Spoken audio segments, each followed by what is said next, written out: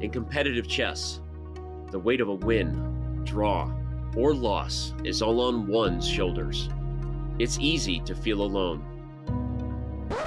Those lonely days are over. Oh my goodness. The Pro Chess League is back. Once again, in chess, teammates matter. This might be deadly for the Unicorn's chances right here. Look at that, and just like that, the fist pump from Bortnick. Welcome back, PCL. A unique collection of teams, each with their own personality of different colors, shapes, and sizes. There are gnomes and knights, chess bras and bishops, and whatever the heck this is. The PCL is the only place where the best players in the world risk their fate alongside content creators and players from different levels, ages, and perspectives. Magnus shakes his head, it's over. Wow. Magnus loses his second game of the entire PCL season. Entering its 5th season, 16 teams will reboot the PCL legacy with a new format and new schedule. Only one team can be crowned the next PCL champion. Boom! No, you don't have any time! No, oh no! My friends, it's the 2023 Pro Chess League. Which team can rise above the rest? They won't be able to do it alone. And Darius is... Did you see Lenderman, by the way? He gave him the, what are you doing face? Yeah, you're like, that was not your best move.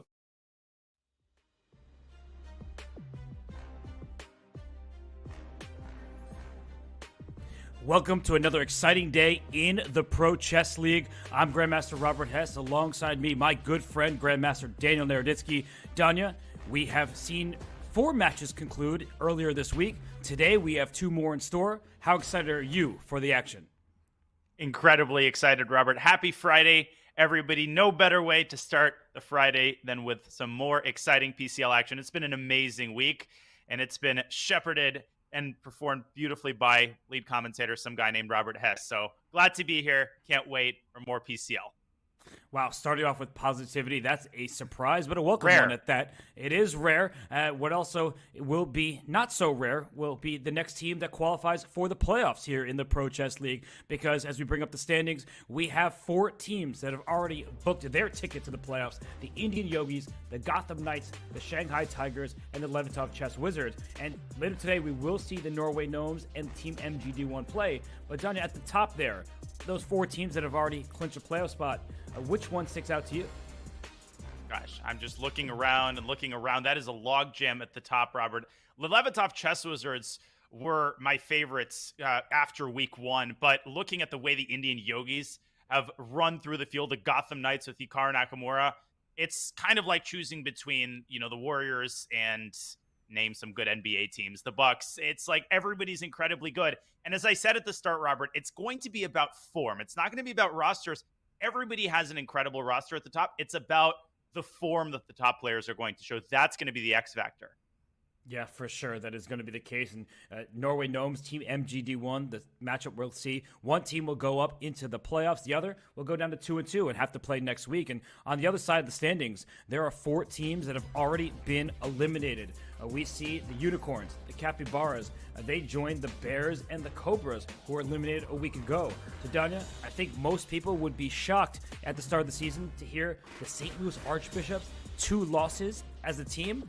That may be surprising, but they know what they have to do. They need to keep winning. Well, it is definitely surprising to anyone with a knowledge of PCL history. They are multiple-time U.S. Chess League and Pro Chess League champions, and it will be surprising to anyone who views their roster, which includes Fabiano Caruana, Lenier Dominguez, and others. But when they were 0-2, Robert, I predicted that if a team is to come back from 0-2 and make the playoffs, it is the St. Louis Archbishops. Their top players had been showing uncharacteristically bad form, and here we are. They won a match. Guess what? They win another one. They're 2-2. So don't count the St. Louis Archbishops out by any means. I won't, and I don't think their fans will either, because as long as Fabiano Caruana and the rest of the crew is playing, they will have a chance. But let's talk about the matchups we will see today, because we get a doubleheader. That's the great thing about the Pro Chess League. And we see that we start with MGD1, the Arjun Erigaisi-led squad, take on the Norway Gnomes, which featured David Howell. And then later today, the second half of doubleheader, we get the Spanish Maniac Shrimps with their great logo, taking on a fan favorite, one of the best teams in Pro Chess League history, the St. Louis Archbishops. Both teams will try to stave off elimination. But we are going to start with the MGD1 versus Norway Gnomes match. And what better way to start than talking about this man on screen, Arjun Erigaisi. He's well known to the community, 2,700 plus, signed a $1.5 million contract with Quantbox. But Danya, this roster, it's not all about Arjun Erigaisi. What can you say about his supporting cast? Far from it. And we already know that it takes a village, a big village, to win PCL matches. And Arjun has an excellent supporting cast. At the top, we've got SL Narayanan, who has crept up to almost 2,700 without anybody seeming to notice. They've got underrated players both at the bottom and at the top of their roster. I'm looking at Bhaskaran Adiban, the beast. It was 2,603, but a former 2,700 FIDE. Excellent addition. Mitraba Guha is one of the best blitz players on the site. He's under 2,500 FIDE. So I would take all of these ratings with a grain of salt. And I would say that MGD1 has excellent players both at the top and on boards 3 and 4. They don't have any weaknesses. Oh, okay. You heard it from Danya. No weaknesses in this team's roster construction, but we have to take into account their opponent because sometimes chess, it's a stylistic game. And so as we look at the Norway Gnomes, we see Chelsea Monica, a very popular streamer. And the question is, will she make more magic? She had a great showing in previous week for the Gnomes. And of course, David Howell, I mentioned him earlier, he's a fan favorite because he's a very popular commentator with the Champions Chess Tour. So what do you make of this roster, Danya? Well, it's a differently constructed roster than MGD1. Each roster, each team has its own signature characteristics. Obviously, Chelsea Monica will have to overperform her rating as she has done already, but they've got some incredibly exciting players in the middle. I'm looking particularly at Pranav V, who is by now a crowd favorite and who has proven himself, and of course Elham Abdul Rauf, who might be an international master, but he is an IM in name only. Incredibly fearsome competitor, very strong blitz player, and Elyanov, Saleh, and Howell, none of those players need any kind of introduction, Robert. Well, Danya, a question I have is looking at this roster, it is very international, but I see 2 Indian flags. Do you think it's a bit awkward, or maybe there's extra motivation for Pranav and Gupta? I mean, Gupta not playing this week, but for Pranav in particular, do you feel like he's got that extra oomph to his game today? I definitely think he does, and I think he's also got, he just kind of plays with a chip on his shoulder. You get that sense watching him play. I got that sense watching him play when he's untitled. At this point, he's proven himself, and he already has a G and an M in front of his names. But definitely, Robert, I think that when you're playing your compatriots, you feel that pride. You feel the pride representing your particular team. I think Pranav is arriving to this match ready to fight. And Donna, you play much more actively than I do, but you're a renowned commentator yourself, clearly covering this match. Do you think that puts extra pressure on David Howell? Because most of the time, people see him in front of the camera talking about the chess games. Now he has to play for himself. Yeah, it's interesting. I mean, David does excellent commentary. He does a lot of it, but he's also a very active player. He was over 2,700. He's a very respectable 2,667 now. At this point, I think he's proven himself enough times competing with the very best of them, including Magnus Carlsen, and handling himself incredibly well. But definitely, Robert, I feel that pressure a little bit when I play, kind of proving why I'm in the player's booth rather than the commentator's booth. So I think David is feeling a little bit of pressure, but maybe that pressure will motivate him even further. He's an experienced player. He's a tough cookie.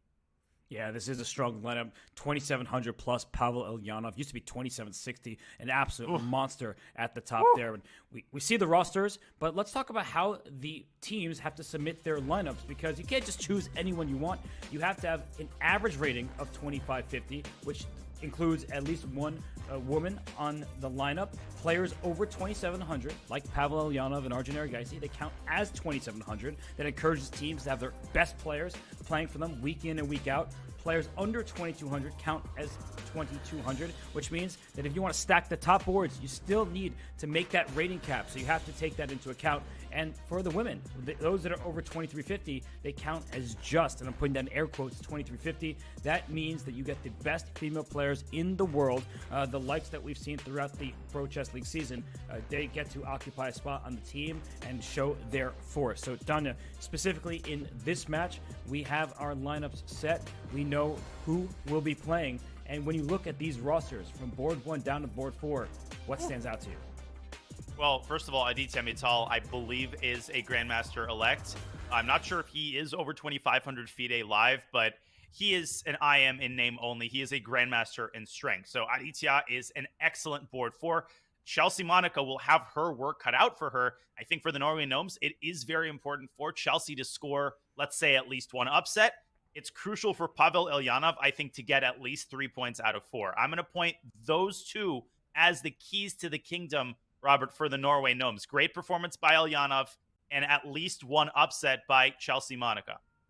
And as we look at the ratings, I mean, board 4 does stand out to me, Danya. MGD1 with an over 200-point rating differential on that board, whereas the Norway Gnomes have only a slight rating lead on board 3. Otherwise, it's about even. So do you think it's going to come down to board 4, or who's the X factor for the Gnomes?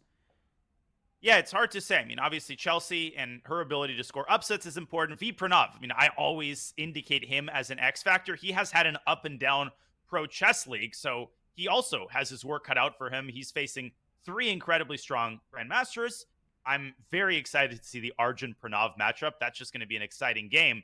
So, obviously, if we take the other side, Arjun Erigaisi, he basically has to carry the team. And I think for MGD1, if he scores 3.5 out of 4 or 4 out of 4, he gives them every shot at delivering the victory and making the playoffs. But Robert, this is actually a really, really even match. It's very hard to say who the favorite is, honestly.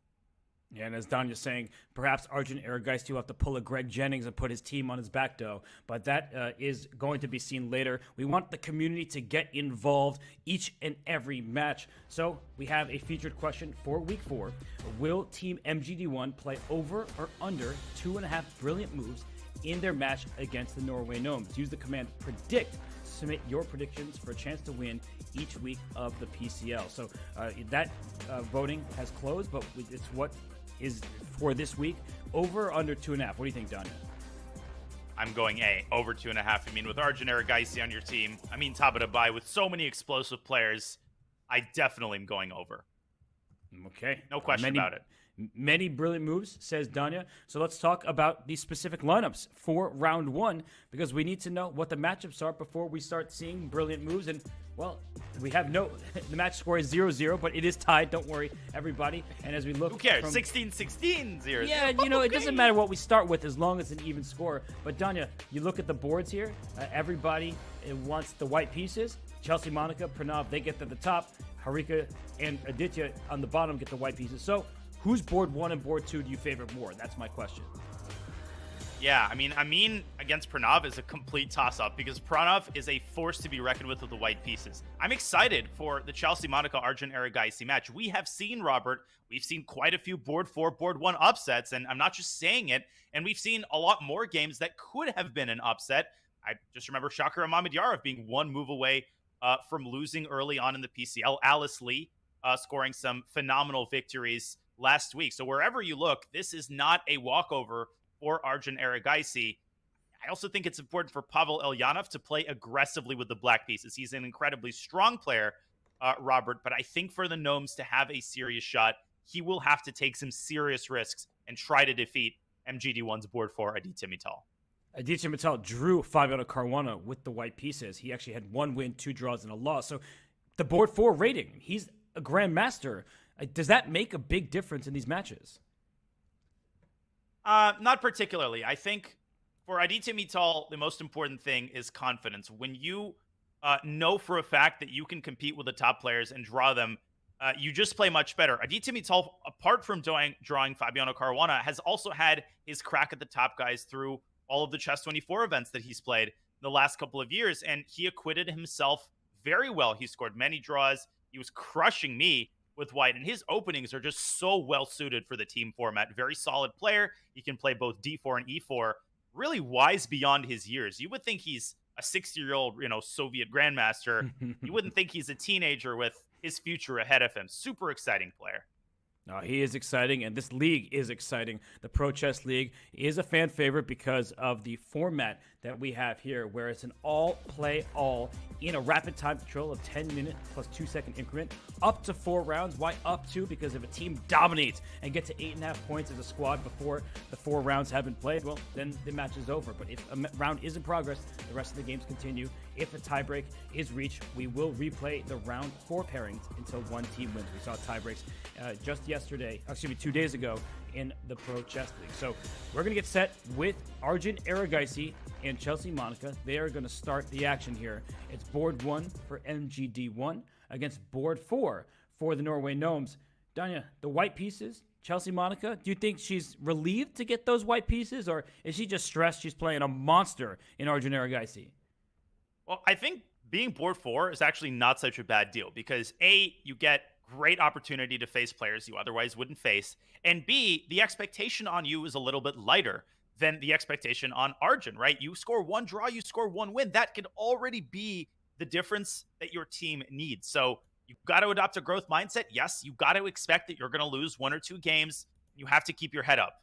And Chelsea keeping the speed up here with an English opening, causing Arjun to take some early time and grab that pawn on c4. Yeah, it's interesting because I feel like when someone takes time at the start of a game, but they're out of preparation. I think for Arjun Erigaisi, the pressure's on him. It's difficult to play against a lower-rated player when you know your team needs you to score some victories. So what Arjun is doing is likely trying to find a combative opening rather than a solid one where Chelsea will feel no issues. Yeah, solid opening isn't advisable. A narrow opening where you essentially have to follow a theoretical line for a long time is also not what Arjun wants. He's chosen a relatively unexplored continuation. This is not a very theoretical type of position. Black needs to find a way to deal with the bishop on g2. So in these types of positions, you do see a move like rook b8 happen pretty often, followed by b5, and eventually bishop b7. Black's dream is to exchange the light-squared bishop. So I think Arjun is deciding which side of the board he wants to play on first. There's our answer. And this knight on d7, it's kind of awkwardly placed, right? That knight would like to be out in c6, which means the bishop on c8 can develop to d7 instead. So black's pieces stepping on each other's toes in the early going here. White, that's harmonious development. You have the bishop on g2, that's great. Now you're developing your knight. And I was about to say, before she played, I was wondering if she would hop her knight to the rim, then towards the f4 square later, because the bishop stays on its open diagonal. The engine didn't like it, Danya, but what do you say? Well, I didn't love it. I thought knight f3 was kind of the if it ain't broke, don't fix it approach, because b5 in that position, I'm not going to get bogged down in the details. There was some tactics with knight e5, and I think white picked up the exchange. The additional advantage of putting the knight on f3 was that you could quickly open up the center with d4, which favors the side with more active pieces. Speaking of active pieces, so Chelsea Monica saying, I'm here to play. I feel like we're already in a novel position. I've never seen this before. Sure. Like knight h3 to g5, it's an obscure idea. But the point is, you're going to trade off that knight in the center. That's actually is a thematic idea that you see in many types of English positions. So she could just castle right now. No rush to play knight e4. But once that knight is kicked with a move like h6, we will see some knights swap off the board. And I have to say, white doesn't have any risk at the moment. And that must be a good sign for the Gnomes. Yeah, this is a great position for Chelsea. She's solid, healthy. I mean, we're going to have a long middle game. She does rush knight e4, which I really don't know whether this was advisable because you're right. The knight on g5 is going to get kicked away. And speaking of stepping on each other's toes, white's knights might be doing that soon enough. But Chelsea going full tilt on the king side, h4, as she preliminarily secures the knight, taking the sting out of the move h6 when she can just leave the knight on g5. Exactly. She is setting up a piece sacrifice, but this is not going to be a peaceful affair. I think b3, bishop b2 is next, and there will be some checkmating threats against the black king. So Arjun plays rook a7, which to my eyes doesn't really carry a threat, Danya. And what if white just plays b3, bishop b2, and tries to take on f6? These threats are not to be trifled with. Let's pull up an analysis board really quickly, and we will get to the other games, but this is just such an exciting opening. If Arjun nonchalantly develops the queen side, guess what? Knight takes f6 check. You can see the eval bar shooting up. Bishop f6, the game is over. Black takes back. You get checkmated on h7. That's not going to slice. That's not going to cut it. Robert, b3, the clock is ticking for black. You do not want to make a weakening move. like G6 with White's pieces as well poised as they are to attack the king side. But I think Chelsea, she erred. I mean, she decided to attack with a pawn rather than with her Ooh. pieces. And now that the situation has stabilized for Black, I think Arjun is much better because he is no longer worried about his king getting checkmated. The foundation of his position is great. H5 is an overextended pawn later in this game. So I think pawn to H5 by Chelsea, kind of the right instinct, but the wrong execution here. And now she is worse. So while she tries to figure out what to do next, let's zoom out because in the Pro Chess League, every single game is of equal importance. And as we do our bird's eye view in the top right between Pranav and Amin Tabatabai, it looks like a solid affair. Just to start, only one minor piece per side has been traded. In the bottom left, we see what looks to my eyes like a Caro-Kann opening from Weird David Howell. Caro-Kann. Yeah, very weird Caro-Kann. And then in the bottom right, we have an exchange Spanish between Aditya Mittal and Pavel Elyanov. So I think we should go to the Caro-Kann game between Harika and David, just because this is not an opening we see every day. No, we don't. And you wouldn't even be able to tell what variation of the Caro-Kann this comes from. Obviously, an exchange on d5 has occurred. But in the exchange Caro, you normally see a pawn on c3. You're not advised to develop the knight to c3. Now, Harika has learned her basic chess principles. This is just what modern chess looks like. She does have this awkward knight, but conversely, she has the bishop pair, and David hasn't gotten his king out of the king side just yet. But Robert, to my untrained eye, if Black can go knight e7 and castle, the pressure on the d4 pawn is going to get rather annoying, and the pin on the knight is not particularly dangerous because you can't pressure the knight any further. So intuition here is that I like Black's position, but obviously White is very solid, and there's many ways to defend the d4 pawn if it comes down to it. Yeah, you're absolutely right. You would love to be able to protect that pawn on d4 with your pawn going to c3, but the knight had to go out to c3 a few moves ago. If you just want to back up there, because you say if the pawn's better on c3, why not play it? The queen came out to a5 with check just a few turns ago, and that's why the knight went up to c3 to protect the bishop that was pinning the knight. So this was all part of the plan for Harika. And actually, based on her last move, Danya, I know she spent about a minute and a half. I think she's in the realm of her preparation, because you don't make a move like queen g4, which is naturally attacking the pawn on g7, I feel like, without knowing the ideas and the position. She's not castling, she's not developing her dark square bishop. Instead, she moves her queen again, goes after g7, and she's trying to induce a weakness. Please push your pawn up to g6, because then give me those dark squares. I am going to go after them because you have a Swiss cheese pawn formation. Indeed, and that would make castling kingside far less of an attractive proposition. I second your point about preparation. A lot of people think of prep as a binary. Either you're in preparation or you're out of it. That's not necessarily true. You could be in a position, let's say Harika could have looked at this exact position, but with the black bishop on e7. And a lot of the thought that's invested might not be, what move do I play? Is the same move that would be good with a bishop on e7 good in this position? So you try to understand whether small differences impact the move that you're supposed to play. And here, it looks like the answer is no. Wow, king f8 by David Howell. He does not want any permanent weaknesses on the queen side, on the king side. And he wants to kick that queen ASAP with tempo by bringing the knight out to f6. Yeah, I mean, that queen is not going to stay there for long. And you may say, but you just lost the right to castle. I don't think David's so upset about that, because he's also unpinned his knight on c6. Let's not forget about that. The only reason d4 wasn't loose was because there was a king on e8 and it could not legally move. But now if you kick the queen out of there, d4 will be targeted. And I feel like for now, White has everything under control, because the queen can slide one square over to h4 to stay in line with the pawn on d4. But things can get a bit dicey. I mean, the knight on c3 is a misplaced piece. Yeah, it's very easy to overcook it if you're White. Forget about the d4 pawn and your position collapses. I think Harika should play this very calmly. And she took the moves right out of my mouth. She castles kingside. And after knight f6, you can play queen h4. Or guess what? You can just go queen d1 and say, listen, I've got the bishop pair. You've got the awkward king. I'm going to reset, finish my development, and kind of chill. So very curious to see what kind of approach Harika takes after knight f6, which I assume is a given, but maybe David wants to get the knight out to e7. That's also a possibility. Yeah, the more he thinks, the more I agree that knight g to e7 up to f5, or just reinforcing the knight on c6 may be a good idea that he will play. So while David thinks, we know he likes to think. He gets himself in time trouble quite regularly. We will go to our other games in the top right, still a very close position between Pranav and Tabatabai. In the bottom right, what just happened there? Okay, we got to go to that position. I just saw the move knight a5 and b4 played. So what is going on between Aditya Mittal and Pavel Ulyanov? Well, let me tell you, first of all, what's going on the clock. Mittal is 9.5 minutes to Pavel's 5.5 minutes, and we're only 12 moves in. So this might still be the realm of preparation for Mittal. That knight on a5 is where our eyes are inexorably drawn. Pavel could have captured en passant, and he decided, Robert, that opening the a-file was in White's favor. There was a very important line there. If I could show that very quickly on the analysis board. After AB, it looks like White drops the knight to b6. You have to go back to c4, and you drop the rook. But you don't have to go back to c4. You take the pawn on c6, hitting the queen, and then the knight very elegantly evacuates, and while doing so, it captures another pawn. That was not possible. Instead, Pavel chooses to keep the tension, and we go back to the live board. He has decided to cancel. So the big question here, Robert, is the knight a strength or is it a weakness?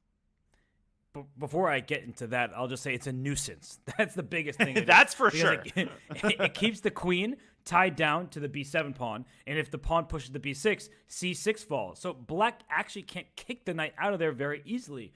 The pawn e5 is under attack right now, so I think first step is knight to d7, but don't be surprised when Pavel plays the move c5. You have double pawns, which you'd like to get rid of anyway, but this means the knight on a5 is a bit loose, and the knight does have the c4 square to return to, but you don't really want to play knight c4 in most positions because black will snap off that knight on c4 and double White's pawn, so both sides may end up with double c-pawns. A lot of strategical decisions to make here for both sides, as well as a big tactical decision. Which is whether, and if so, when to play the move d4 and open up the center. With black's queen occupied on the queen side, it might be a good idea to try to open up the center. Aditya takes a similar approach, but he does it without the center. I actually think he might be eyeing f open up the bishop. Don't fall asleep on black's king. It might look safe now, Robert, but with the queen potentially coming out to h4, there will be some very nasty mate threats. And Pavel also has to deal with the positional threat of knight takes c6. He has to decide whether he's willing to accept further damage to his pawn structure.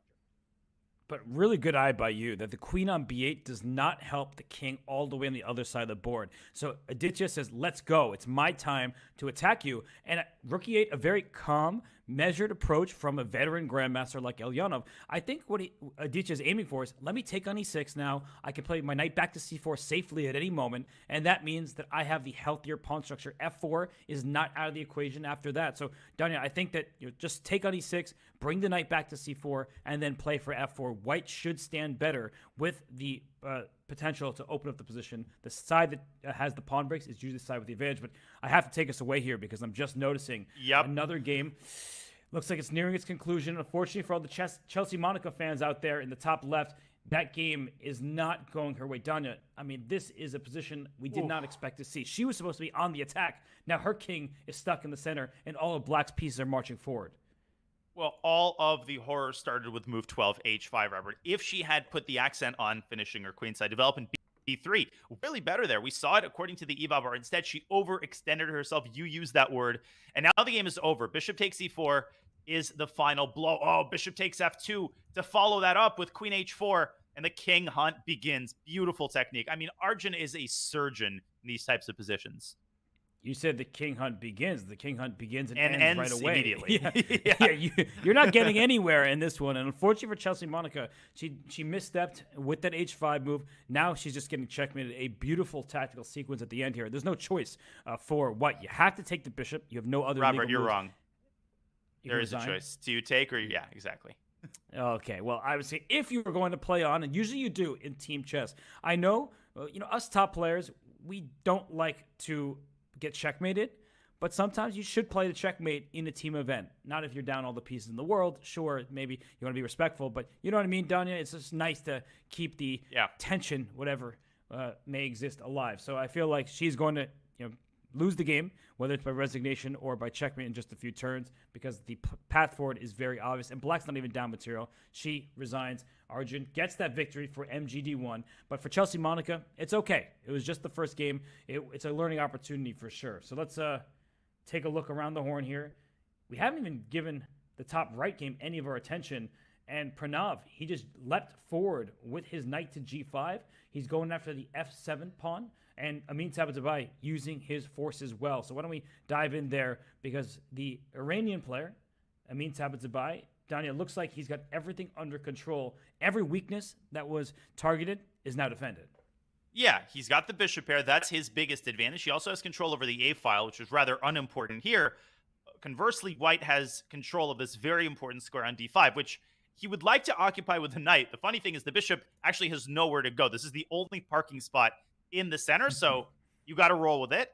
And the big question for white, much like the Aditya Mittal game, do you play f4 and try to open up the king side? This could very easily backfire because it involves weakening white's own king. Right now, though, black is threatening to take twice on g5, so white might not have any other choice.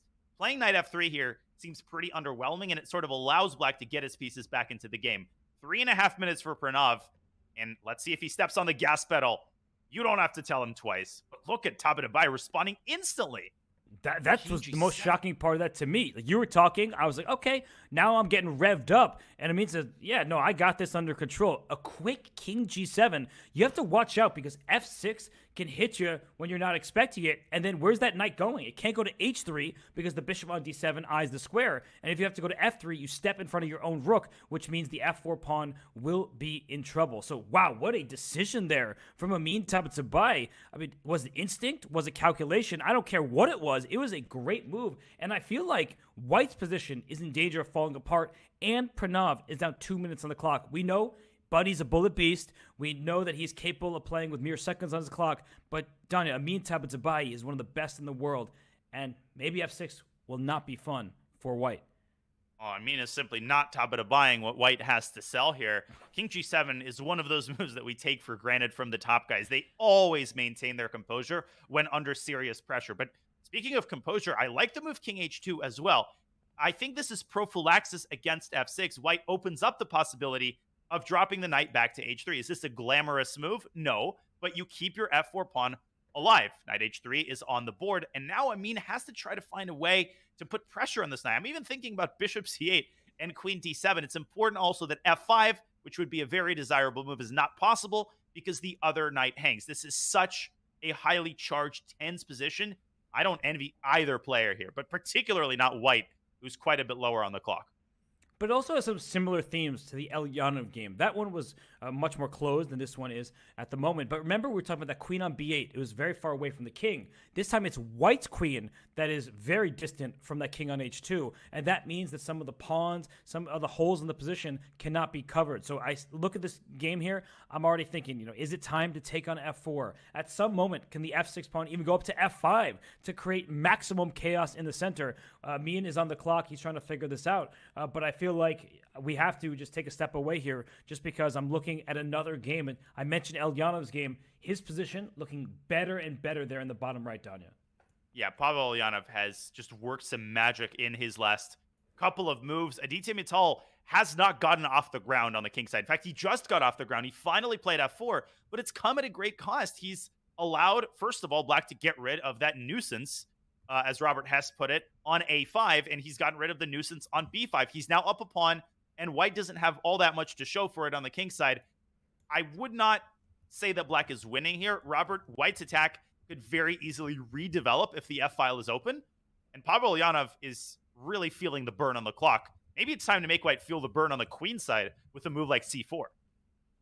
Wow, c4, just throwing that pawn forward. There's a pin from a7 to g1. The a3 pawn is loose in many positions. The one thing that keeps Aditya Mittal in this game is the clock.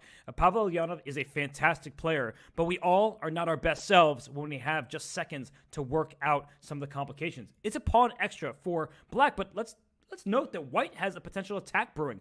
F takes e5, opens up the f-file. A rook can slam down an f7. And black's major pieces, the queen on a7, the rook on a8, the knight on b5, they're very far away from that king on h8. So I could see this one turning very quickly. Yeah, Mikhail Tal said that his opponents can only capture one piece at one time. The same goes for activating black. You can activate your queen or your rook, but it takes 4 or 5 tempi to bring all 3 of those pieces back into the defense. He's trying, and instead he slams this knight into the center. Knight to d4. Should Aditya take this opportunity to open as much of the king side as he can? I think he should. think you should play f takes e5. You definitely don't want to play f5 because the pawn storm on the king side is going to be way too slow, and c4 is coming pretty fast. There we go. F takes e5 on the board.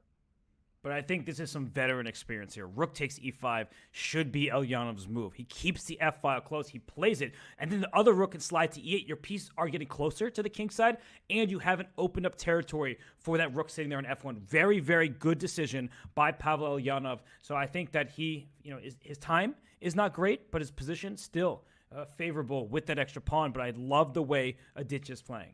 Yeah, he's trying to stir things up, which is exactly what you want to do. First, he chases the knight out of d4. Now the big question is where to put the knight. The question is answered with knight to d5, attacking c7. Pavel could bring his bishop up to d6, but c4 could be really nasty, Robert. I'm looking at some sacrifices on f6. And with 1 minute on the clock, I think this is anybody's game. Pavel definitely much better on the board. Can Aditya stir up some chaos on the clock? I think he could play c4 at any moment to open up that bishop. But I actually like king g2 because c4, there would have been an automatic reply of knight d4. Even if objectively c4 was the right choice, and now it very well should definitely be. It's the pawn and the rook on e5. I feel like black will have easier play. And with Aditya up on the clock here, maybe a quiet move like queen f2. Just slide your queen closer to the king side, pin the pawn on c5. Will you play c4? Will you play d4? That remains a question that Pavel will have to answer, and he just doesn't have that much time. So I feel like if you're a fantastic bullet player, and we know the players in this league often are, that you just keep your opponent on their toes. Don't give them any easy choices. And by the way, Donnie, after queen f2, there may be knight takes f6 next.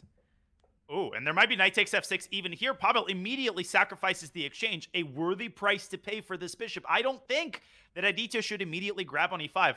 Robert, knight takes f6 here should be very seriously contemplated. If you're brazen enough, I would play this move fast and make Pavel calculate the ramifications. That bishop is a monstrosity after the rook captures on f6. The knight will hang, the rook will hang. I don't envy Pavel at all. Take that baby on f6, Aditya. I think he will. The fact that he's thinking here, he's not just taking this rook on e5. I think bishop takes e5 is a strategically losing decision because you just allow that knight to plant itself there. Now the king feels very safe on h8 without the pressure on the diagonal. And then the d file will have some pressure on as well with c7 to c6 coming. So I think that knight takes f6, a great move. And I think someone like Amin Tabatabai would have sacrificed this knight 20, 30, maybe a minute ago. I don't know when it would have happened, but it would have happened already. But you could sense some of the tension, some of the nerves here, because Pavel Elyanov's a super gem. If knight takes f6 is not objectively good, we have the eval bar. We know it's probably good. Aditya doesn't. If it's bad, Pavel Elyanov will punish you. He is 2,700 plus for a reason. Well, Aditya might be worried about rook takes d3, but that's nothing to worry about. It's a one-move threat. You could, in fact, the queen wants to slide over to the f-file, let alone all of the back rank issues the black had experienced with the undefended bishop. You're right. I think against someone like V. Pranav, against a 2,300, that knight would have been on f6 millennia ago. But when you're facing a guy with a 7 in the hundreds digit of his rating, you get nervous. You start double and triple checking things, even though your intuition is screaming to play the move. And no, he doesn't do it. He lets Pavel plant the knight on d4. And now the bishop is fully canceled out.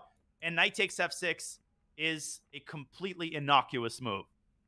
Yeah, just now the attack, whatever you hope it to be, is too slow.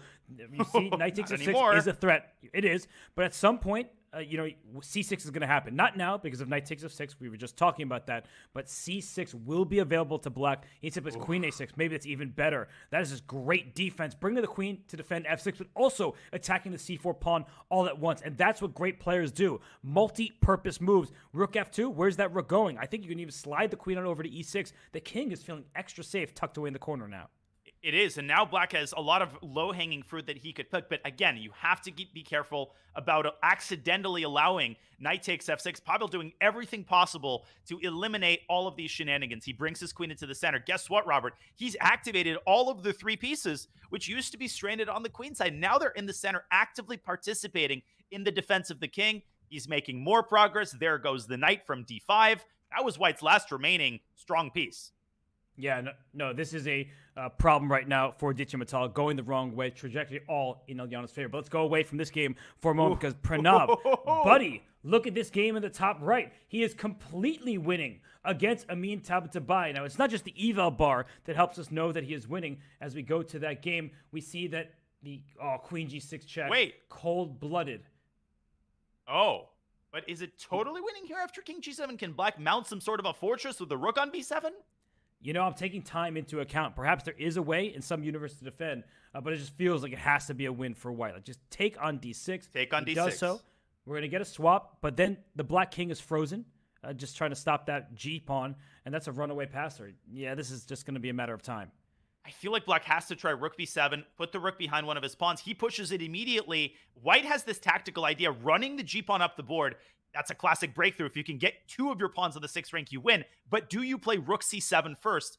No, you play rook c7 only when you have to. And yeah, there's no rush. c3, rook c7. You just stop the pawn. The white king will go up to h4, h5, maybe even up to h6 and deliver checkmate. You could have even played g5, but why play with fire? Rook c7 is cautious. g5 is good. You don't fear. Okay, but he's eliminating all of the threats. No discover check. And Amin, almost let his time run out. You could even take the pawn if you wanted to be extra safe. But I'm just don't shocked. get yourself mated. G7. No. King h7.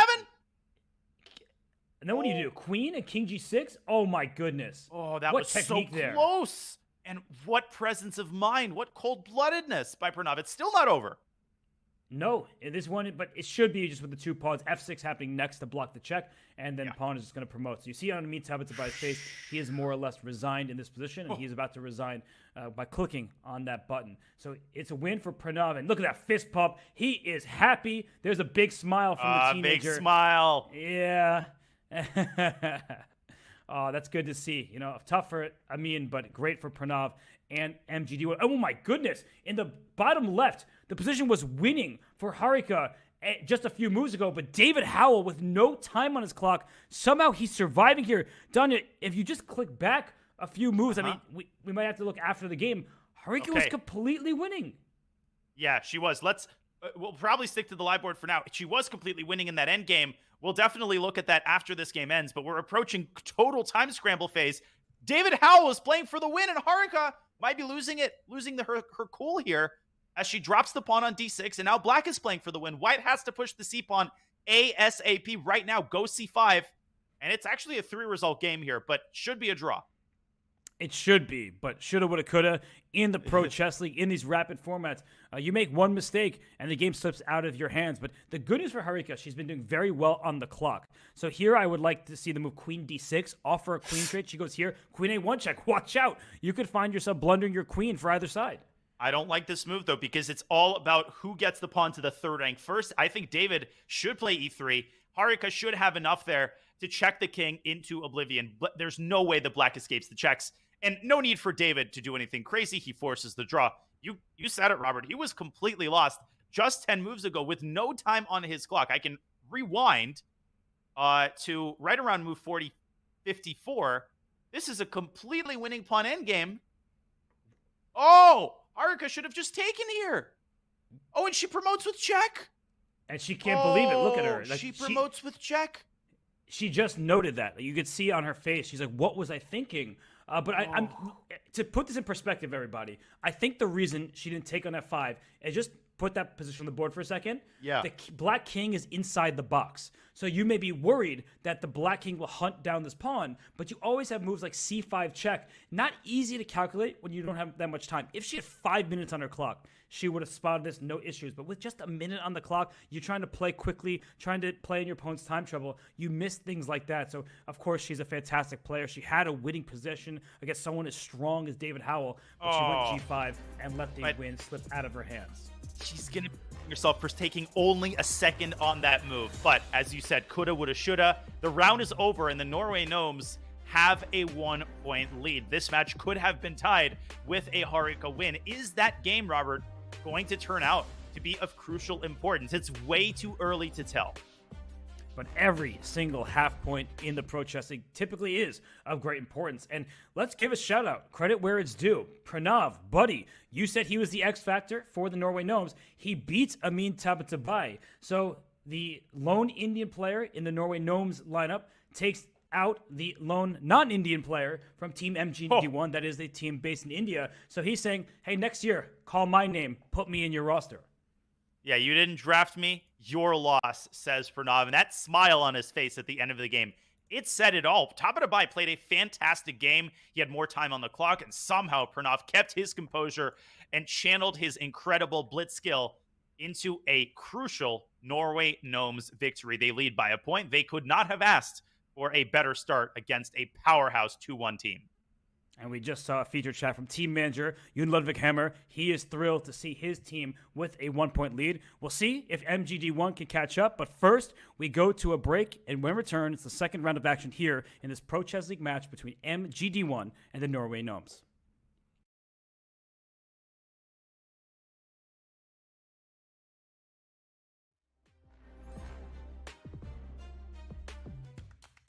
Struggling to improve your game?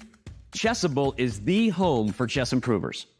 With hundreds of courses by incredible authors like world champion Magnus Carlsen, Christoph Selecki, Andras Toth, everyone's favorite social media troll known as Anish Giri, and so many more, Chessable can help you raise your game to the next level. You getting started on the fundamentals? You should check out everyone's first chess workbook. Maybe you want to stop letting all those points slip away in the endgame. 100 endgames you must know is the course for you. Did you not notice your king was in check and still can't figure out why the pieces won't move? Actually, Chessable can't help you with that. Maybe try refreshing your tab. Check out Chessable today and get 30 days of Pro for free. Go to chessable.com/begin.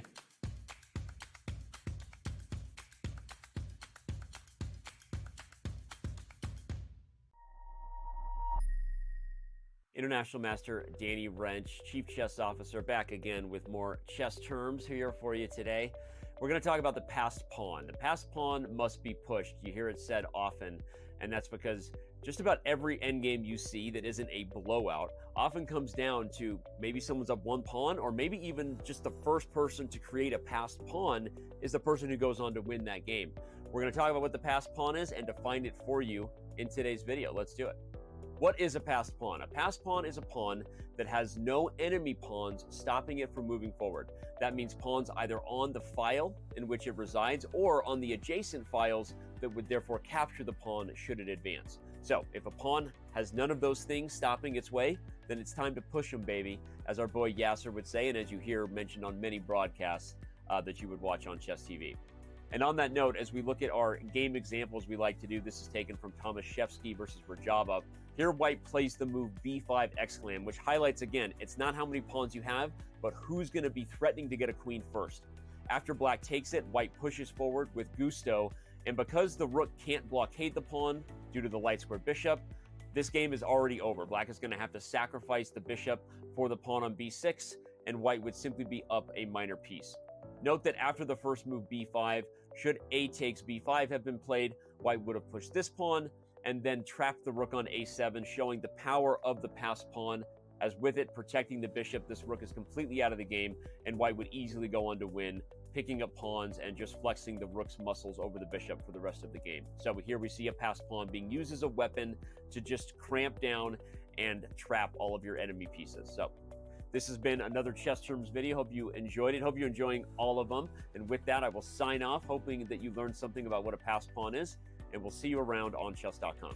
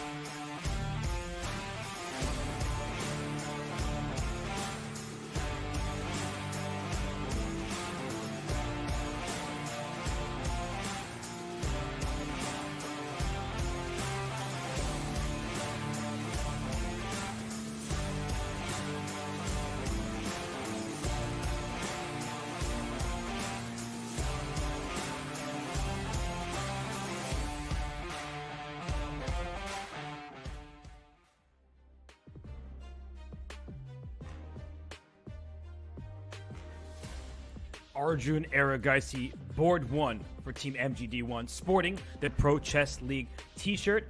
Let us know, chat, do you think Arjun can lead them back in this match? Because Arjun Erigaisi, he's a known name in the chess community. Should be no surprises that he has had some excellent results thus far in the Pro Chess League. He's had 8 wins, 2 draws, and 3 losses. That doesn't include his most recent win. He's the 2022 Indian National Champion. He was the winner at Tata Steel India Blitz. I mean, Danya, we could go on and on and on with his list of accomplishments. His pedigree is unimpeachable, and these are just his accomplishments from the past 2 years. He had an up and down, a mediocre performance at the last Tata Steel, and just the fact that we singled that performance out tells you how insane Arjun Erigaisi has been the last 2 years. It's been one tournament victory after another. I feel like Arjun was never 2,600. It's like he went from 2,500 to 2,730 in the blink of an eye. He is one of the most exciting juniors to watch. Everybody agrees on that. And he is such a great asset for MGD1 and a great win to boot in round 1. He got that dub in his first game. Let's see if he's able to do that in round 2, because the matchups get more difficult for the board 1s. You start with board 4 for the enemy team. Now you see he gets the white pieces against board 3. Guess who? Buddy Pranav. He won that first game. He's feeling on cloud 9. So now, Danya, as you look through the matchups here in round 2, the top boards get the white pieces. Whose top boards have the better shot? Well, V. Pranav is confident, and confident V. Pranav is particularly scary. Arjun really obviously should win this game. He's got the white pieces. He is the heavy favorite, but man, when Pranav is feeling confident, I mean, he really can't beat anybody. He's one of those 2,500s who has the capacity and the tactical acumen to score an upset against someone like Erigaisi. So I'm very excited about this game, Robert. I was talking about it before the match started. And for the Gnomes, board 4, Chelsea Monica, important to keep that growth mindset and to realize that she's playing to gain experience, and even a single draw would be huge for the Gnomes winning chances. Seatbelts fasten, folks. Round 2 is underway. And look at this. We have a Trumpovsky, knight e4's response c5. This is the way you play against this opening. White has already developed the dark squared bishop a la the London system, but you flick in a check. Provoke c3, drop the knight back. I feel like this opening in particular is one of, if not the hardest to explain to newer chess players. Nothing makes sense. It goes against kind of every single principle. White has moved that bishop twice. Black has moved the knight 3 times. First to f6, then to e4, back to f6. The queen is already moving twice and has moved out. And sorry, bishop, your bishop back to my c1. God. How do we explain this to our players who are less advanced? Utter chaos, anarchy in the position. None of the moves make sense. A lot of the moves cancel each other out. I think that's important to understand. For example, the knight moved to e4, and then it was chased back with f3. Mathematically, the tempi cancel each other out because both sides essentially moved a piece twice. White moves the dark squared bishop now 3 times, but also black's queen moved 2 times. So you have movement with a lot of the same pieces, Robert, but those tempi losses essentially cancel each other out. And what we have as a result is some sort of Benoni structure, but another crazy move by black. Bishop to d6. You're looking at this and saying, what the heck? I was taught not to do this. What about the light squared bishop? What about the light squared bishop? All I can do is shake my head. But you're trying to take advantage of that move, pawn f2 to f3. White has developed 0 pieces. Look at that first rank there. Not a single piece is off the first rank. Excuse me? Black's about to castle, maybe a rook e8 check. Perhaps the queen will slide back to c7, Danya, and hit the h2 pawn. And if you want to go to pawn g3 after queen c7, I may sack on that square and go after the white king. I honestly look at this position, and if you made me go full Levy Rosman, Gotham Chess, guess the elo, I don't know what I would say. Yeah, 500 versus 700, 1500 versus 1700, or 25 versus 2700. That is approximately equivalent likelihood when you see the course of this game. I'm also stunned by the eval bar, but now that I see Arjun Erigaisi's last move, I'm beginning to understand why bishop d6 might have actually been a mistake. But Pranav is banking on the quick e-file attack, but I think he's underestimated the impact of 2 things. A, the knight coming to c4, introducing disruptions in black's piece coordinations, and B, the elephant in the room, Robert, is this bishop on c8. You're not going to win this game without developing your queen side, and it's kind of hard to find a spot to drop your dark squared bishop to especially if the queen is going to be occupying c7. So it's it's anybody's game. Position is still tremendously complex, but it appears that objectively, White does have the upper hand here despite his lack of development. But neither side truly knows the ins and outs of this position. They're spending a lot of time for a top player 10 moves into the game. So they're trying to work this out just like the rest of us. Knight e2, the eval bar, going back towards the center. I think black can just play rook e8 and just try to develop and occupy the open file. But while the players think here, let's zoom out because all 4 games are underway for the second round of action here. In the top right, early going in the one between Amin Tabatabai and Chelsea Monica. In the bottom left, the same, but that's an English opening from Pavel Elyanov. And then in the bottom right, well, that just got started. David Howell, he's essaying the Ruy Lopez, Spanish in the bottom right. So, Daniel, I feel like the game we're on is by far the most interesting because it's an open position. But anything of note to you in the other games? Well, Amin's game is kind of interesting because Chelsea has that light squared bishop on h5, which is not standard in Italian and Ruy Lopez structures, and that is often a detriment to black. So maybe we can briefly explain why that is before transitioning back to our top board. So this came from an Italian, and it might seem self-evident, Robert, that you want the bishop on this diagonal to pin the knight and curb White's mobility on the king side, but it actually has the opposite effect. And the reason why, as illustrated by Amin's last move, is that after the knight gets to g3, this bishop actually experiences tremendous discomfort. You do not want to hand White the bishop pair and a queen on f3, but dropping back to g6 means consigning the bishop to a life of total passivity, staring at the e4 pawn, and possibly even worse, after the knight comes to h4, black can't even play h6. I'll show an illustrative line, if we could pull up an analysis board, how quickly this could get bad, right? Rook e8, knight g3, bishop g6, and White can really steamroll black on the king side. If Chelsea is not careful, can't go h6 because you drop the bishop and the f-pawn is pinned. So is that an accurate assessment, Robert, of why the bishop is actually poorly placed on this diagonal? No, all great points. And I think we're seeing in the game, she's recognizing that she could have some strategic issues. So she wants to turn this into more of a tactical melee, playing d5. Let's open up the board. If White decides to, say, take on d5, then you're saddled with this pawn on d3, which can be targeted. Sometimes you do just take on d5 because it frees up the e4 square for your knight. And the point is that White's forces are about to go towards the king side. And for black, there are a little bit things in the position that don't add up well. The knight on c6 is defending the pawn e5, and it's dominated by the pawn on c3. It can't hop forward. So I really like these positions for White. I feel like there are slight pluses here. And don't count out the idea of bishop a4. You may be thinking, oh, my position is very healthy as black. My pawns are defended. I'm trying to open up the center. But bishop a4 could hit you where it hurts. The knight on c6 is defending the pawn e5, and maybe I can remove the guard.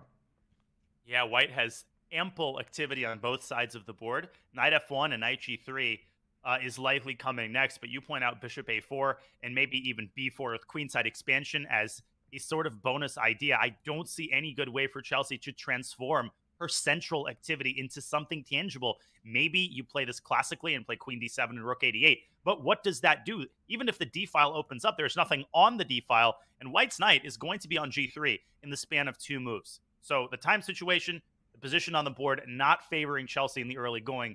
Good Italian play by Amin, as he totally ignores the movement of the a-pawn. I thought he would play a4, but instead he sticks to his kingside plan.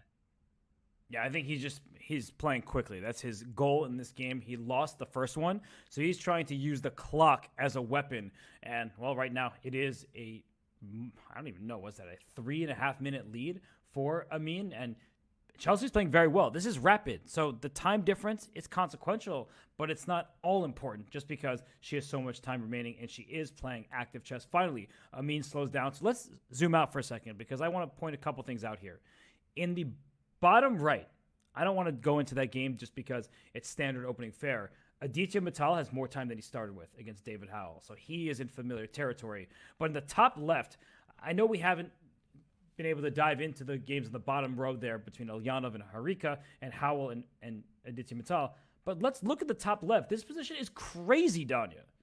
It's crazy, and it seems to be getting crazier. Even though some pieces have come out of the gates, especially for White, no clarity is being added to the position. It's just getting more and more chaotic, whether you look at the queen side, the center, or the king side, Robert. I don't know what's going on either side of the board. The one thing I can say for certain is that G5 is actually a huge threat because, believe it or not, and it's hard to believe, the knight is trapped. So black has to address that. Bishop b7 is one way to address that because it threatens knight takes d5.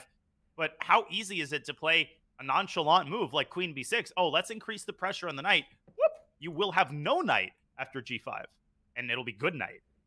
Okay, enough. That is enough. No, but that you're honestly, I need the puns because I can't understand what's happening in this game. I mean, so far it's 15 moves in, and maybe like 3 have made sense, and they were probably the first 3 moves of the game because I have never seen a position like this before where white's king remains in the center, black's king safely tucked away. This feels like what not to do when you're taught how to play chess. You don't just throw your pawns forward and not develop your pieces.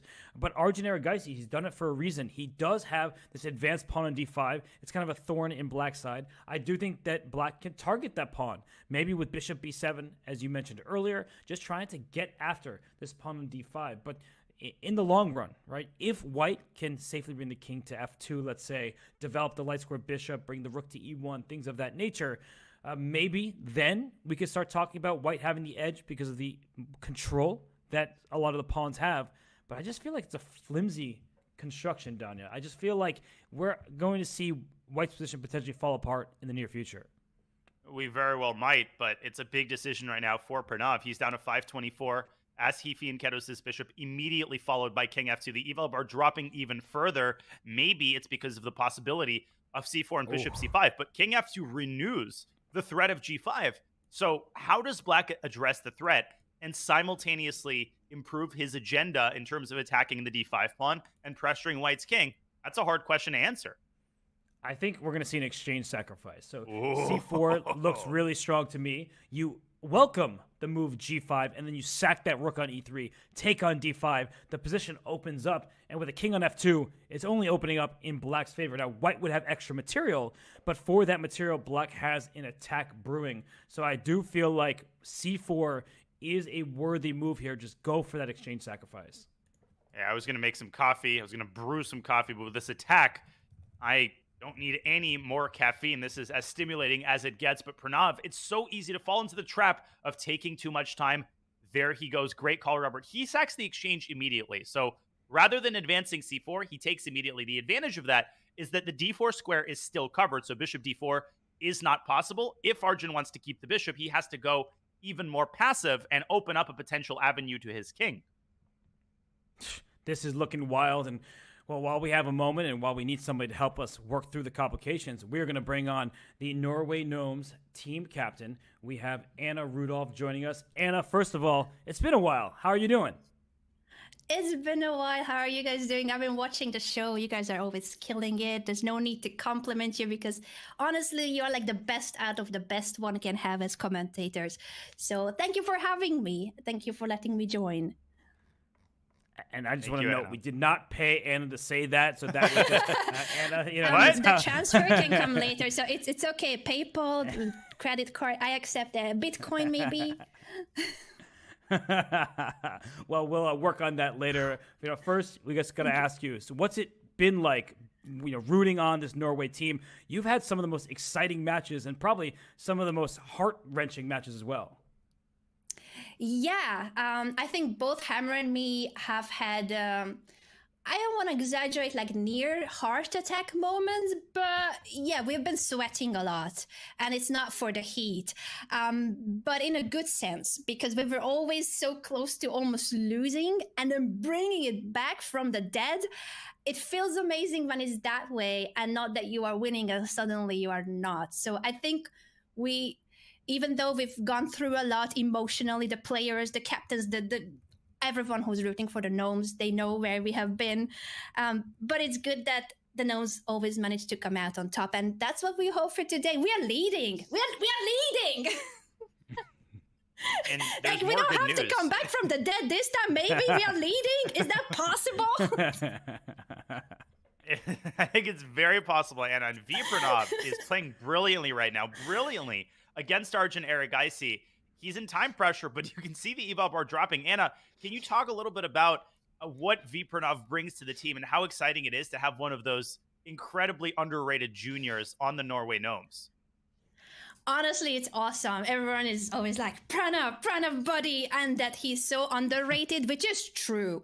And I think it's the case with a lot of junior players that are still very much in the rising stage of their career. He is so strong already, but his rating, honestly, I think could be higher. But right now, we take it with what he has. You know, it counts for the rating average. So Hammer was really smart recruiting the players for the team. I helped with some of them, but most of the players are thanks to Grandmaster Hammer, the manager of the team. And I think that was very smart strategy to have Pranav as one of our main carry players in terms of he's so strong and a junior, and the rating matches perfectly the rest of the players' ratings for the average. Well, Anna, I mean, speaking specifically about this match, he won game 1. That was great. But this here in game 2, we see the eval bar saying he is just crushing it. But we all know from playing and commentating, things may be more difficult than they appear. So what do you make of this position? Obviously, Black's king is safer. White's has extra material. Do you think it's as good for Black as the eval bar would have us believe?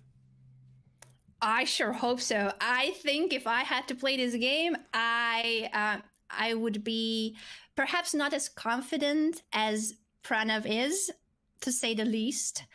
But I have full confidence that even though he's a bit lower on time and he might be nervous that he's playing against such a top grandmaster as Arjun Erigaisi is, also a junior and still obviously very much in, as we said about Pranav, Arjun is also, I don't think at his peak rating.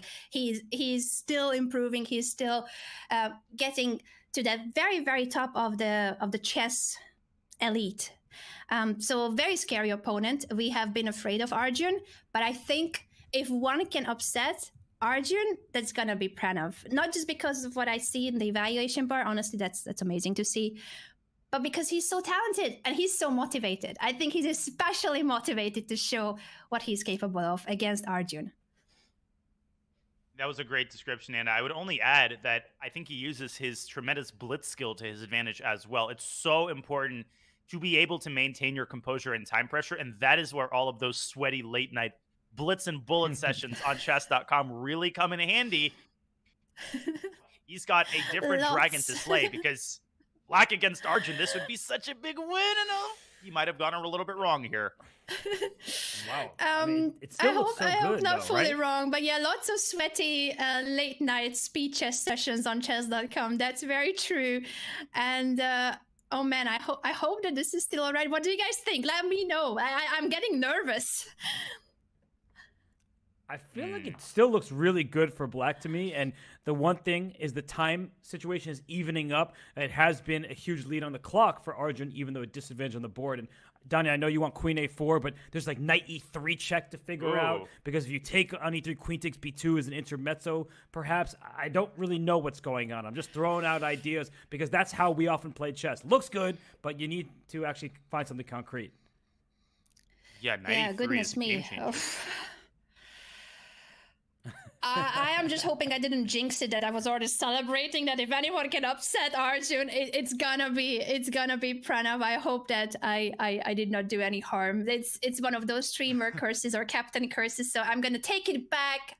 This game is not decided yet, but I'm confident that Pranav, he's got this. He's got this. And the team has got this. We have an amazing team. The players that are playing today and the overall squad that we have, I think, I'm very biased, but I'm incredibly proud of the Norway Gnomes, how they have done so far, and what we are capable of for the playoffs as well. We need to win today. Wow. Well, that is just fantastic team spirit. You, of course, are an amazing captain, and we know you're having a watch party. So everyone who's here, you should go check out Anna's channel. I'm sure you already know her and are following her, because if not, I'm looking at all of you. But Anna, we just want to say thanks so much for joining us, and we hope, for your sake, you're such a good person that your team brings you some good news and some joy. So thanks so much, and we'll be looking out for your stream. And go Gnomes, right? Go Gnomes! Thank you so much for saying that, unbiased commentators, as I love to be myself too.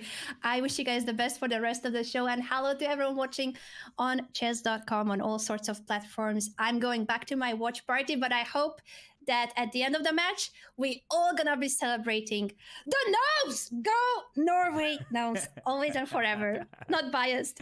All right, Anna, thanks so Us? much. Thanks, Anna. Yeah, you guys can join the That watch was party awesome. after. Just when you're done with your gig, just come over, celebrate. All right, we will indeed. Anna, thanks so much and have a great one. Thank you. See you guys soon. And honestly, I'm nervous, right. so don't think that this is not done. There's so many more rounds to go. I'm nervous. I thought she was gone. Go team MGD1. I thought, oh, she's still here. What? MGD1 is the best. I mean, whoa! I thought we were friends. Still on the call. I'm leaving. Bye. Who is this guy? She's back. Well, we were kind while she was on screen. Now that she's gone, we can talk about her behind her back.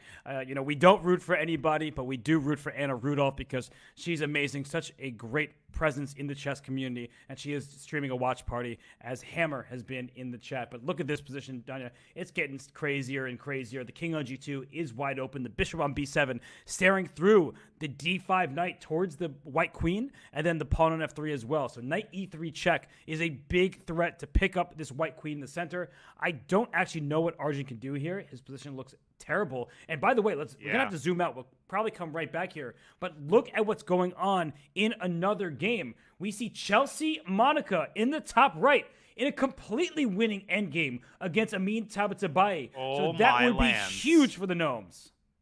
Shall we go to that game quickly to describe how winning this endgame is? Because it seems deceptively complicated, both sides, with a passed pawn. The big difference is in mobility, Robert. Black's king is fully limiting the mobility of the D pawn. White's king is nowhere to be found. The path for the black D pawn is completely clear. Do you see any way for Amin to complicate the game here? I'll also just point out that after black plays D3, the G4 pawn also hangs with check. Could potentially be important. I think we should bring up an analysis board because my first instinct is to play rook e7, and after d3, play rook takes g7, and say my knight will stop the pawn, and I'll sacrifice my knight for it. But after d2, knight back to e3, I think I just can win this knight, right? Can I play like rook e4 and take your knight?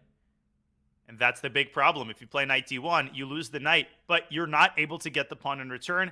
King f1, not fast enough. Rook takes e3, cuts off the king, and promotes the pawn. Rook g8 check, useless, because the king is simply going to capture the pawn. This is game over if this position is reached. I was thinking, Robert, after d3, maybe you should try knight takes g7 with a threat of checkmate. But here, look at this line. King f1, knight d2 check is forced mate after knight f3.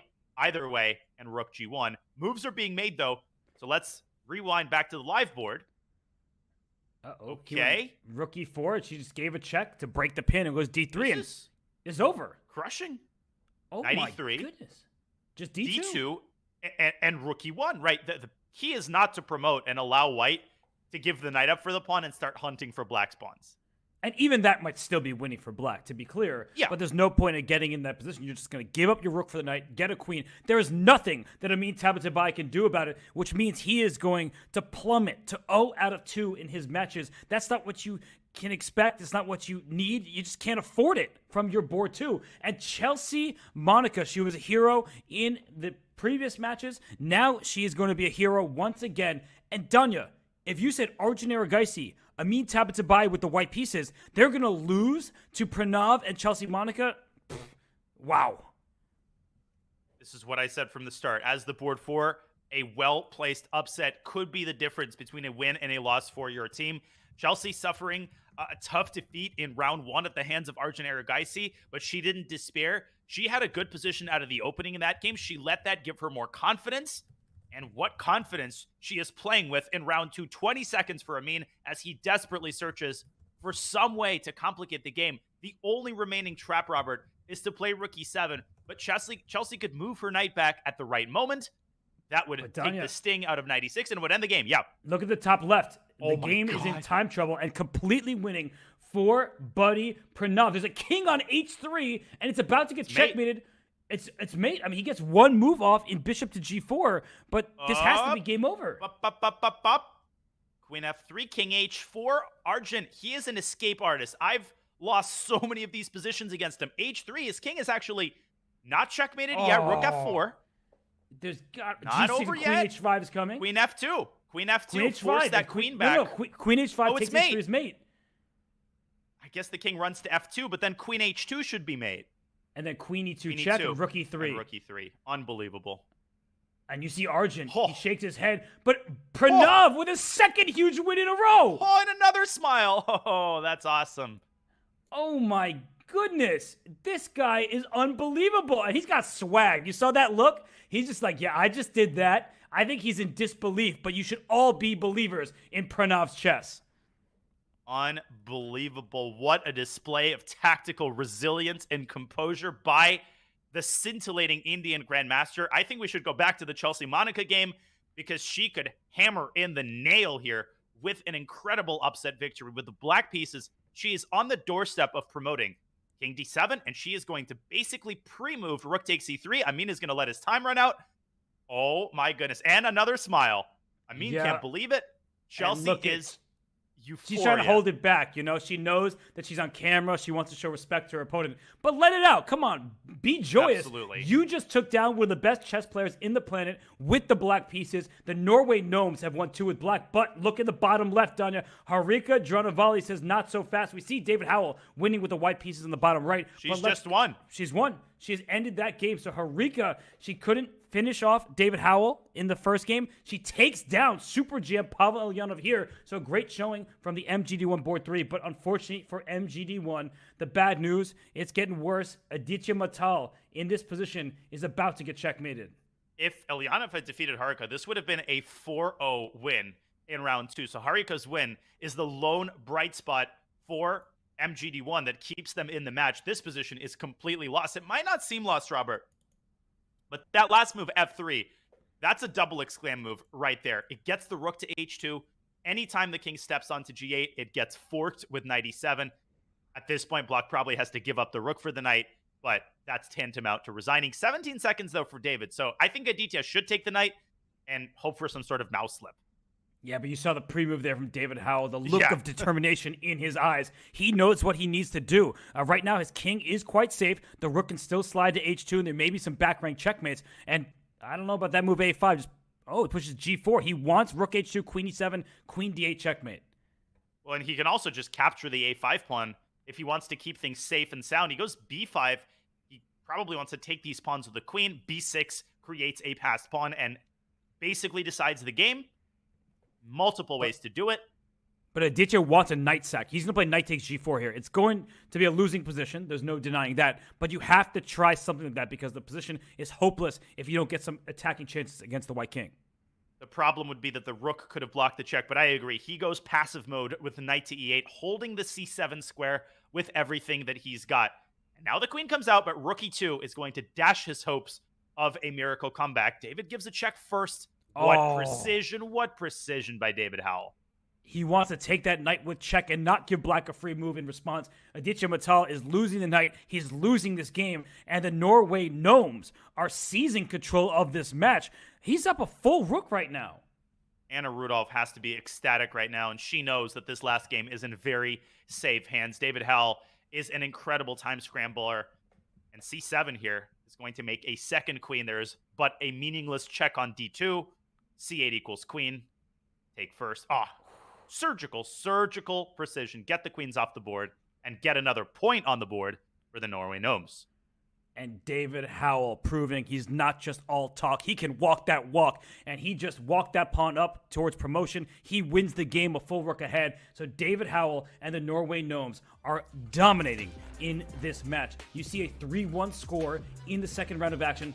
Look at those wins with black on the top board. Of course, David won a nice game there, but he was the high-rated player. It is all about Pranav and about Chelsea-Monica and even Harika Dranavali with the upset. It was an upset special. 3 upsets out of 4 games. Can you believe that Pranav and Chelsea both win? And with the black pieces at that, Robert, that is, I'm looking at those results and it still hasn't sunk in. A heroic effort by Chelsea-Monica. Bad position out of the opening. She does not despair and punishes Amin for playing too quickly in the middle game. showing that she can fight with the best of them. But V Pranav, my hat is off for the talented Indian junior. He is something special. He really is. Underrated. Sometimes just players get overlooked when there's so many talented juniors from a country. You don't see all of them. And Pranav is showing that he is up there with the best. And as we see, the Norway Gnomes lead by a score of 5.5, 2.5. If you asked before the match who would be the leading scorer, I don't think we'd say Harika Dronavali for MGD1. She's super strong, but Arjun Erigaisi is an absolute boss. But really what it comes down to me, Danya, is board 2. Look at Amin Tabatabai. 0 points from 2 games. Yep. That just can't happen if you're playing a team like the Norway Gnomes. It cannot happen. He has to put the first half of this match behind him. He has to go 2 out of 2. Let's not sugarcoat the situation. But the Gnomes, they're going to say Norway, Jose, and they're going to try to stick the landing and win this match in the 3rd round. They need 3 points, but it's a 3 points that they are going to have to get from an angry Team MGD1. It's all down to Amin Tabatabai and Arjun Erigaisi and whether they can score a perfect 2 out of 2 in the final 2 rounds. It's going to be uphill sledding for Team MGD1, but we have seen crazier comebacks happen in the Pro Chess League. Just like the teams, we are going to take a break. We'll refresh ourselves because when we come back, it is an exciting second half of this match between Team MGD1 and the Norway Gnomes. We'll be right back.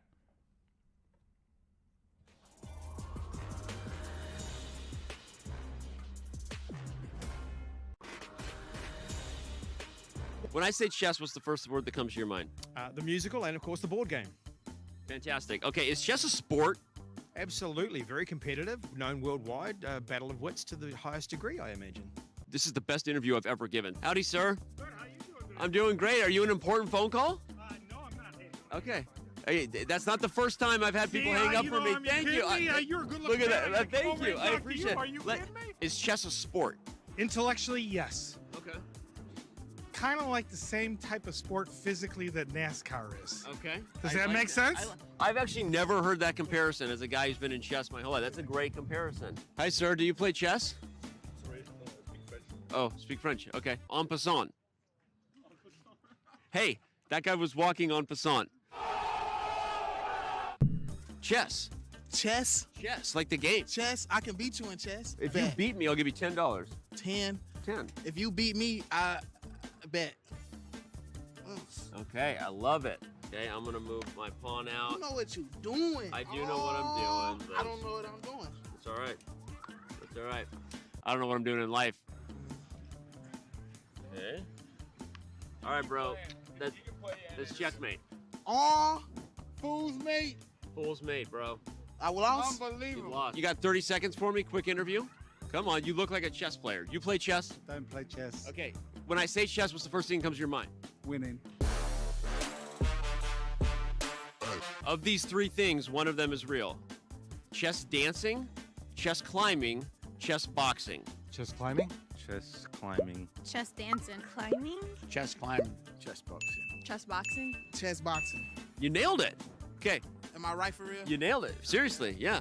Of the 2 of us, one of us is a world chess boxing champion. Which one do you think it is? Him, with him. The guy with the camera? Yeah. I'd like to say you, but I'm going to go with Mr. Man over the back. Okay. He's a not world. gonna box me. No, he's not. I mean, he does get. He tried to hit another guy earlier. So. He looks. Oh my God. She didn't even hesitate. From now on, will you stop making me do things in New York and Toronto where it's cold? Can we do every On the Street episode from here from now on? My Lord. Hey everybody, it's Danny here, and as you may know, Chess.com and Chessable are now one, and I'm here to show you how you can make your Chess.com and Chessable one in just a few clicks. To start, let's log in and connect our Chess.com account.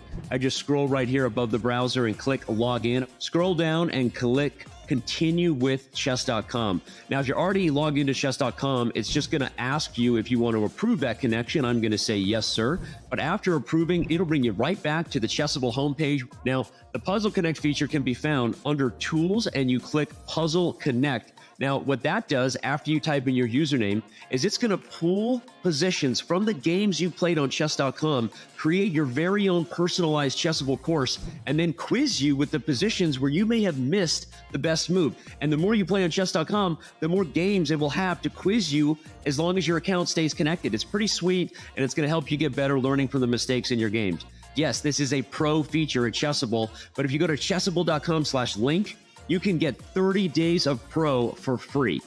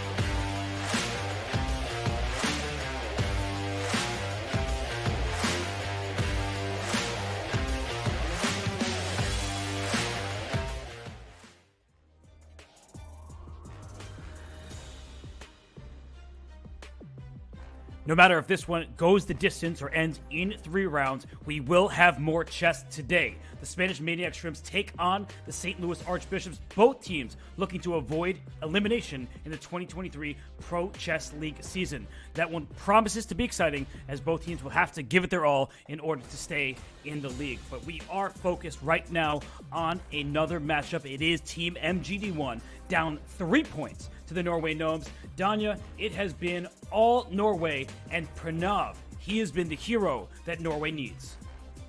He has indeed. Nobody on the Gnomes has a score below 50%.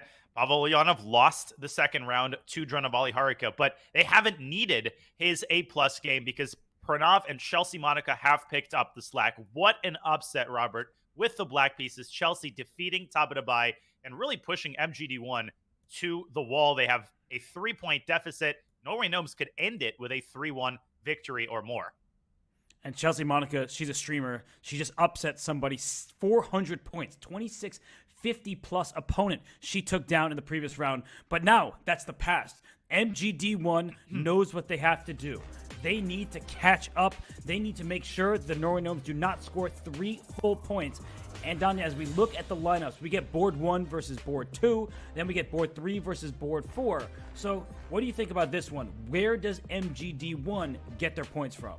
Well, first of all, someone has to stop Pranav, and that someone has to be Aditya Mittal in this round. We've talked about how solid he is with the white pieces. He had great chances to upset Pavel Ulyanov in round 1. I think he needs to play a little bit more aggressively, but he's been doing okay. Obviously, Arjun Erigaisi, black against David Howe. I think he should be solid. You don't need a 4-0 victory if you're MGD1. Even a 2.5, 1.5 victory, Robert, would bring them closer to a comeback in the final round. But it's Amin Tabatabai who has to pick up his play.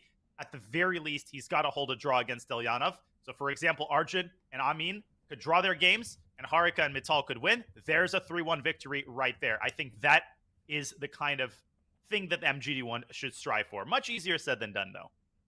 Yeah, I think there is the inclination to just go all in. You have to win every single game. That's how you feel. But you are correct. If you can just win this round, say by 2.5, 1.5, it's 7-5. Now you just need to make up the 2 points, just as if it's easy. And of course it's not, but you will have a chance. You need to stay in the match. You don't want to get knocked out here in this next round. And by knocked out, I don't mean out of the Pro Chess League. Both these teams have a sparkling 2-1 record. The winner makes their way through the playoffs. They get next week off. The loser, they get into that tough territory of now it's must win for all. It's kind of like a playoffs before the playoffs, as you may face the Canada Chess Bros led by Magnus Carlsen. You don't want that. You want to secure your spot right here and now. You do indeed. And Arjun Erigaisi saying, I want to unbalance the game. David Howe playing a symmetrical Grunfeld, and instead of responding with C6, Robert on the last move, or D takes C4, Arjun playing a transposition to the Grunfeld by getting his knight out to c6. David could now take on d5 and follow that up with e4, but Arjun clearly playing to unbalance the game in the early going. He does not just want a solid draw, which I think David would not be against. Yeah, I mean, David Howell saying that half point, that gets us closer and closer to match victory. And for David, he just won a nice game. He gets the white pieces a second round in a row, and knight c6. And that's just not something you see every day. Usually you challenge the center with pawns rather than putting that knight in front of the pawn. So Arjun, he's mixing it up. I think it's a smart strategy because your team needs you. They're relying on you at this point. But don't take more risk than necessary, right? That's what you were saying earlier. Yeah, I mean, play measured, take measured risks, and I think that's exactly what Arjun is doing. The Grunfeld is an incredibly reputable opening, which promises unbalanced play and chances for the win. This is a very well-explored position. White has two main moves. There's the conservative e3 and the riskier but more topical move d5. If White plays d5, the knight often jumps out to b4. White supports the center with e4, and the Grunfeld, Robert, is the ultimate hyper-modern opening in which you invite your opponent to control a larger share of the center with their pawns, and then you use your pieces and pawns to challenge that center, chip away at it, and generate active prospect for your pieces. David Howell has got to put a move on it. I think he's going to go e3.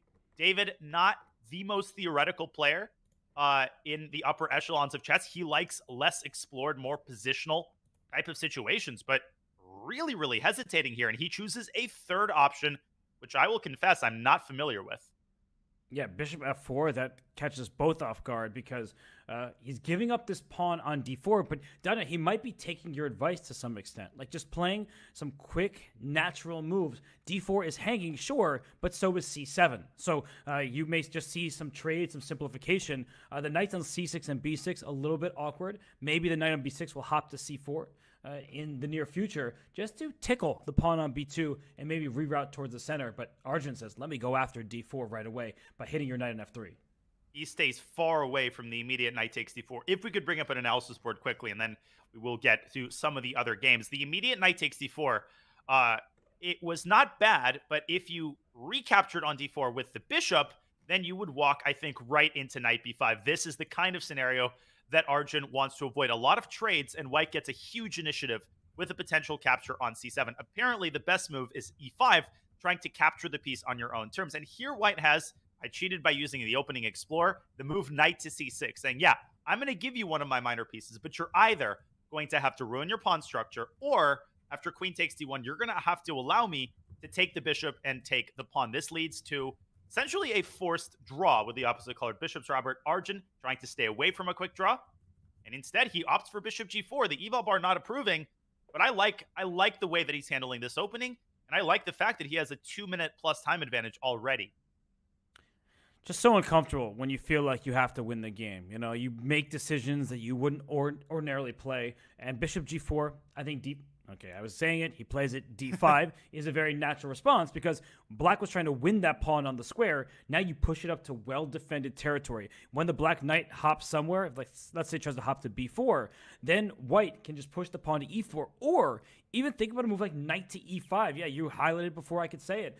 Just getting adventurous. The bishop on g2 will defend that pawn on d5 and a much needed third time, so you don't even need to push e4 in this particular position. I like White's position. I think David has a slight edge. And good players, even when they're satisfied with a draw, they can shift their strategy at the drop of a hat. Yes, David was allowing several lines that would bail the position out, but now he says, hey, you don't want to draw? I'm going to punish you. He's not just cowering in a corner and insisting on trading all the pieces. He is adapting to the needs of the position. Bishop g4, a very dubious move. I still approve of Arjun's opening strategy, but David's saying, hey, you want to lose this game? I'm more than happy to crush you. Now it's up to Arjun to demonstrate that he can put pressure on White's incredibly menacing and well-defended center.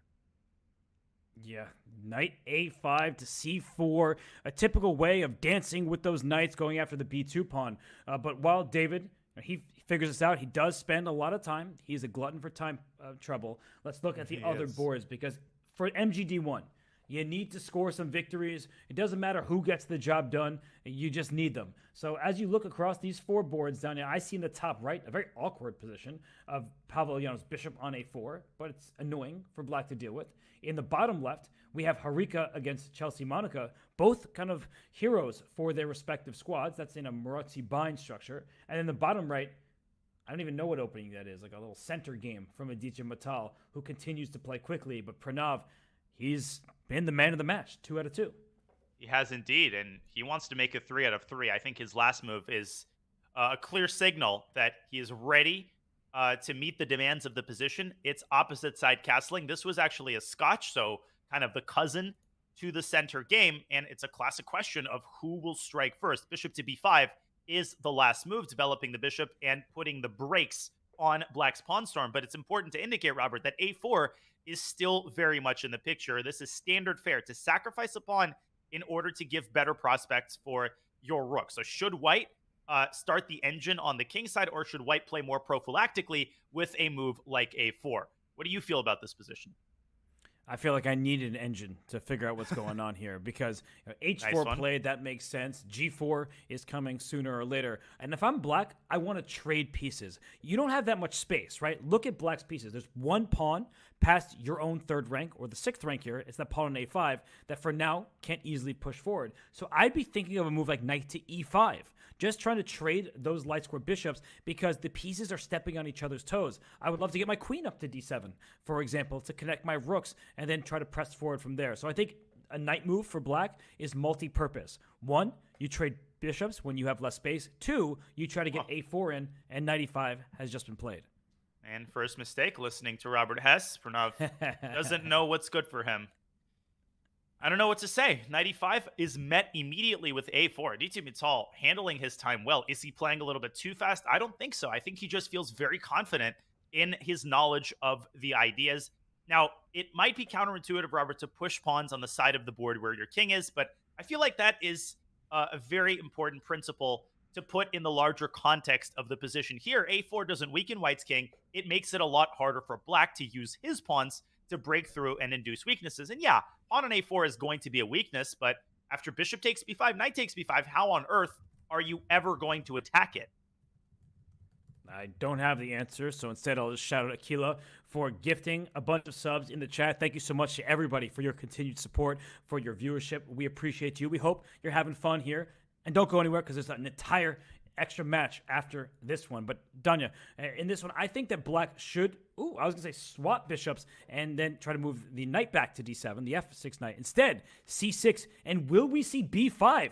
Like the d6 pawn is hanging, but Pranav may be saying, I don't care about the quantity of my pawns. I'm just trying to rip open the position. And he says, okay, for now, let's keep it defended, but there might be a b5 move in the near future.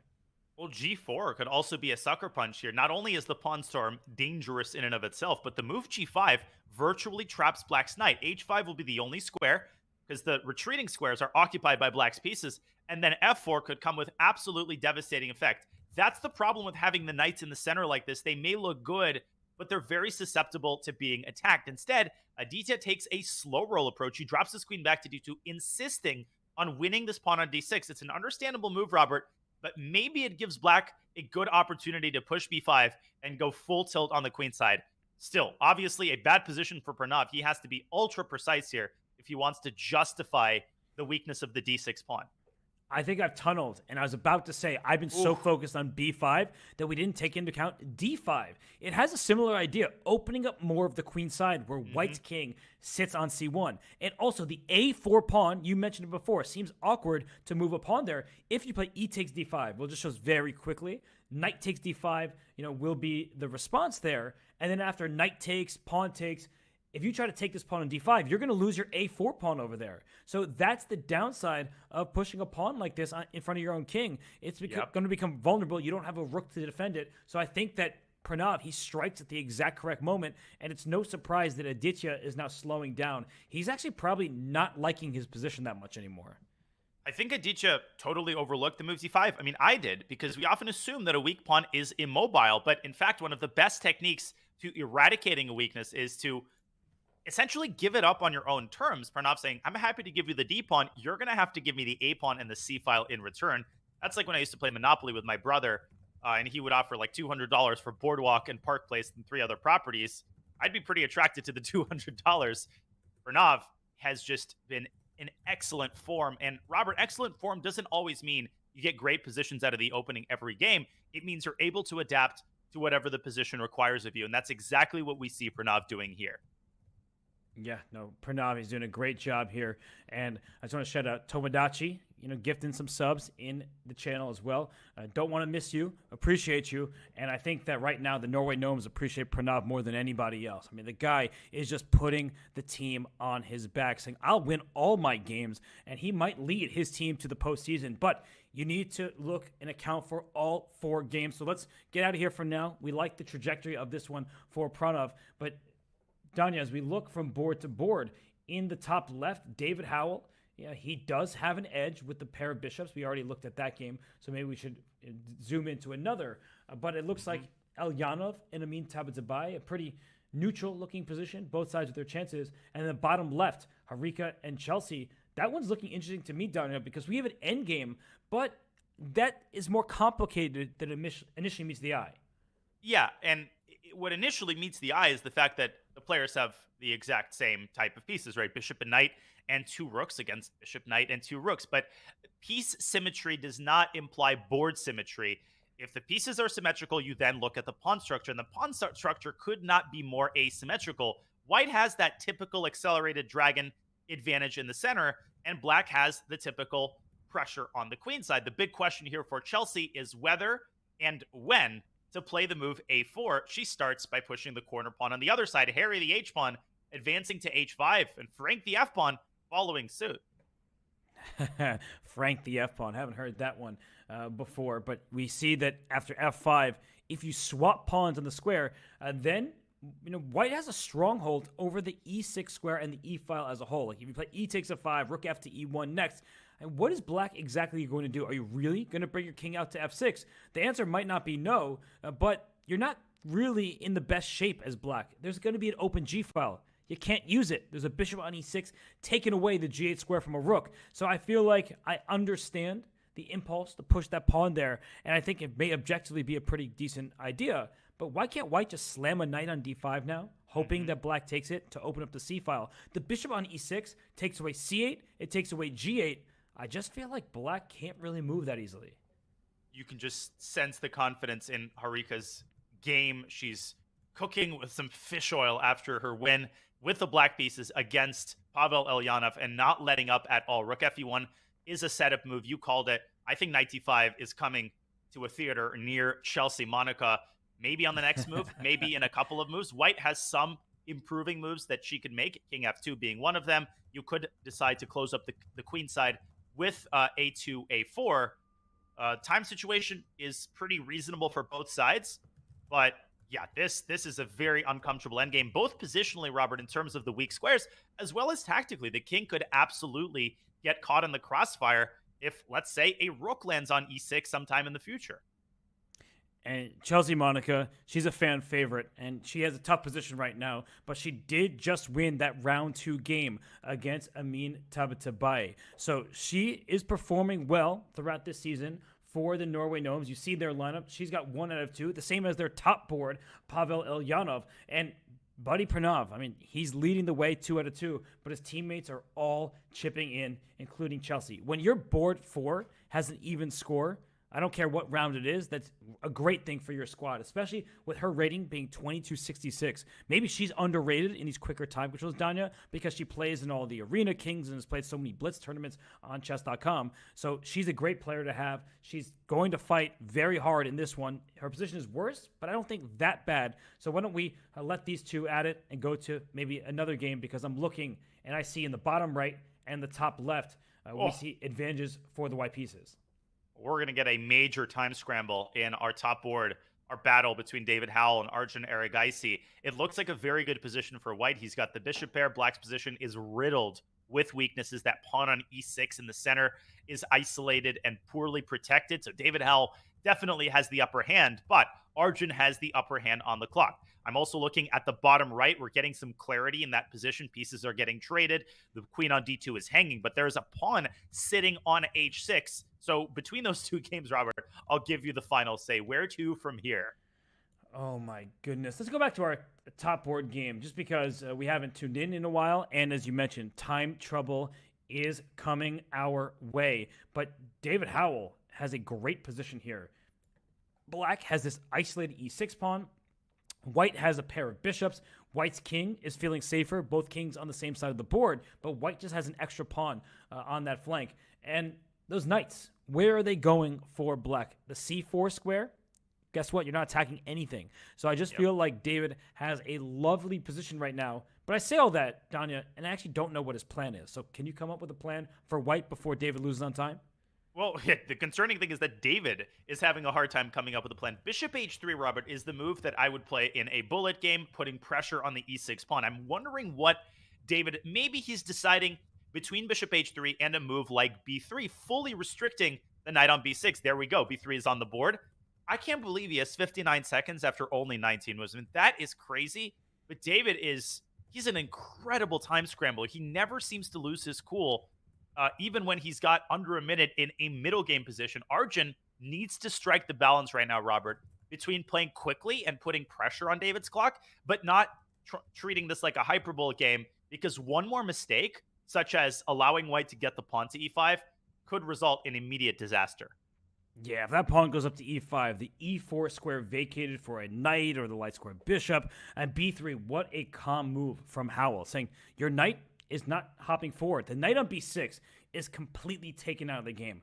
The pawn on b3 takes away c4. a4 was already covered. The knight can't get to d5. So I feel like these knights are just not hopping to useful squares. And at some moment, the knight on c3 may hop to b5 and just cause Black some issues with some of his weaker pawns. So I do like this position for David Howell. But let's back out of this one because I see what's happening in our board 4 versus board 3 matchup between Aditya Mittal and Pranav. So let's go right to that game. It is getting very problematic for Buddy Pranav.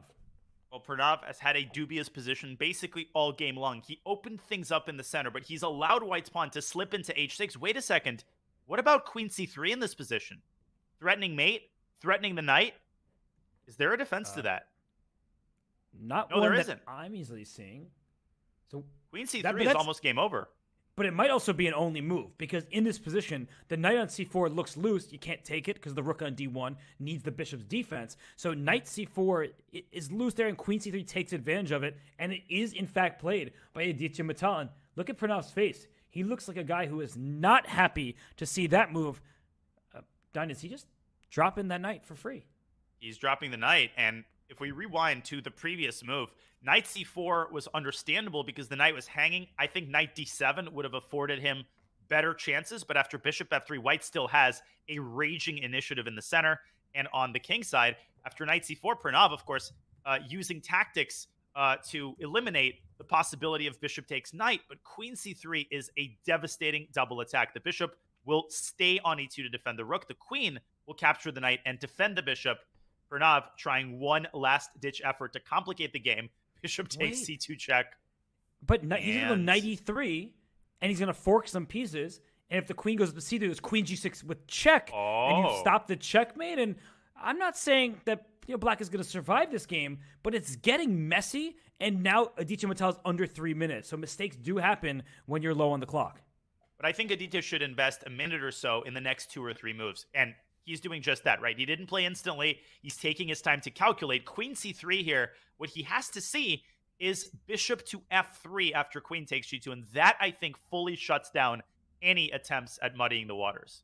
That's a beautiful move because after queen takes g2, I think most of us are instantly like, queen takes g7, get the queens off the board. That may still be winning for White, but with limited material and Black having 2 pawns for a minor piece, there would be some decent chances to hold. So this one is not looking so good for the Norway Gnomes. And by the way, David Howell had a great position. That's no more. Let's zoom out of here because look at in the bottom left, Harika Dranavali against Chelsea Monica. I know people have been rooting for Chelsea. She has so many fans out there. But Harika is such a strong and experienced player for Team MGD1. And if I'm looking at this correctly, Danya, in the bottom boards, MGD1 is winning. And in the top row boards, they're not losing. So they may strike back right now. Well, one game we haven't talked about, it's been level for a while, but Pavel Ulyanov has slipped a little bit against Amin. He is on the defending side of that heavy piece endgame. I think he should be able to hold a draw, but that's an important game. But I want to get us to the top board. Arjun against Howell has officially reached a crazy time scramble. Robert, Howell has 7.6 seconds, still with almost all of the pieces left on the board. And he does that, it's something that he would love to work on. I'm the same type of player, whereas I'm always in time trouble. At this position, though, the white king is looking pretty safe. So it's not like he's going to fall victim to some attack. And black could blunder on any turn. If you move the knight back to c6, bishop takes e6, hits you before you know it, and the rook on d5 will be loose. So black is a bit tied down for the moment. Still can't bring the knight back to c6. That's going to be frustrating for Arjun. And bishop g5, you could slide in there with the bishop, play f2 to f4, just try to take some space. I feel like it's hard for black to play here. Howell just offered a draw, which was immediately and resoundingly declined by Arjun, who senses that this game can turn around at the drop of a hat. As he grabs space on the queen side, Howell trying to reshuffle and re-coordinate his pieces. That bishop on h3 has overstayed its welcome, and so has the rook on d5. I think David is going to drop his queen back to e1, but you're potentially walking into knight c2. Crazy tactics here, no time to calculate it.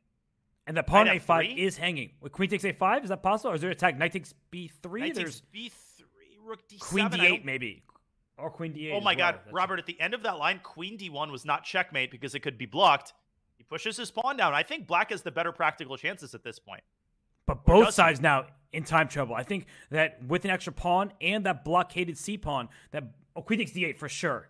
Oh, he didn't do Instead he it. takes the rook. Oh, but now Arjun can take on e5. But he keeps the queens on the board. Arjun is still playing for a win. Bishop takes Yeah. e5. And that knight will be so much better than the light square bishop. This is really tough for David in mutual time trouble. David trying to play conservatively, but he's lost control of the game, and he doesn't have any perpetuals. The knight blocks the check. Here goes the c pawn. David might have to push that a pawn as fast as its legs will carry it. Let's see who wins the race. Bishop Wow, giving e4 up could come to the rescue. But the f2 pawn is loose. You do not want to blunder that one. He goes queen c5 to protect it. Good move by David Howell. Queen d2 looks very scary, but his bishop e4 saving the day. Only move. You can take on a2 instead. He tickles the bishop. The bishop doesn't have a lot of squares on this diagonal. Bishop b1 might be the only move here. 1 second on the clock. Instead, he drops the queen back. It almost looks losing. Queen takes e3, knight f5. You win the e3 pawn, but the a pawn Here goes is the a very pawn. fast. White is Oh my winning. gosh! Black can't Oh stop my the gosh. pawn. Oh my gosh. You can't. a6 and a7. You can get the knight b6 and you play a7, then run your king over very quickly. So this is why white is winning. The king comes back. But look, h pawn. Do not leave yourself. You have to do something Take it. and not allow this capture. And you can't promote yet. I think white is still winning because you just don't promote your pawn. You never promote it. You don't have to promote it. You go king d3, take c3, and you basically chase the knight off of b6. The corner pawn is the worst. The knight is the worst at stopping these corner pawns. Bishop f3 also picks up the other pawn, Robert. This is now completely winning. This was incredible composure by David Howell. Arjun, he's still trying, but the a pawn is going to decide the game. Yeah, just move your bishop to safety. Bring your king Where? up the board. The black king too far away. That allows the black king back with a tempo, right? King f6 will hit the bishop, so you have to be very, very careful here. What? Wait. What's he doing? I still think it's winning. No, Oh, now but- it's a draw. Bishop g2 Oh, was the move that let it slip. Because the king gets a c5 now, right? And the white king can't get in. The white king had to reach b4 with black's king on d6. Oh, what a move. Oh, that is sick. badass. Yeah, that is such a nice draw there by Arjun Erigaisi. He finds a way by giving up his knight, clearing the square. But let's just go back very quickly because it is instructive. Yeah. Well, we'll show it later. Right now, there still are other games. And Harika Dronavalli winning It's in the over. bottom left, officially wins the game. And the top right, Amin Tabatabai is suddenly winning. Oh, he's winning. against Pavel Ulyanov. The my MGD1 lands. may take this round 3.5 to half. This is unbelievable. Rook to e5 is the last move. It cuts the white king on the f-file. Robert, that d-pawn, the red carpet is unrolled. This is completely winning. White is not fast enough to win the g-pawn. All Ulyanov can do is try the back rank checks, but the king is going to use the pawn as a shield, as an umbrella, and on the pawn goes. This is completely and utterly winning. No chances here. No, Oh, my whatsoever. lands. What are we seeing here? We're going to see a tied match is what we're going to see. The rook on e5 is untouchable. The black pawn will press forward. This will be a win for Amin Tabatabai. So I think we're pretty clear on this one. Eliana might even resign soon. Let's zoom out of this one just because I feel like this one's in the bag. It's going to build a bridge in the top right, and he's going to win the game. But look in the bottom right. That has just been a crazy game. Whoa. And it remains crazy. White is up a piece, both sides with not the safest kings in the world. What's the material count? And by the way, Amin Tabatabai did officially win the game there. But what's the material here? Well, White's up a piece for 2 pawns. Somehow, though, Pranav has not only gotten Aditya Mittal low on the clock, but he's very much kept himself in the game. There goes the 3rd pawn for the piece. Black's king is the safest it has been in a long time. It's still not safe, and he's blundered a fork with knight d3. Aditya missed it, but he has knight d3 on the next move, I think. Knight d3. The bishop on h5 is hanging, but what is there some kind of tactic somewhere? I guess I think there was queen d4 in response, hitting the rook. Very important saving grace. And now rook f2 for black. Maybe black could actually win this game. Absolutely. Oh, apologize for that. Queen h2 is the last move. Rook h4 would force the rook trade. Yeah, and no, the black king is very safe now. And look at the extra pawns. 3 pawns for the bishop. And the problem for black is that you can't keep pushing the pawns, right? If you push the b pawn, a4 is loose. The h pawn can't get going. And so I feel like this should be a draw with best play. But with white's king probably being the safer of the two with the extra minor piece, that could be trouble for black in the long run. Pranav would be more than happy with the draw here. That would maintain the lead for the Norway Gnomes. Both players might be playing for the win at the same time, but Aditya has built up a nice construction on the queen side. Knight e5 loses the knight to queen e1 check. I would play king a2 and tuck that king away so that the knight has greater mobility. Instead, he's going hither and thither with his queen. Pranav opening up the queen side, Robert.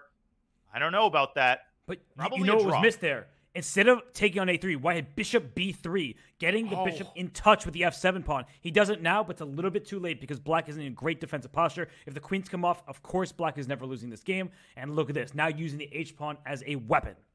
I know it sounds crazy, but Aditya has to be very careful here. It's easy to walk into a fork, lose a minor piece. It's easy to let this h-pawn slip.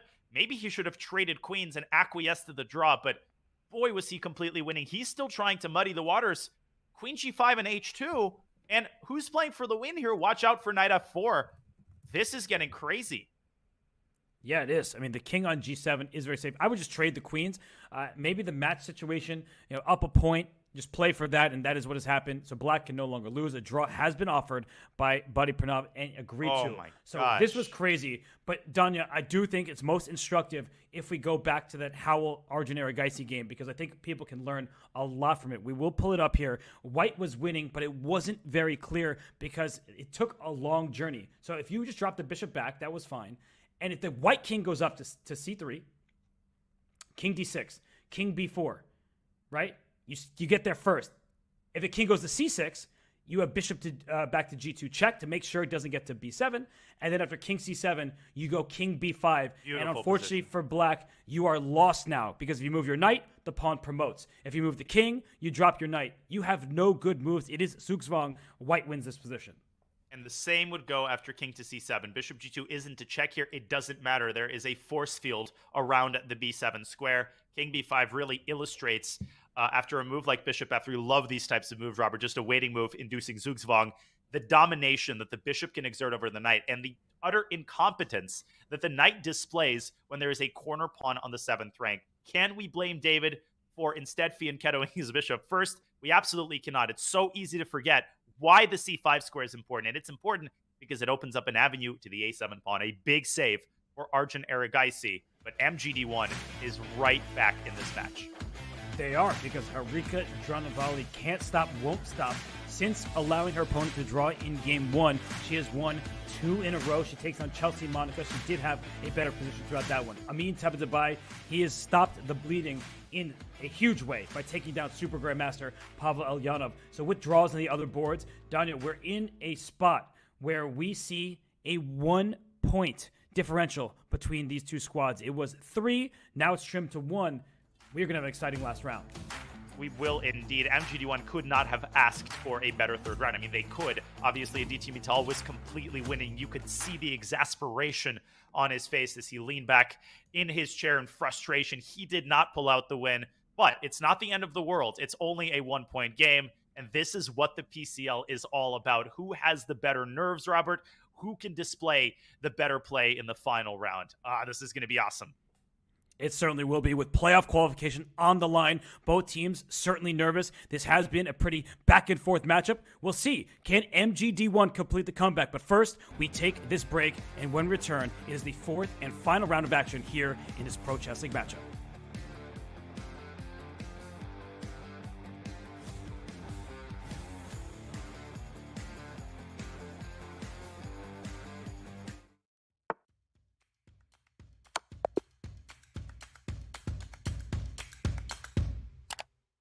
Just played an exciting game and want to see if you got a brilliancy? Or maybe where you could have improved? Chess.com's game review is just a click away.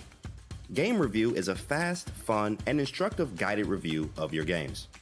See your accuracy and your opponent's accuracy. Check out the eval graph for an instant overview and scroll down to see how many great moves, best moves, blunders, and yes, brilliancies you have played. Learn from Chess.com's coach who gives move explanations, opening statistics, and shows you the best lines of play. With retry mistakes, you can get another shot at finding missed opportunities.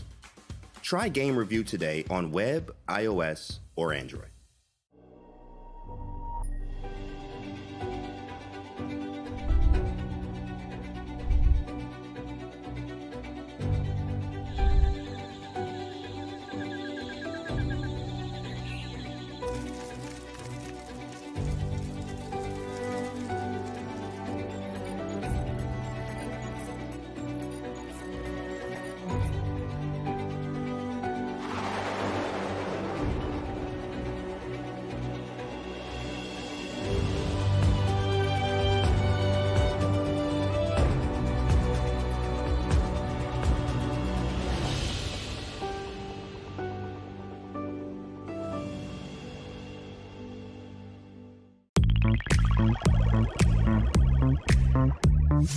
In this video series, I cover the entire 1e4, 1e5 spectrum, so all the openings that arises after our 1e4. I have had a lot of experience in this. I've played several games of prominence. I had a game against Levon Aronian from the World Team Championship. I also had a game from Gibraltar against Marcus Rager, which is the game that I'm going to show here. The key here, when this happens, when your opponent finds the resource of playing f4, or you reach this position in your calculations, don't panic.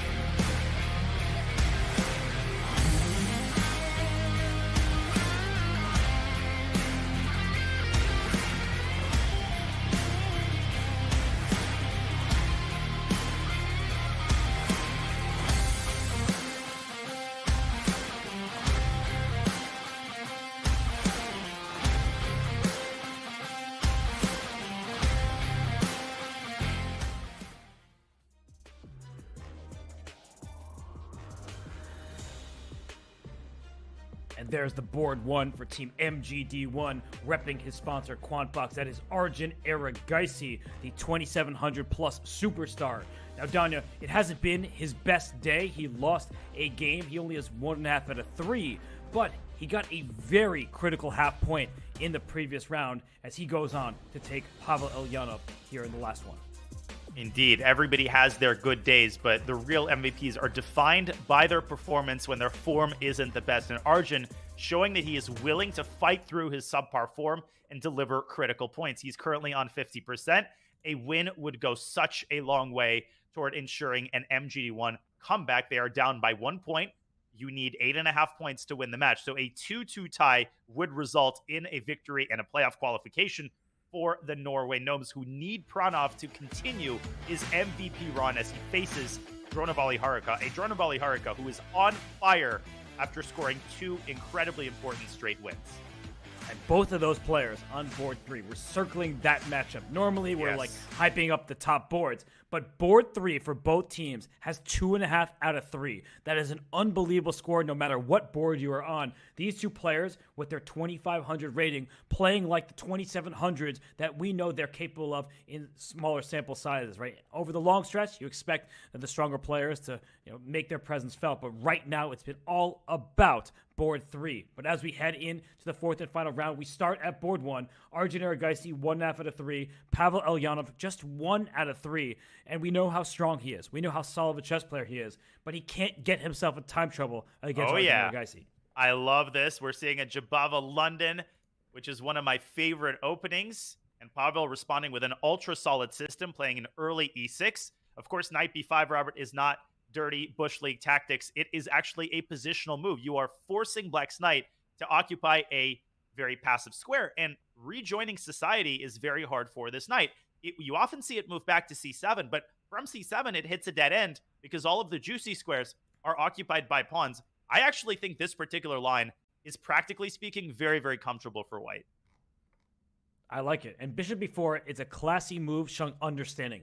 Bishop takes a6 probably would scare a lot of people. But when you say pawn structure is overrated, I don't know who said that before. I don't know, who's let us know that that's the case. But pawn structure is not always the most important thing. Black has a pair of bishops, rapid development instead of moving the same piece over and over again. So, Danya, you have a lot of experience in this opening. Do you like what Pavel is doing, or do you think Arjun has a small opening plus? Well, I think it all boils down to whether or not this is still Arjun's prep, because knight e4 is a very menacing move.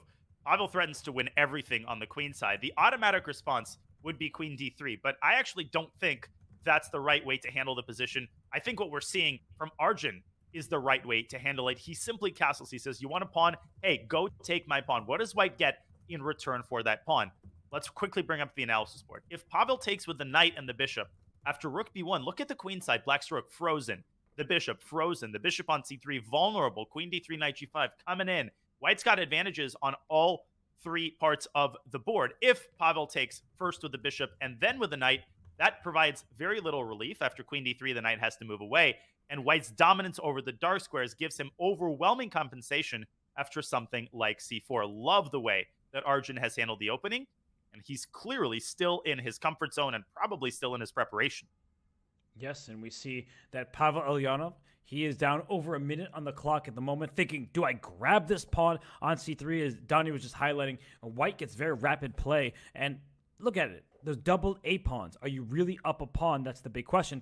And I like what Pavel did. I have to say, he took once because that knight was no longer pinned after White castled and left it there. If you spend time defending it with a move like queen to d3, then Black can even make the move pawn to a5 and try to develop the bishop via a6. Give my bishop that new diagonal because the pawn on e6 is blocking its initial path. So let's create a new one for it. Well, that's definitely going to be the X factor in this position. Can Black find suitable arrangement for the light squared bishop, either through a6? I also highlighted the move c5, which could open up a secondary developing square or a pathway through d7 to b5. If Black solves the problem of his bishop, not only will he fully equalize, he might even be contending for an advantage. So the next couple of moves in this game are going to be important, but I think we should leave Arjun to contemplate this very important next move, because all 4 games have been started, and all of them are in very combative territory. Even the top, Berlin endgame. Yeah, I was going to say top right is a Berlin endgame, which we'll see how that one goes. Bottom right just getting started. Let's go immediately to the bottom left between Pranav and Harika, because that position is one I certainly have never seen before, and it's a fun one. Look at this pawn structure. Black with these double isolated B pawns. White somehow with a pawn on F6. Clearly took a knight over there. Danya, I think we should go back and see how we got here. I'm totally on the same page. This got out of control really, really quickly. It was a hyper-accelerated dragon, the drawback of which is this move queen takes d4, an additional line that you don't allow if you play knight to c6. Then, of course, you allow the Rosalimo.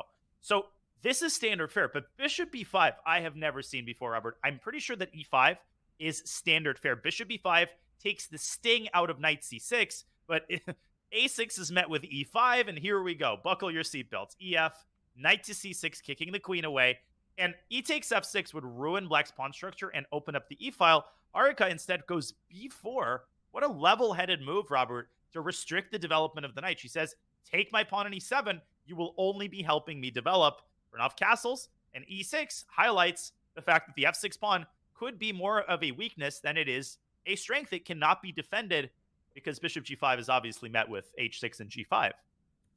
Based on time consumption, this wasn't some kind of overwhelming preparation from Pranav. He's like, I have an interesting idea, but now he's out of book. That's good news for Harika. And we've been praising Pranav. He deserves it. I don't think we've given Harika the attention she deserves. She's 2.5 out of 3 against this crazy strong Norway Gnomes lineup. She beat Super GM Pavel Elyanov. She beat Chelsea Monica. She almost took down. Remember that king and pawn endgame against David Howell? So Harika Drunavali is pretty much the sole reason that MGD1 has a chance. You look at their team scores. She's outscoring everybody on her own roster, and she, along with Pranav, have the high scores of the day. So, Danya, now into this specific position after the move c4.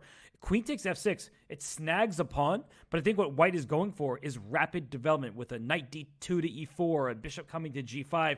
The Swiss cheese formation for Black on the dark squares will be a problem. It will absolutely be a problem, and so Harika not taking on f6 immediately. But what are the other candidate moves? I don't really see anything appealing other than queen takes f6. I mean, you're going to have to take this pawn eventually. You cannot let it sit on f6 and expect to be safe after you castle. So maybe bishop c5 to accelerate the development is an option, but the knight would come into e4, and that bishop would only add more fuel to the fire. So I think Drunavali should take on f6 quickly and focus on bringing her bishop out, castling, while keeping the dark squares as protected as possible. There she goes. Yeah, she takes on f6, knight d2, very quick. We saw a feature chat from Greg Shahadi saying this is pretty much all theory, but basically Black should be fine. Now, that's good when you have the engines, you're pressing the space bar, getting through the evaluation of the moves, but in an over-the-board setting or an online team tournament, it's not easy to figure out what to do here because knight e4 is happening, the d6 square is vulnerable, the f6 square is also vulnerable, so Harika has her work cut out for her. I think she'll probably put her bishop on e7 and then tuck her queen back to g7, feed Kettering the queen. It's awkward, but it does cover all of the dark squares that are vulnerable. You could even follow up with a move like f7, f5, whether or not White's knight is on e4. You either chase the knight away, or you control the e4 square, and if you castle kingside, you bring all hands on deck in terms of guarding that all-important f6 square. No question in my mind that White's compensation is insufficient objectively, but Harika is going to have to take some time to navigate the complexities in the next couple of moves that could send her into time pressure. So I think that Pranav has gotten the type of position that he likes. Very dynamic and long-term attacking chances. I would not put too much stock into the eval bar here. I'm with you, and I won't, but let's head away from this one as Harika trying to figure this out. Let's go to board 4, because, Danya, it's not the first time today we've seen this from Chelsea Monica. In the first game against Arjun Erigaisi, she threw her pawns up the kingside, and it backfired. Here in the 4th round, playing against Aditya Mittal, Aditya didn't win against Pranav, but he was ever so close. Look at this position. The knight on f5, it can't be kicked, because White's best move might be putting that pawn back to g3. Like, come on, let's get that one back there. Yeah, that would change the landscape of the position completely. This knight is a bone in White's throat. It is White's kingside pawn progress has just ground to a complete and shuddering halt. If we rewind a couple of moves, I think Chelsea has made a similar mistake to her game against Arjun Erigaisi. She sacrifices a pawn with e5, which is interesting because that allows white to jumpstart a kingside attack. But Robert, there's no supporting cast. You know, the actors have not arrived to the set. White has no other pieces on the kingside, and the pawns alone are not all that menacing. G5, the knight drops back to G8. What a mature positional move as the knight reroutes to this golden F5 square. And by the time Chelsea brings her pieces out, it's too late, and the kingside has completely fizzled out. It actually took me a while to realize that white is down a pawn. That is one of white's biggest problems here. I didn't notice that at first, and I think that her opening choice was not suitable for her style because she had a closed position before she played e5, so she opened it up voluntarily, but now it comes at the cost of a pawn. So I actually think this was not a good choice for her style. She's such a great player, and if she loves dynamism, it wasn't the opening to get that type of position. So this is good news for MGD1. Aditya Mittal, he is up a pawn. You can sense it, right? He knows that he's got a good position, but she's going to try to create maximum chaos. She sees knight h4. You can have that bishop on g2. That's not important. The knight on e4 is a stable blockader in the center. b4 is coming. Let's try to pry open some files. So why don't we leave these two to it? We know MGD1 has an advantage on this board, and if that's the case, then they might be able to even up the score. So where else do we see interesting games? We haven't gone to the top right because of Berlin. Danya, I don't know if you want to look at it, but it is a Berlin defense. We have a queenless position. David Howell, actually surprisingly, up 2 minutes on the clock. Yeah, it took me a second to just, just confirm the fact in my head. David has 7 minutes and white has 5. Amin has had an up and down, mostly a down PCL run, but scoring such an important victory with black over Elyanov in the last round. I vote we take a quick look at that Berlin endgame to see who is pressing for the win, if anybody, or is the position completely dead and equal as it usually is in the Berlin endgame. Robert, I actually think that is the more accurate characterization. This seems completely equal. Whether or not the rooks come off the board, rook a8 or bishop d5, might lead to some sort of a repetition or a quick bailout. Do you think there's any life left in this endgame? Yeah, I think what you're saying, bishop d5, knight back to c3, bishop back to e6, knight back to e4, we could see a repetition of sorts. But one of the big questions that David Howell is trying to work out is rook to d8. If all the rooks come off the board, right, if we just get a clear exchange of rooks down the d file, is black going to hold that endgame? And why do I frame it like that? Black has these doubled c-pawns, which means it's hard to create a pass pawn, and white has an extra pawn when you cut the board in half. That said, the pawn on e5 sticks out like a sore thumb because it doesn't have a pawn defending it. So if black can remove the defender with an eventual bishop d5, then perhaps white is the one who's in some trouble. So I like the decision from Howell. Some of the queenside pawns will be a bit vulnerable. He can push his own queenside pawns, and black actually is apparently with the edge in the endgame.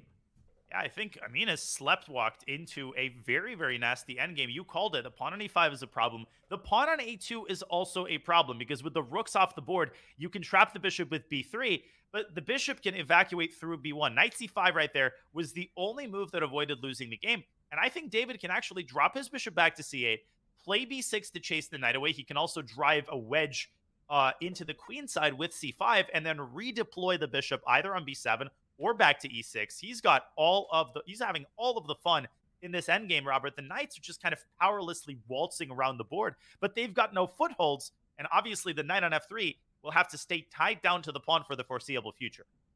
And David needs to make a quick move. Bishop c8 is obvious to him. He knows he can safely retreat, then play b6, king e7, maybe even bring the king up to attack the pawn e5. But this is a moment where, as such a great blitz player as he is, he needs to know that you should play for the clock. Use the clock as a weapon. James Canty likes to say, the clock is a piece, so use that piece. And I think that David could have made that move in 4 seconds. Instead, he played it in 41 seconds, and he allowed Amin the time to think. All that said, Danya, with b6 happening, I'm not sure where that knight's going to go. If you go back to e4, the bishop comes out to f5, hitting the knight on e4 and the pawn on c2 behind it.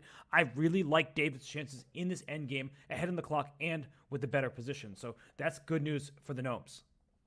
Good news for the Gnomes, and good news for MGD1 on the bottom board. If we could swing back to the bird's eye view, Aditya Mittal is extending his advantage over Chelsea Monaco, who's playing some beautiful moves, but unfortunately she is running out of gas. She sacked a bishop on a5, now delivering a discover check on f6. But when all is said and done, Black will have 2 incredibly dominant minor pieces for the rook. So you can basically, Robert, score that one for MGD1. Vital is completely winning it materially and positionally. Yeah, I just think that for Chelsea, like, she just needed to play a different opening because she just started playing all these fiery moves in a position that didn't call for it. And you can see in the bottom right, she has just a rook and her opponent has 2 minor pieces and more pawns. That's bad for the Gnomes. Also bad for the Gnomes. The top left, Danya. Yeah. Arjun Erigaisi just brought his knight into b7. And if you look at the material, you would say, I could count, right? Black has 7 pawns, white has 6. Up a pawn, that's good news. But look at your pawns on the A file. You might drop both of them. There's a passed C pawn for white. It's firmly blockaded by all of Black's forces. But knight d6 was a crushing threat. And what's going on here? Pavel is getting crushed here. I mean, he's getting crushed positionally. And Arjun could bring the knight around to d6. It's not a fork anymore, but the queen just doesn't have a lot of comfortable squares. And if Pavel drops the queen on h5, Robert, queen to b7 could be absolutely devastating. Look at those minor pieces. They are sitting ducks without the support of the queen. Talk about sitting ducks. White could also gobble up some a-pawns. Arjun's style move would be just rook takes a6, keep the tension, keep all of the advantages of the position. And there we go. Oh, this one is looking just so promising for Arjun Erigaisi. I would be very surprised, especially as he drops down to 3 minutes, if Pavel Elyanov is able to survive this. White has simple moves. White has elegant moves, but the a7 pawn is blunted, is blockaded. You're probably going to be able to win that. The c pawn can be stopped, but that knight can always drop back to d6 if it ever feels like it's in any danger. So, yeah, this is really good for Team MGD1. And another board that's good for MGD1 as we hop out of here, because every game is of equal importance. Look in the bottom left. Pranav, he played an enterprising opening, but the hero for MGD1, the MVP, Harika Dronavali, she continues to play good moves. Now, Danya, I see the eval bar. I'm going to push back against it a little bit because Black's king is in the center. Black's bishop on c8 is not developed and can't even move on this turn. The rook on e8 not helping out in the middle of the board either. So Black is a pawn ahead and has the bishop pair, but is behind in development. And rook e5 in some positions already looks like a pretty scary threat. I could not agree more. I think this is a complete 50-50 position. Both sides have their attacking chances. Right now, White has to deal with the threat of rook e5. There are 2 main ways to do that. You could play the move d6 to control that square, or you could play b6, which I like a little bit more, to take the sting out of the move rook e5 so that the bishop is protected. Arika plays a third move. She plays f6, but obviously, Robert, that weakens the king side tremendously. You have your eyebrows raised. I don't think you like this move, and neither do I. I just wasn't expecting it. I mean, I was thinking d6 perhaps, some other moves like that, but f6, maybe it makes sense, right? You're just taking away the e5 square. You're protecting g5, which was under attack from 3 of White's pieces. And if I'm Pranav here, I'm playing bishop e3, and I'm doing it quickly. I'm just trying to take over all of the dark squares if I can. I am a little bit worried about some back rank ideas in certain positions. You have to keep an eye out for that. But I think that bishop e3 taking the dark squares is a good start. There's a hilarious tactic if we could pull up an analysis board. Bishop e3. After bishop takes e3, it's a big decision. Fe is actually very interesting to open up an avenue to accessing the f-pawn. After rook takes e3, I can't resist showing rook takes a2. Well, the eval bar didn't change. Maybe this move. The problem is that Black's queen gets stranded on the queen side, and White could exploit that to dive into c7. Here, I would take White any day of the week, including Friday. So Harika's work is cut out for her, especially after bishop e3 has been played on the board. Oh, man, we are in for a barn burner of a time scramble here, Robert.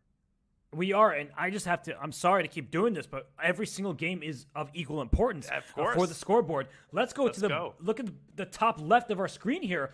All of a sudden, Pavel Elyanov, he's equalized the position, but that's dynamic equality. We won't talk about this in terms of a draw. Both sides have chances because Pavel has pushed his h-pawn, is going for an attack. So maybe we should dive back into that one.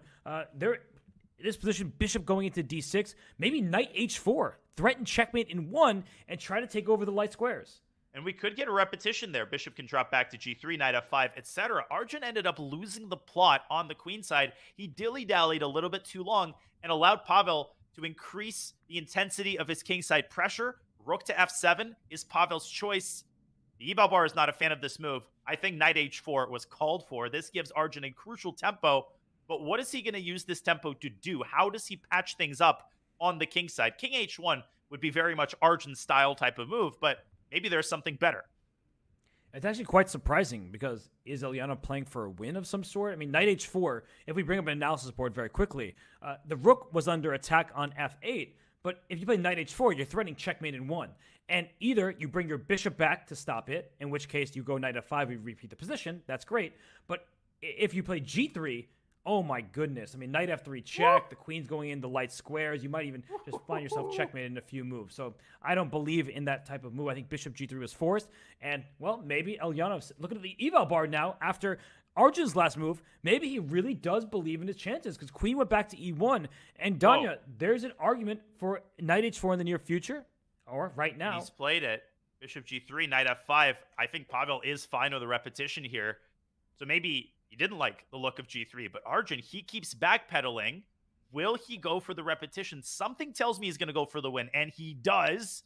And he does it with the move f3. Very counterintuitive looking, Robert, but I think one idea, the main idea, is to prevent h4. That's why he put the queen on e1. What a forward-thinking decision by Arjun. Incidentally, he moved backward, but a forward-thinking move nonetheless. Yeah, so this is going to be a tough one between these two. I'm not even sure. I see the eval bar. It's going up, just slightly better for white, but it's a messy position as the bishop gets out to b5. So finally, some activity, some life for Pavel's pieces. But we do have to back out of here because I'm seeing some action on other boards, and we're going to have to try as best as we can to go around the horn. Look in the top right. David Howell in time trouble, but if I'm counting correctly, he is up a pawn with the black pieces.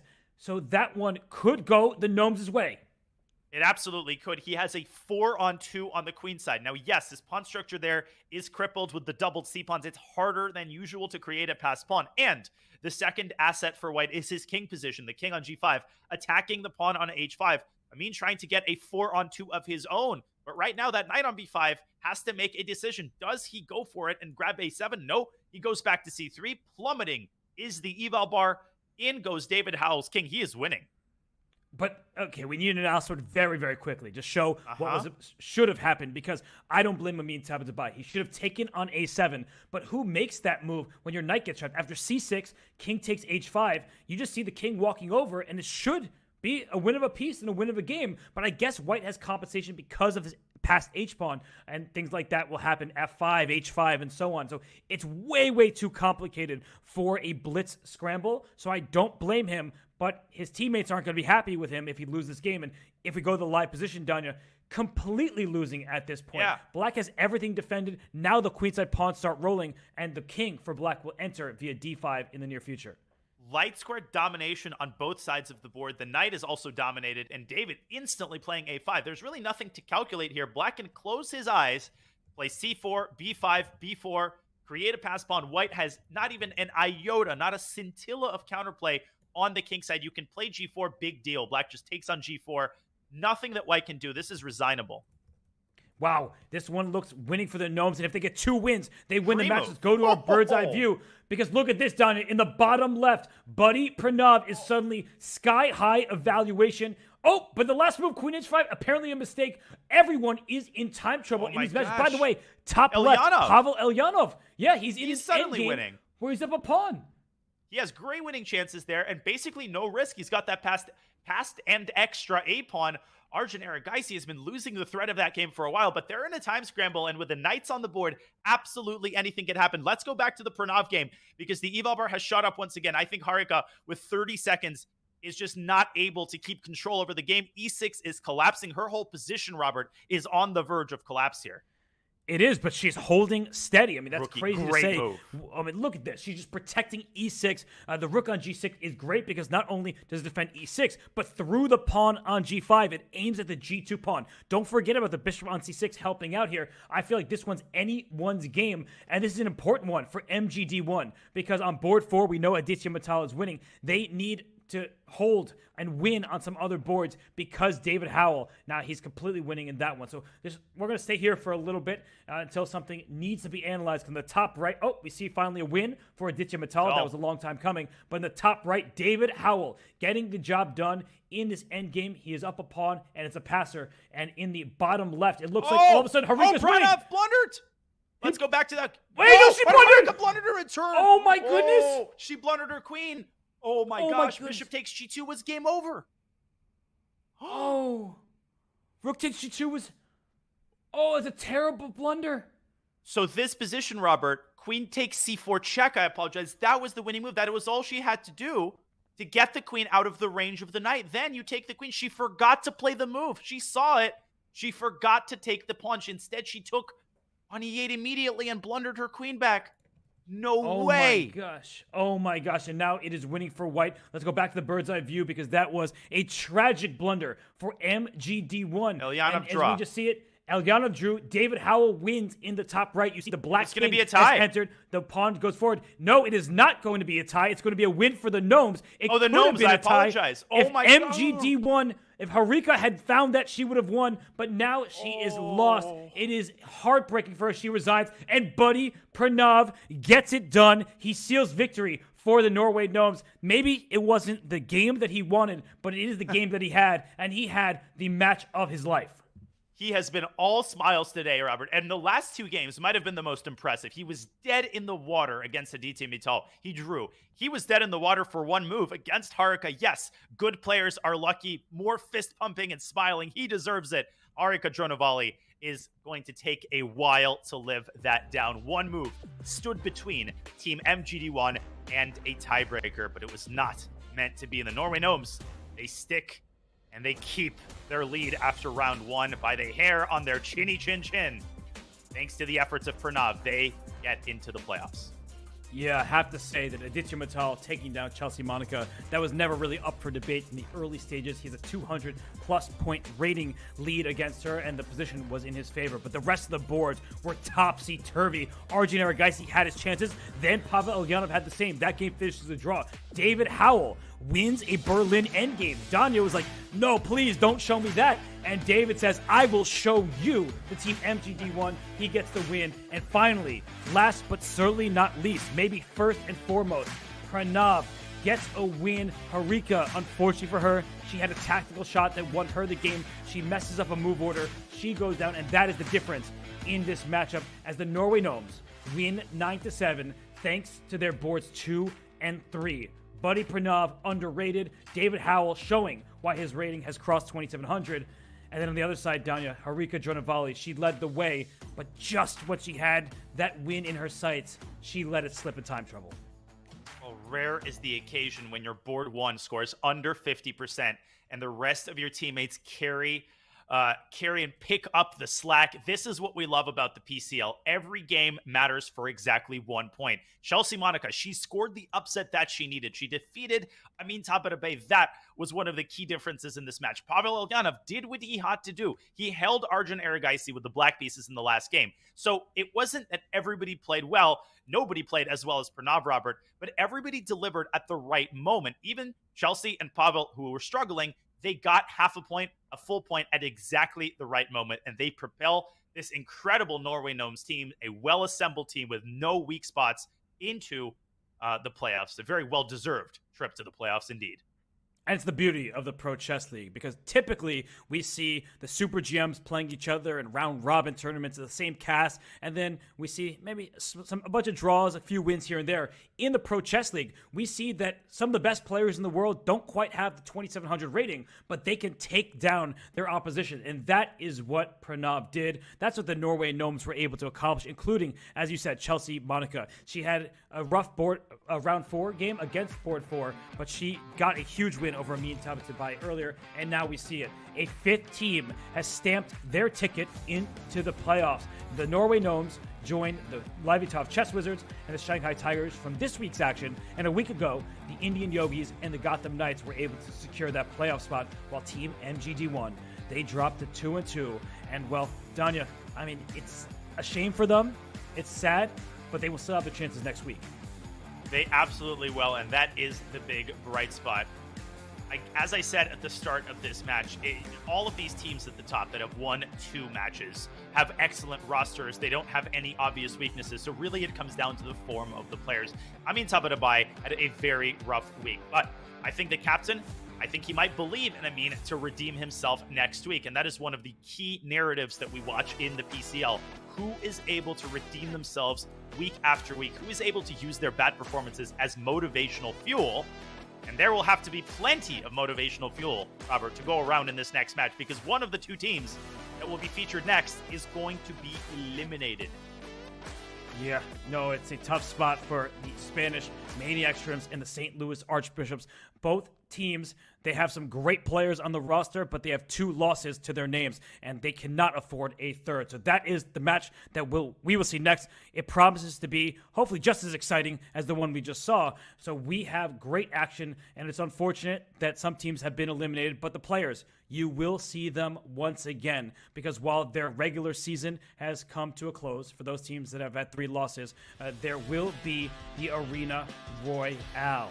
It's been difficult to watch so many great teams get eliminated from the main season these past few weeks. Even the teams with a losing record have exhibited incredible play all season long. So, to celebrate all of the talent in this year's PCL, we're hosting an Arena Royale on March 24th.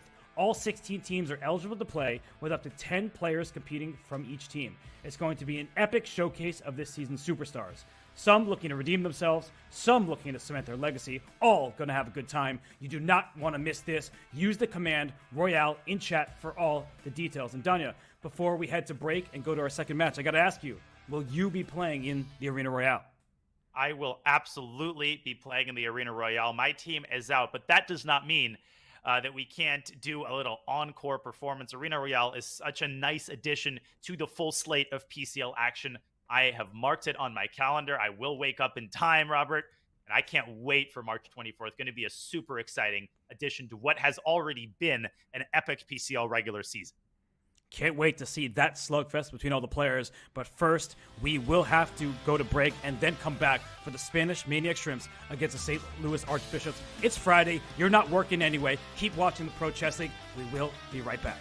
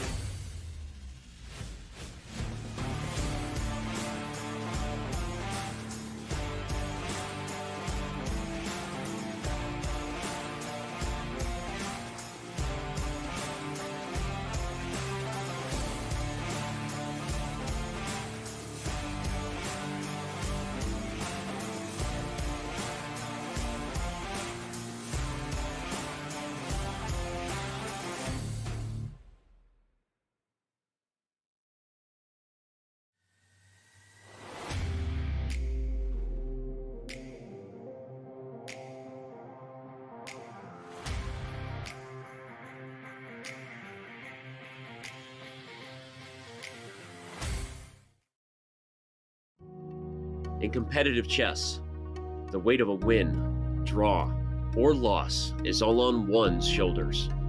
It's easy to feel alone. Those lonely days are over. Oh my goodness. The Pro Chess League is back.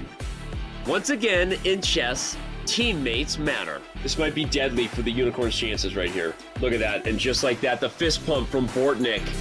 Welcome back, PCL. A unique collection of teams, each with their own personality of different colors, shapes, and sizes. There are gnomes and knights, chess bras and bishops, and whatever the heck this is.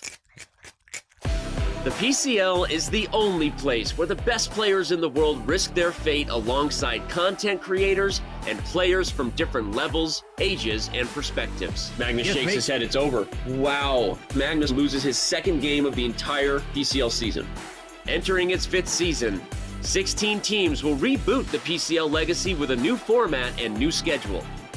Only one team can be crowned the next PCL champion. Boom! No, you don't have any time! No, oh no! My friends, it's the 2023 Pro Chess League. Which team can rise above the rest? They won't be able to do it alone. And Darius is... Did you see Lenderman, by the way?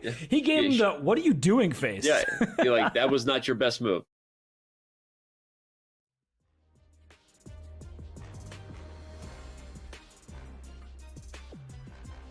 Hello, everybody. The teams are changing, but your commentators are not. I'm still Grandmaster Robert Hess, and he is still Grandmaster Daniel Naroditsky. Danya, a pretty epic first match of the day between MGD1 and the Norway Gnomes. But now we're set for the Spanish Maniac Shrimps and the St. Louis Archbishops. You're pretty pumped about that one. I am, but first of all, Robert, very unprofessional behavior to assume that I didn't change my name in the 5 minutes between the two PCL matches. I expected better from you, but I expect a lot of these two teams because both of them have their backs against the wall. And from the commentator's perspective, what is stressful for the players is scintillating for the commentators and the fans. Which team is going to stay in the contest? That is the most exciting question, Robert, that we could be asking before the match begins. For sure, and get your glasses, your telescopes, whatever helps your vision. You will not see the teams on this standings page. We have 5 teams locked in for the playoffs. The Norway Gnomes, they have secured their playoff spot. And they beat the team MGD1, who drops to 2-2 and will have a chance next week. But, Danya, today we're going to focus on the back half of the standings because we just saw that match take place. Now we are going to get into the bottom half because it's about teams staving off elimination.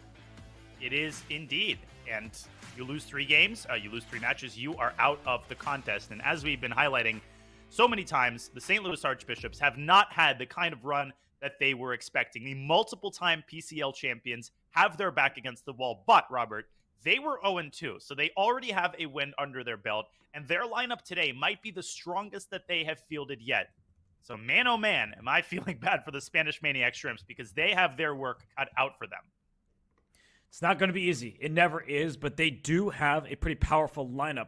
The Maniac Shrimps, they have a roster. Then you look across it, you're like, oh, Spanish legends. And then they also have some players from other countries. They have Alan Pichot from Argentina, Lance Henderson from Andorra, and we have players from all over the globe. So, Danya, when you look at this roster, Eduardo Iturizaga, he has a wealth of experience in Pro Chess League seasons past. But what other names stand out to you? Well, Jaime Santos is the top seed, but he is not playing today, and he struggled mightily in the Maniac Shrimps' loss to the Garden State Pastors. But Alan Pichot, I really think that he is the mainstay of the Maniac Shrimps roster. He is a noted blitz and rapid player. He's incredibly aggressive, and he's one of those guys who can really explode for 3.5 or 4 out of 4 if the stars align correctly. And some of the lower-rated GMs are incredibly strong. Jose Carlos Ibarra is a name that should be familiar to anybody who watches Title Tuesdays. He is not to be trifled with, despite the fact that he's under 2,600. That's what I love about the PCL, Robert. You're able to discover new players who might not have the most eye-popping ratings, but who definitely have an eye-popping way of playing the game. And Danya, I mean, they had their back against the proverbial wall to begin with. They had to qualify for the Pro Chess League season, the only team that made it through via the qualifier. So is this a situation where they've been here all along and we should expect them to continue playing like they have been, but how do you get it going against a team like the Archbishops? Well, I think they should lean into it, right? As you said, they had their back against the wall just to get into this thing. And even the way in which they got into it, they had their back against the wall in that qualifying match, which was one of the craziest matches that we have seen. And that was just to get into this thing. So I think the Maniac Shrimps should basically tell themselves, listen, we're in this thing. We're lucky to be in this thing. Let's just enjoy the experience. We weren't expecting to be in the PCL in the first place. So let's do what we can to stay in this tournament. I feel like the pressure really is on the St. Louis Archbishops, who are undisputedly the favorites. And if you have any doubt about that, then you won't after you look at their roster. And the Maniac Shrimps, they won last week. They could have even won against the Norway Gnomes earlier in the season if it were not for a mouse slip.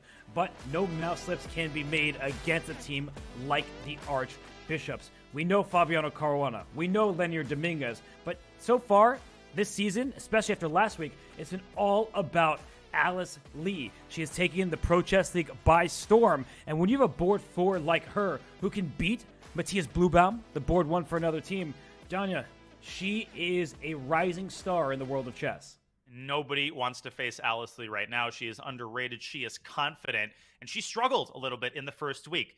She had all good positions. I think it was against the Shanghai Tigers. But instead of using that to bring herself down, she used that to pump herself up. I was better or winning against 4 grandmasters, she told herself, and that translated directly into a scintillating performance that knocked the Berlin Bears out of the PCL contest. Alice Lee will have to repeat that incredible performance along with, of course, Fabiano Caruana, Benjamin Bach, and Nicholas Theodoro, the incredibly powerful trifecta that will have to arrive and deliver if the Archbishops are to stay in this contest. Well, you said they need to deliver, so let me ask you about 2 players that you just named. We have Benjamin Bach and Nicholas Theodoro, the 2 players who don't have an American flag. They're not from the U.S., but they're playing for this American squad. So what do you think? What's it like for them? Is there pressure on them to score big points like we just saw Pranav do for the Gnomes? Well, I think the majority of the pressure is fielded by Fabiano Caruana. He is the guy who really has to go at a minimum 2.5 out of 4, but I really think he's angling for a 3 or 3.5 performance. Benjamin and Nicholas are both incredibly strong rapid players, so I think you get tremendous value out of their ratings. Nicholas being below 2,600 is a travesty. It's a crime against humanity, Robert. He brings to the table some incredible opening preparation, super fast in time scrambles. He really has the whole package. So I'm very excited to watch Nicholas Theodoro, and I'm really curious to see if he can score 2.5 or more. I think that might be the key to the kingdom for the Archbishops, or to the church, I guess. And Theodoro is an Olympiad medalist. That was a team event, different time control. That was classical chess, but here in Rapid, anything can happen. So let's look at the lineups that these 2 teams are trotting out. We see that Alan Pichot is board 1 for the Spanish Maniac Shrimps. Eduardo Iturrizaga just 1 rating point behind Pichot, and then Jose Carlos Ibarra, a very strong player, perhaps underrated, and of course Sabrina Vega Gutierrez, the international master from Spain. So Danya, we look at this. We have the lopsided matchups in the first round. Boards 1 and 2 play the opponents 3 and 4. But I'm looking at those middle boards. That, for me, is where the juicy matchups are. Total toss-up games. Really, it's hard to speak of favorites. Iturrizaga, Theodoro, super evenly matched. I give Theodoro a slight edge with the white pieces, but Iturrizaga has a rock-solid opening repertoire, and we have seen him deliver time and time again. The same goes for Jose Carlos Ibarra, very dangerous 1e4 player.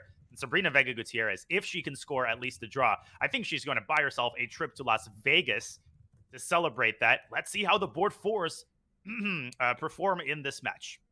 You got that right. I didn't see your facial expression change at all. Just making sure that you understood what I did there. I understand. Sometimes I just, I'm multitasking, so I'm listening, but I'm not always listening. I'm just going to be honest with you. Sometimes I just, have other things that I have to do. You're not missing out, trust me.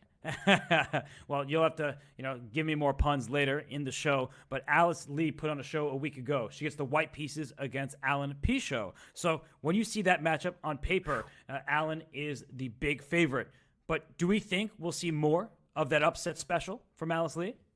Well, Alice Lee with white, she is incredibly solid. She's not just she doesn't just play for tactics. A lot of young players, they're tactically oriented, but Alice is actually a 1d4 player. And what has been most impressive to me has been her positional handling. Her win over Matthias Blubaum last week was largely a positional effort. She displayed the tactics when she had to, but she outplayed him positionally. So I think Alan Pichot has to avoid the temptation to play an overly dubious opening, because Alice has shown an ability to punish that kind of play. He has to play what he normally plays. I think he plays the Nimzo Indian.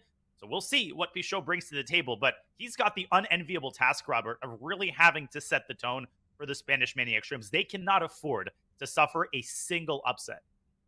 And we're not in a stadium, but I think Pichot knows that the world is kind of against him here. Nothing personal. He is a great chess player who does have many fans, but I think we've seen week in and week out that everybody is kind of rooting for Alice Lee. I mean, that's just what happens when you see a youngster who is just trying to make her name one that's a mainstay in the world of chess. And I don't know who Alan Pichot is talking to. Maybe he's telling me to shut up, right? He's like, don't you talk about he's telling his mom or parents, let me play. I'm playing a PCL match. You have...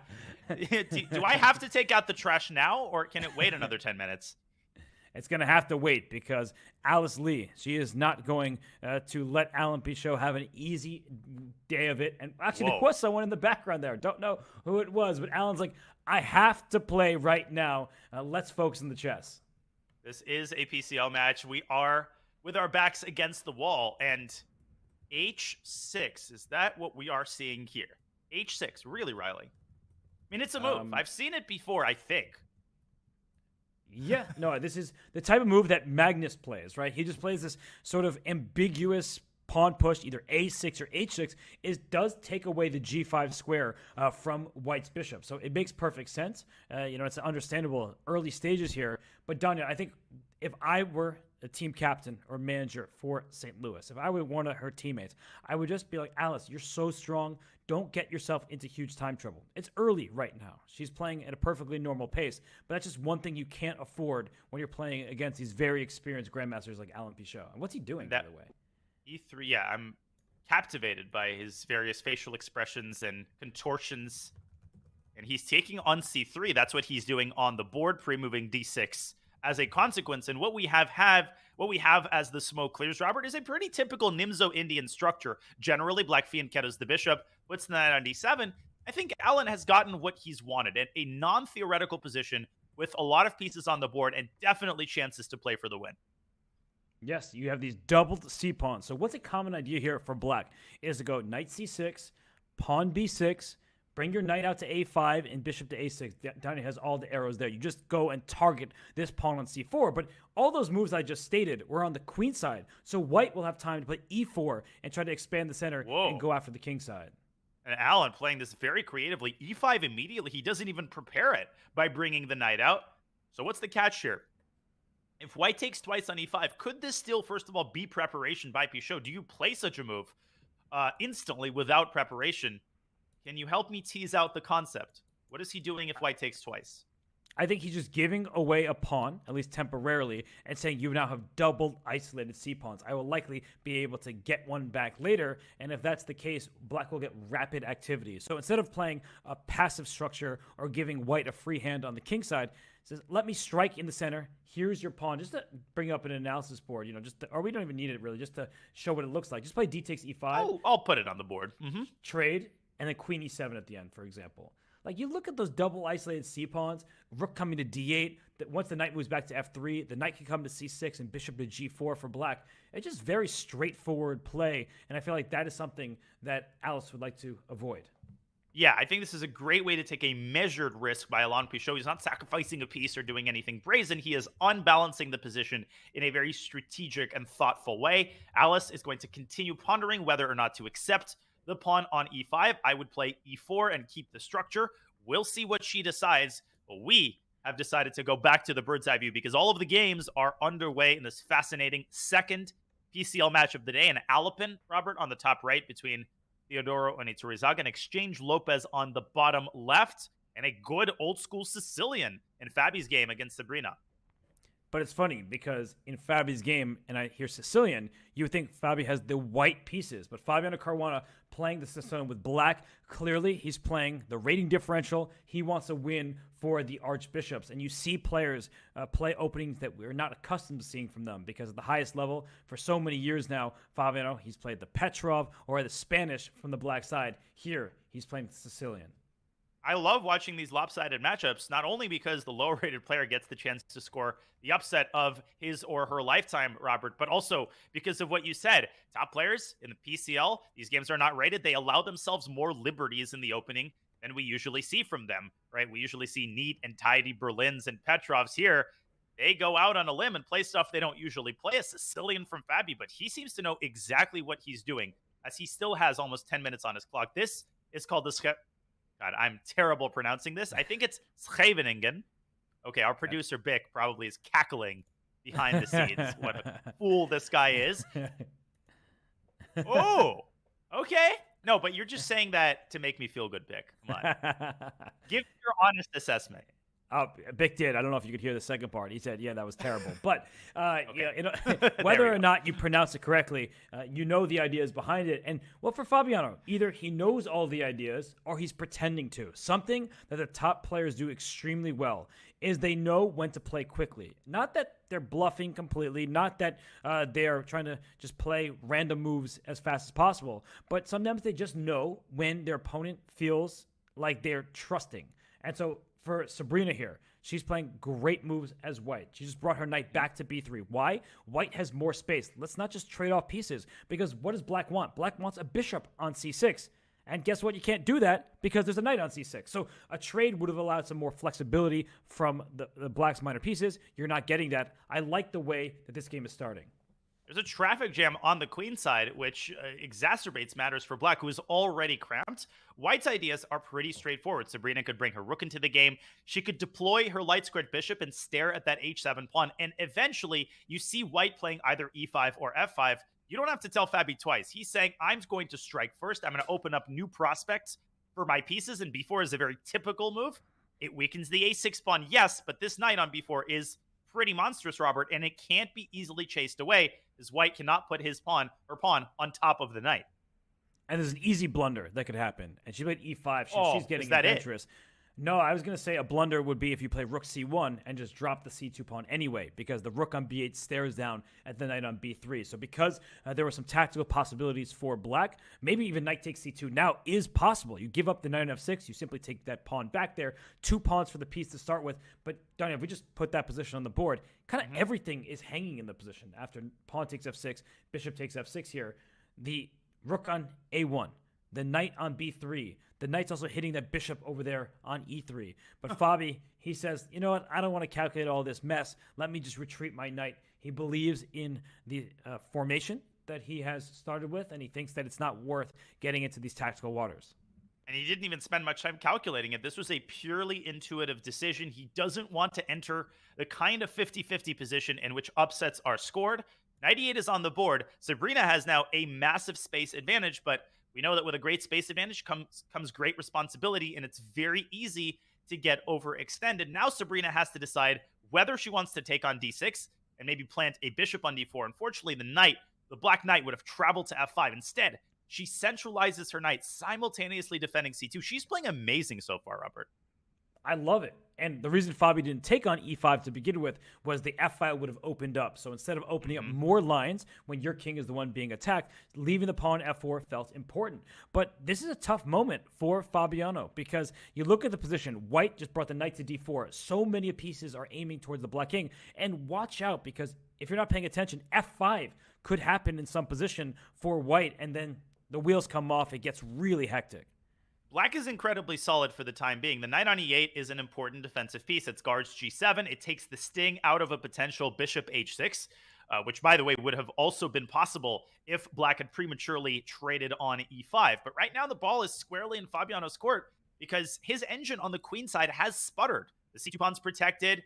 The b2 pawn is hard to access unless you move the knight away from its active post. And if you do, Robert, there could be typical ideas such as knight f5 and knight d5. White's position is full of tactical potential. Fabi has decided to trade on e5, but what is his follow-up going to be? Is it to retreat the knight back to c6. That would be my prediction.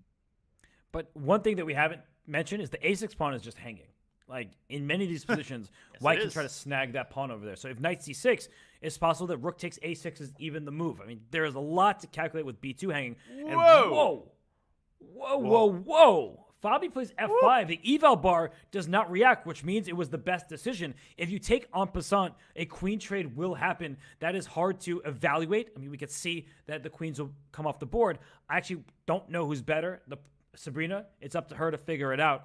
But yeah, this is a really, really tough position. So I think while she ponders the en passant or maybe bringing the rook to the center with rook a to d1, we should go out of this one, look at all three other games that are in progress, because Danya, we haven't looked in the bottom left, but the eval bar, it's in Benjamin Bach's favor. The position, though, is anything but simple. Benjamin Bach kind of doing Benjamin Bach things, securing the bishop pair. This was an exchange Rui Lopez in which white hasn't shown the usual compensation for the bishop pair. Ibarra trying to complicate the game by pushing his pawn to d5. Perhaps, Robert, we could take a closer look, because that game is definitely heating up with a pawn appearing in the center. Now, d5 positionally allows black to rectify his queenside pawn structure. What is Ibarra's idea? Is it to recapture with the knight and pin his hopes on that active knight on d5? I'm just sorry. First of all, looking at the couch in the background of Ibarra over there, like, you know, it just. Is that a couch I'm just or a trying to- bed? yeah, I can't really see it clearly. I think it is a bed. I think think it's a you're right. bed. Yeah, that's a headboard. You're right. He's just in the corner of his room, but he is fully focused, not on sleep, but on look at perhaps that. putting his opponent to sleep on the board, knocking him out. But d5, an ambitious move from Jose Ibarra. And Danya, it's one of these positions where it's going to open up, and the bishops are going to shine. Only black has a light square bishop, and already there's a tough choice here, because black is going to play h5 in the near future and open up the kingside flank. And I would imagine that Ibarra's initial idea is to take on d5 with a knight. I was looking at his camera there, and there was a little bit of hesitation. He does take on d5 with the knight. What is the drawback of that move? Well, it leaves the e4 pawn unattended. Why is that important? Black can actually swing the queen over to a4, hit the pawn on e4, and simultaneously open up an x-ray against white's queen on d2. As solid as white's position appears, I don't think it would be an exaggeration, Robert, to say that it's on the cusp of crumbling. And you called it, and it's played. Queen a4. So what is white going to do? Bring the knight back to c3, but then the black queen just moves over to a square like c4. No, this looks very bad for white. This is like one of those positions you see, and you're like, how did we get here? Because we're only 15 moves in, but you handed your opponent a pair of bishops. We know how we got here. It was an exchange Spanish on c6, and now the pawns are undoubled. The pieces are coming to life, and that's just great news for Benjamin Bach and the Archbishops. This is a rough start for Jose. To top off our analysis here, before going back to the bird's eye view, could bring up an analysis board. I think queen d3 might be the only sensible move, because knight c3 opens up a direct line of fire against white's queen. And now I think Benjamin's going to play a very Benjamin-esque move. He likes these slow but very nasty positional moves. Knight e7, get the knight off the board, and as soon as the knights come off the board, the queen can no longer keep contact with the e4 pawn. Once you lose the e4 pawn, you basically lose the game, because black also has two very powerful bishops. As I speak, queen d3 has been played. Benjamin responds with a 5-second think, and knight e7. Robert is on the board. He is on a roll so far in this first game. Yeah, great for the Archbishops. Benjamin Bach has so much experience from the Rapid Chess Championship last year, playing Blitz all the time. He's a streamer. Go follow his channel. But we are going to go follow some of the other action. We'll c4, big move there by Jose. He's just trying to keep that knight steady in the center, but things are going to open up. As you see Bach in the bottom left, he already took that knight there. So how about Alice Lee? She is playing against Alan Pichot. We actually haven't looked at the game between Nicholas Theodoru and Iturizaga. Honestly, I feel like the Alice Lee game is more exciting to my eyes. And wow, the eval bar going up in her favor. So maybe this is the right time to tune in. I will just point out, we will go to the Alice Lee game. Sabrina Vega Gutierrez took 4 minutes to decide and finally took en passant against Fabi. So we're going to see likely an end game in that game, but we'll have plenty of time to consider it. Let's go to the Alice Lee game, because stuff's happening. Pieces are getting traded. We're going to have opposite colored bishops here. And that usually benefits the attacker, Robert. But let's not forget that white is up a pawn. Alice Lee did end up capturing the sacrificed pawn on e5. And c4 is an excellent move, restricting the bishop and depriving it of this very important parking spot on d5. Because F3 is about to happen. Quick analysis board so we can instruct you a little bit here. If instead of C4, had White decide to start with the move F3, you'll notice that the bishop can just slide safely back to D5 or even into D3, but why not park on D5? And the C4 square is Black's for the taking. So the big difference between the analysis board and the game is that if Black decides, if you go to live position, to put a bishop on D3, then you just slide your rook to C1, you defend that pawn, and now Black doesn't have control of some of the key squares. So a great move there from Alice. C4, it seemed irrelevant. What are you doing? All the actions on the king side. First, let me take control of the queen side. Then she could play F3. Maybe right now is a good time to do it. But I'm starting to get worried about her clock. That was her undoing in her performance against the Shanghai Tigers. She would get low on the clock in the middle game, and she would start to make mistakes. She's played excellent chess so far. Can Alain Pichot keep the tension up long enough to get Alice Lee under a minute? I think a move like rook d7 is what you want to do if you're Alain. Don't start making one-move threats because that's actually counterproductive in your opponent's time pressure. Unless, of course, you can make the tactics work. But rook d7 is on the board, and Alain is going to keep the pressure up in the center, and he's going to look for an opportunity, Robert, to put the queen on g5. But if Black plays bishop g6 here, does f4 trap the knight on e5? Oh my god, that's epic. Like, the knight looks great. It's in the center. It's covering a lot of the key squares. No but way. Bishop g6 takes away its retreat. And if you play bishop h7, you still play f4 because your knight has to step in front of your... Okay, I think we should show this. It might just happen. But f4 it here... probably will. If you go knight g6, then knight f5. You are allowed to jump into the d6 square. The eval bar just shoots up. Maybe there's a tactical solution here, Robert. Knight takes c4. Oh, it caught my attention. I didn't notice that the bishop was hanging. I was going to propose rook a to d8 here, but the bishop actually hangs. So this, I think, is what Alain is pitting his hopes on. By the way, the game here is not over. White now has a huge attack because Black's queen is offsides. But does Alice have enough time to calculate this? I don't know. Rook f3. Try to trap. I guess that's not the move. Okay, let's see. 1 minute now for Alice Lee. Yeah, really hard to assess that position even where there. He missed it. Quickly played. Oh, he's playing too fast. He's losing. He's playing too fast. He has 4.5 minutes. What are you doing? He should have spent some of the time there. He played that instantly. Obviously, g6 is the only retreating square, but take 15 seconds, Alain, and he would have seen knight takes c4. You have to spot the hanging bishop on a3, but that's basic Betty for someone of his caliber.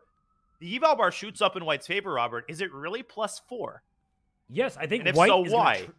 Trade rooks on d7. So pre-move, rook takes d7 almost. Then play knight d6. The b7 pawn is loose. Black's minor piece is doing absolutely nothing over there on the king's side. So just trade rooks there. Knight d6. How are you going to protect the pawn? Rook to b8. Then I go rook d1 perhaps and just take over the d file. And now I have all sorts of threats in the position. And look at Black's minor pieces, how awkward they are. They're doing nothing. The bishop will swing back to b2. You're going to try to provoke the move f6. White is dominating all three sides of the board. Queen side, center, king side. Alice Lee really is a couple of accurate moves away from what would be another unbelievable upset. But with 1 minute on the clock, we know that absolutely anything can happen. Let's settle in. Queen d8 is on the board. Yes, and she needs to pick up the pace. She is down under 1 minute. Alice, has a great position. She's doing so well, but now to 50 seconds. I mean, that is not a lot of time, especially against a speed demon like Alain Pichot. So she's got to move, Danya. She has to move. She's down to 40 seconds now. She's hesitating, and when you've got 5 seconds, you just can't control the flow of the game as she drops her bishop back to b2. It's an excellent move. Great choice. And also, Danya, I just want to... Sorry, go ahead. No, go ahead. I was going to quickly say, of course, she was going for the g7 pawn. Now it's defended by f6. And the eval is going higher and higher because of the weaknesses around the black king. I just want to zoom out for a second just to keep everybody updated. Every game is equally important here in the Pro Chess League. Look in the top right. Eduardo Iturrizaga, the veteran grandmaster, originally from Venezuela. He has a huge advantage against Nicolas Theodorou because black's king is on f6, but there's no checkmate. And black is a rook and a piece up, and for the record, that is exactly what I was going to say, so as usual, we're on the same page. I was going to say Nicolas has sacrificed the entire house. He has thrown the kitchen sink at the black king, but he has nothing to show for it other than a couple of measly pawns. Rook to g8 is the last move, securing the knight on g6. Nicolas throwing everything that he has left at black's king, but it's futile. It's futile. Black can bring the queen into the defense, Eduardo has plenty of time here to make the few accurate moves that stand between him and a victory with the black pieces.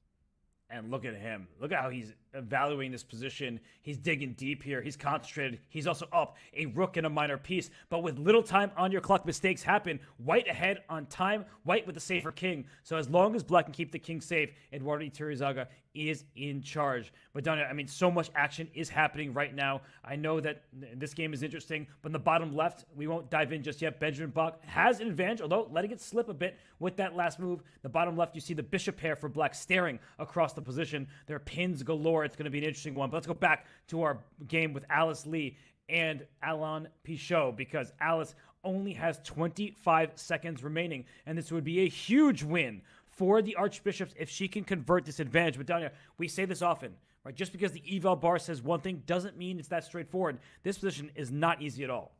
It most certainly is not. 23 seconds. No position is easy when you've got 20 seconds.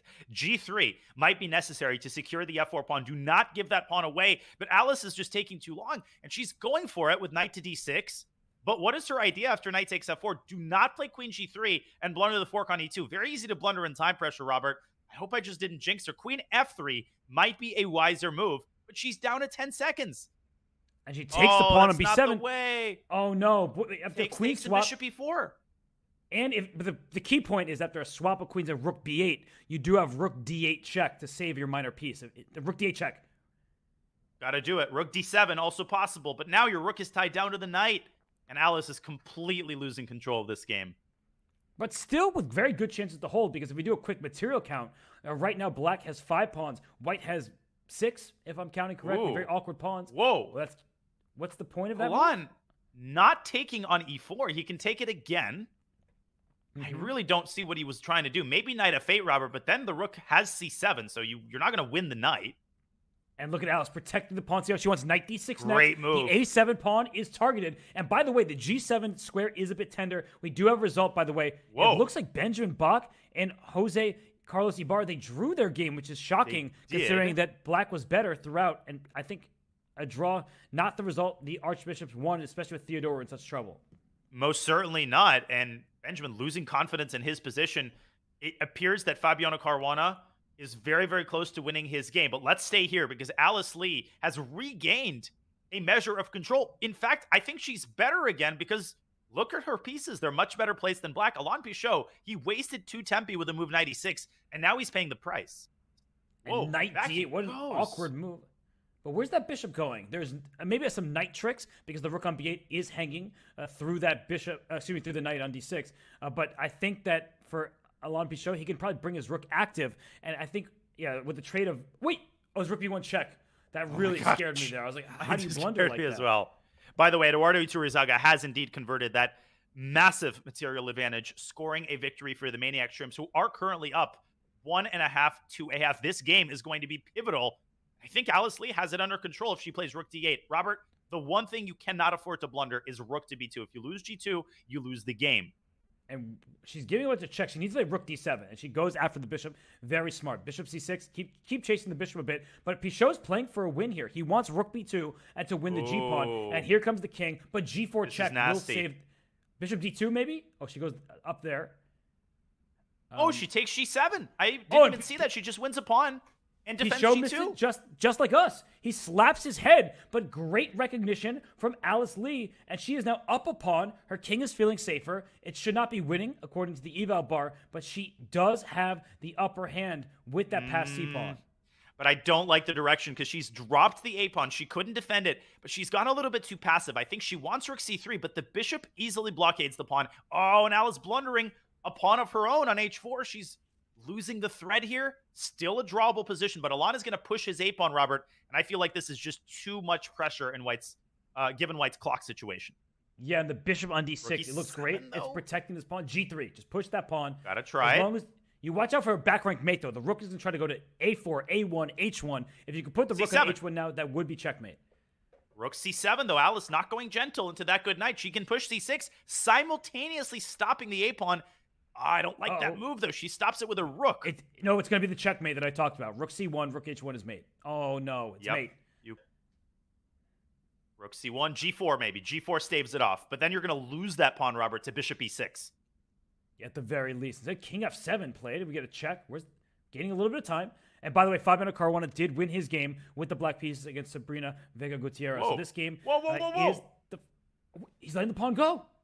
Is there a mate? G4, Bishop but- e6. Bishop e6 is not even mate. G4 by Alice, clearing up the G3 square, but she is going to drop that pawn. However, she can win a4 and reach c7 with her passer. King And rook h4. e3 check. King h4, there's rook e4 maybe, so she goes back to h2. And she just wants c7. She's giving up g4. Black will have connected past pawns on the king side, but look at the bishop on d6, protecting the passer and stopping the enemy one. Rook h3 and g3. Rook h3 and g3. Rook h3 and g3. Oh, you allow Oh, and he finds promotion. it. And there's a mate on h1, and bishop takes g3. You take back with check and play rook c3. Alan delivers in the clutch. Oh, or does he? Or does We he? spoke too soon. Bishop h2. Oh What a my move! gosh, she And she found finds it. Rook a4. Oh my Now goodness. you take the pawn. Just go rook takes a4, and the pawn cannot promote. The bishop on h2 does everything all at once. So king up to e. She go up to e3. Or I don't know if I that, want to keep or the king in the that. back rank, but this should Rook be d- sufficient. And now you pursue the bishop. If Alan is not careful, he can lose this. Alice has to avoid getting too passive. Alice has to avoid allowing black to put the pawn on f4. Bishop f4 and rook c1. That is a draw. Oh. Rook c1. Oh, she missed had it, right and she there. allowed f4. Oh, he didn't see Bishop it. back. She has to trade rooks. If she trades rooks, it's a draw immediately. Bishop f4. She doesn't see the idea. Alan didn't push his f-pawn when he had the chance. But now he can Oh, do now it, he and he does. has. But somehow, rook b1. Rook b1 to b4. She's getting too passive. She's getting too passive. f2 pre-move. And black's bishop stops the pawn, which gives the rook the freedom to move. And okay, Or rook this. c6. Oh, Ooh. it's mate. Oh, that's a nasty move. Alice going for stalemate, but there is no stalemate. No, there is not. And h4 is now hanging. This is a win for Pichot. A huge win for the Maniac Shrimps. The game is over. He is just, feeling fortunate to have survived that one. Alice had the upper hand. Time was not her friend. And the scoreboard is a friend of the Spanish Maniac Shrimps. Alan Pichot, we just watched him win. Eduardo Iturrizaga, he dominated that game against Nicolas Theodorou. Fabiano Caruana gets the job done with the black pieces against Sabrina Vega Gutierrez. But Danya, Benjamin Bach agreeing to that draw against Jose Carlos Ibarra. That's what separates the two teams.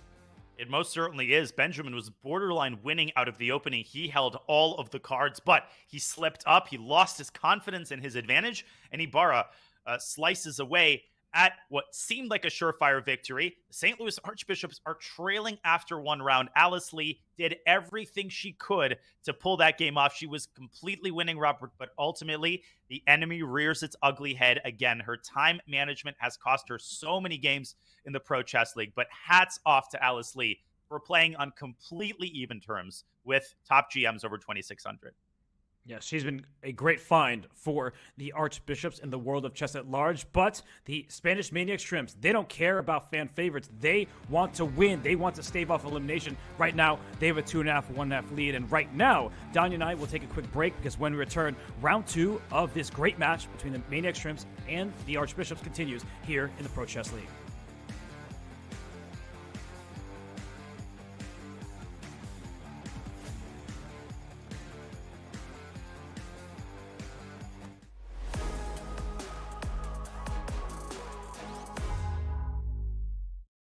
And instead, the gloves came absolutely off. The wheels came off.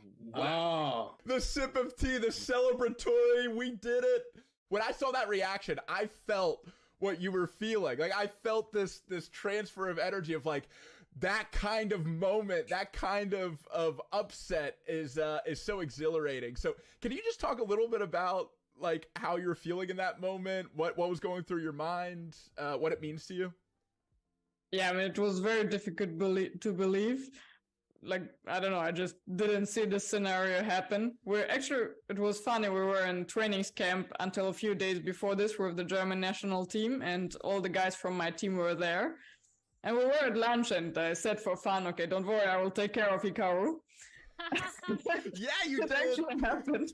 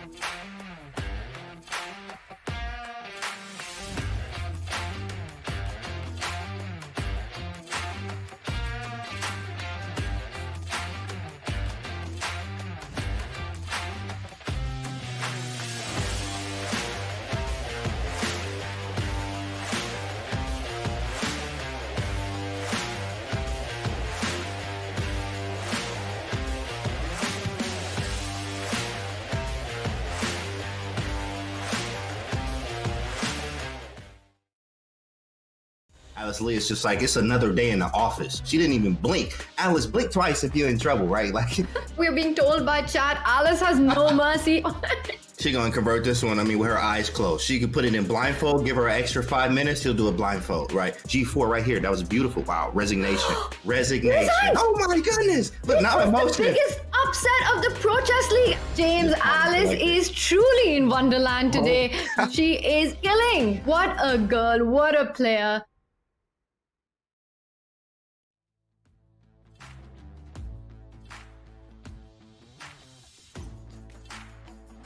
Alice Lee wasn't meant to be in that game against Alain Pichot, but last week against the Berlin Bears, she had 1 win, 2 draws, and just a single loss from board 4. In fact, she took down Matthias Blubaum, whose FIDE rating is 2650 plus. At age 13, she's the second youngest player in the Pro Chess League. I mean, Danya, she already has such an impressive list of accomplishments, and she's just getting started. It's such a crazy time in the chess world. We're talking about 13-year-old Alice Lee, who already has several over-the-board wins against IMs and GMs in her belt. She's played in Charlotte quite a few times, so I've been familiar with her really since 2020 when her FIDE rating was something like 1900. You knew that that 1 would be replaced by a 2, and the hundreds digit would be a 3 pretty quickly, as it is now. Alice does not give her opponents any leeway. I definitely see what you did there. All caught, yeah, I got you. But Danya, she just lost that game. That's tough on any chess player. Do you think, she's young? Do you think she has the resolve to bounce back and score some points for the Archbishops? She definitely does, and I think she displayed that even in her first week match against the Shanghai Tigers, where, yes, I believe she lost all 4 games, but she didn't tilt. She was better in all 4 of those games. It's important to keep that growth mindset, right? You're coming in, you know that you're going to lose some good positions. You know that you have some issues with your time management. So it's important not to get down on yourself and to realize that what is required of you and what is expected of you is really only 1/2 point. If she can pull out 1 draw, 1 win, she gives the St. Louis Archbishops the boost that they need.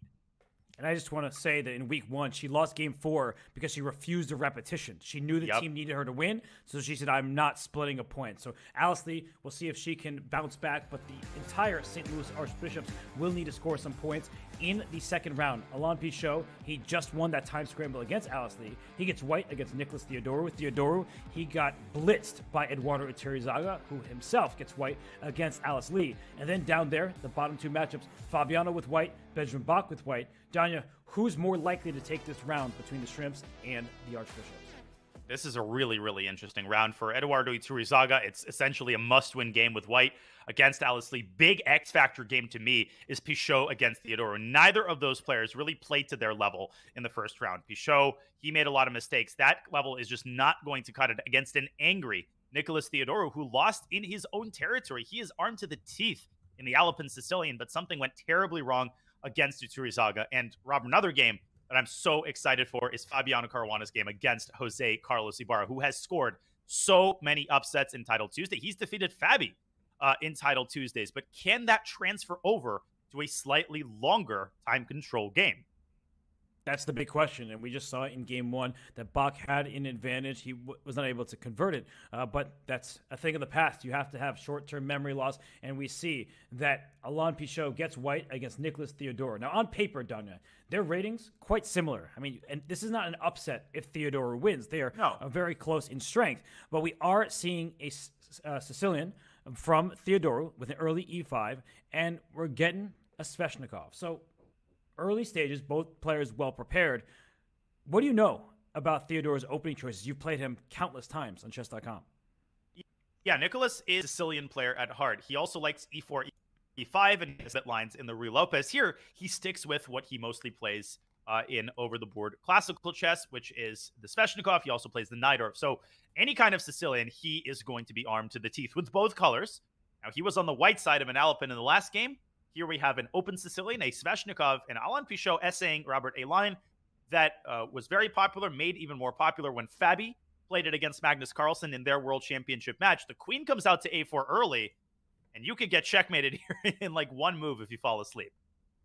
And Theodore has not fallen asleep. He brings his queen over to b8. And these positions get super sharp. Black will strike with f5. I'm not sure if now is the right time to do that, or you play a6 first to kick the knight out of there. But at some point, Black is going to push that pawn up to f5 very likely. And then you see, when you cut the board in half, white, pawn advantage, queen side. Black, pawn advantage, king side. And that's where the action will take place. Yep, I was trying to draw the two squares, but they are moving way too fast for me to draw any sort of art on the board. The pawn moves first to a6, chasing away the knight, now to a5, grabbing space and chasing away the queen. Big decision. Where is it going to go? There's our answer, 2b3. Black completes his kingside development and prepares to castle. We are going to see f5. I would bet a silver dollar on that. The question is when. And then for white, what's the question is f5, f4. Is that threatening? The bishop on e3 has the b6 square. Unlike in many other positions, the bishop would have to retreat. Here, the bishop can hop forward. And speaking of hopping forward, the knight is saying, give me that b6 square. I feel like this position, to my eyes, looks very pleasant for white. You have control of the b6 square. You may toss in the move c5 just to try to get more advanced with your pieces. I like Pichot's opening. Yeah, this is a cool position, but it does seem like, for the time being, white has struck first on the queen side. You can't castle. That walks right into knight b6 with a fork. But knight b6 is a huge standalone threat because the rook just has no squares. Rook a6, c5, and you can basically resign. So Nico might have to play a damage control move like bishop d8. But the last thing you want to do is give up your dark squared bishop, because then the d6 pawn becomes a sitting duck, and whatever kingside play you can whip up becomes a lot less effective if you don't have both of your bishops. So once again, Nicholas is struggling in an opening that he's usually very well prepared in. Not pleasant for him. And while he sits and he struggles to find a move, I think we should zoom out because there was a funny opening that happened in the game between Fabiano Caruana and Jose Ibarra in the bottom left. So it's starting to look familiar to a certain Daniel Naroditsky just because he played this recently against Jose Martinez, better known as Jospim. And by the way, all 4 games have officially started. We see Bach playing c4 in English in the bottom right. But if we can dive in to Caruana against Ibarra, I just want to show Black's first move. Like I really just want to go back and show how this game went. Look at Black's first move here. Nimzovich. Right? It's like not something you ever see at the highest level. Instead of putting a pawn forward, trying to control the center, you play knight c6. And Fabiano gave him the opportunity to go into a Spanish. Right? Play e5. Let's get to familiar territory. Ibarra says, nah, man. Like, I don't want to go into a theoretical discussion with one of the best prepared players on the planet. I call this the PP, the provocative Pirtz, because it is a Pirtz. You play knight f6 and g6. What's the provocative part? Well, you're walking right into d5. Fabi says, you don't have to tell me twice. The knight drops back to b8. But just like in all hypermodern ideas, the idea to make white overextend himself. Just because you have more space in the center doesn't necessarily mean that you're much better. And after castles, we see the secondary idea. Black is starting to chip away at white's center with the move c6. This also prepares queenside expansion with b5. Is Black worse in this opening? Absolutely. I can confirm that, Robert, because I've played this pretty extensively in my last few Rapid tournaments against Hari Krishna in aim chess. I played e5, which I think is the best objective move, but c6 I think is the most popular continuation, and Ibarra follows that up by deploying his knight to c5. I think he's doing okay. Yeah, it's not, a position that he has to be too concerned about. He may end up with some double pawns, but that's not the end of the world. He's not going to cry about that, and he's playing very quickly. So the worst thing you can have happen against a superstar like Caruana is to have a position that you're not comfortable in and to be using all the time. So Ibarra, he actually is dictating the opening choice. Now he has to think because the knight went back to d2. e4 pawn is very well defended. b4 at some moment, maybe not immediately because the bishop on g7 is staring through that knight on f6 across the board. But b4 may just be kicking Black's knight back and gaining even more space. Gosh, Fabi, I was just distracted by Fabi's background. He looks like he's in some sort of Greek temple, like the Pantheon, with whatever statue of Hippocrates or Pythagoras that is in the background. That looks like some distinguished philosopher. Is that a telescope on his right? What is that? I don't know. It might just be a mic stand. That is not a telescope. Man, my brain is in the skies right now. Well, Fabiano Caruana's rating has been in the skies for a long time. We expect nothing short of excellence from him, and his teammates are probably expecting the same. So this one is early. I think they're going to slow down at this point, but I just noticed one game that has been speeding along is the one that we started with in the top left. Of course, in the top right, Alice Lee has the black pieces against Eduardo Iturrizaga early in that one. But look at the top left, Danya. The queens are gone, and we're in a queenless middle game where white has double pawns and black is the first of the C-file. Black is the first of the C-file. That is important because I always like to point out when there's only one open file, you want to make sure that you are the side that controls it. Bishop e2 is the last move. Pichot completes his minor piece development, and Theodore jumps into f4. Robert, I think it's safe to say that the worst is far behind him. I like Theodore's position. We may get bishops of opposite color, but because black is first to the open file, and there are some pawns that white will need to tend to, I like what Theodore is doing. So we don't have to dive into that one. We just want to make note of it.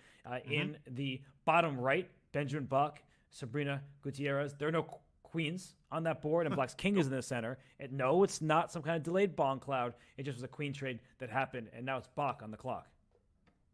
That was smooth AF. Bach on the clock. I mean, you're performing poetry and commentating the games. I mean, you're making me feel seriously inferior here. Now, black's position, I think, is a little bit inferior because white has better control of the center, right? That pawn on c4 really clamping down on the d5 square. Bishop g5 comes to mind. It threatens knight d5 check, but that's a pretty easy threat to parry. Black can play c6, which in turn weakens the d6 pawn. So I think this is how white has to play here. Massage the position, try to induce a pawn weakness, and maybe castle queenside to jumpstart your pressure on that pawn.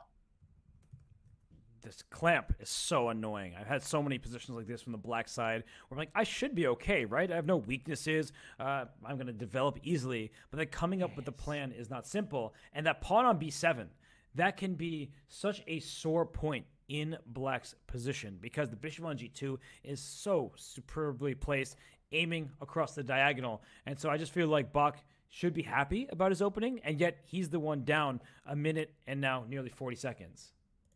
Yeah, I mean, Benjamin really investing some time trying to figure out, I think, two big questions: where to put the bishop, and the second question, where should he castle? He decides to attend to the second problem first. He castles kingside, a very modest approach, and now I think he has to solve the first problem. Maybe bishop b3, bishop d4 should be considered as well to take the sting out of black's strongest piece.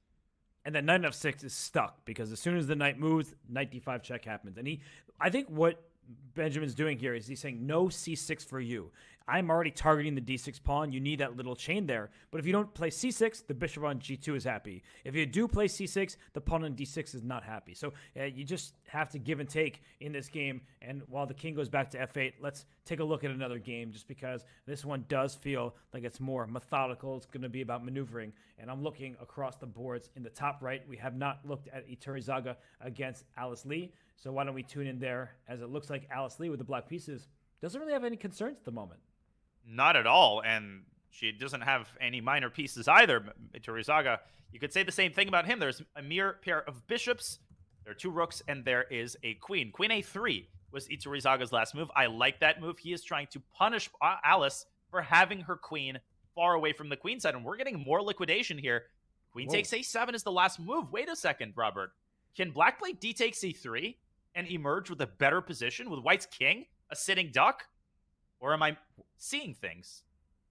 I just had tuned in a couple moves ago when I first saw it, and now there's a queen on a7. But what are you seeing? But the way you're saying, it's going to be d3, isn't it? Some kind of. It is going to be d3. Like you always have to note the rooks on forkable squares. d3, the eval bar doesn't change, so we know it's the right move. That blunders the bishop. No, it does not. Here, you do not play d2. If we could pull up an analysis board, this is worth showing because here, white plays rook takes e8. Oh, but I get two queens. Yeah, but you also get checkmated on the back rank. So you need to find the intermezzo. Rook c8 to b8 is what makes this machine run. This is an incredibly hard move to find, Robert. And moreover, queen d7 stops d2. Now you tail the queen once again with the rook. Queen moves away, and now you play d2. You're going to emerge up and exchange with a big advantage. If Alice Lee finds d3, I tell you, oh boy.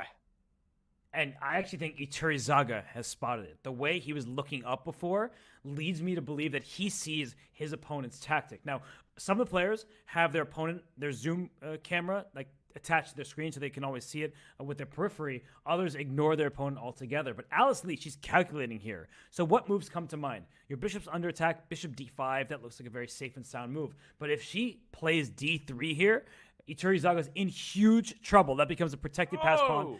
She takes on E3. I jinxed it, Robert. You know, you didn't really jinx it. I just feel like that's a hard tactic to spot when you don't have the eval bar telling you have a good chance. So I think her position right now, the reason why she may be slightly worse is white has outside pass pawn potential. You see that black has an extra F pawn, white has an extra A pawn. So it's even material, but white in end games can push outside pass pawns. That will be used as a minimum a decoy and a maximum maybe a new queen.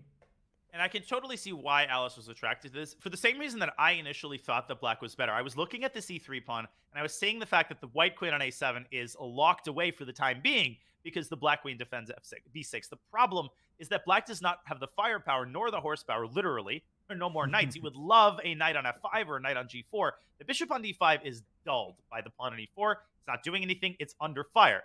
The queen on F6 already has a job. It's defending B6. So queen G5 here would be great, but it enables white to capture B6 and defend E3. So it's a logistical problem here where Alice just doesn't have sufficient pieces to perform all of the tasks in her position successfully. She's going to have to stay passive. But with 3 minutes and 50 seconds, I'm starting to get a little bit pessimistic here about her prospects here in the second game. Yeah, she's spending a lot of time, and the eval bar may say it's still level, but I'm saying no to this one, Danya. I mean, the eval bar suggesting she should be okay, but I just feel like, practically speaking, easier for white. The E3 pawn, that does look like a weakness, very difficult to get to, as you just showed, that the queen can capture the pawn on B6, defend the E3 pawn behind it. So, yeah, this is just not a moment that I think that Alice is going to be thrilled about, but she should be okay. But it's just going to take a bunch of accurate moves. So while she sits and thinks, why don't we bring in a special guest for you all, someone who has a vested interest in this match. We have Nemo, the captain of the Archbishops, with us. Nemo, how you doing? I'm doing great. How are you both? Donna, you Pretty want good. to take that one? Absolutely. Well, Robert, I don't want to speak for you. Despite my co-comment, I'm doing okay. Suffering through the round, Nemo. You can relate. Yeah. Robert. It's okay. How are you feeling, Nemo? Oh, you know I'm what? doing. Sorry. Just keep me out of it. I'm gonna go away. Donna, you keep out of it. No. Come back, Robert. Oh, no. I cut you off there. Oh no, he's just decided to leave. We love you, Okay. Robert. What do we love need you, to do, Robert. Nemo, to get him back on this chair? What do we need to do? Honestly, How do we sweet talk what I'm him? looking Help me. for- I think we just need to have some very interesting positions happen because, well, I'm the team captain for the St. Louis Archbishops, so I'm always rooting for St. Louis win. And the 2.5 to 1.5 score from the previous match, unfortunately, means that it's not going in our favor right now. I know Robert also knows a few people on the team. We're not playing favorites here, I assume, but I would personally like to see a St. Louis come back this round. Yeah, I feel that, Nemo. But I think a lot of the people who are watching this match, they're rooting for Alice Lee. What's it been like having her on the team? Because she's very young, she's an improving player, and it seems like she's gaining many new fans.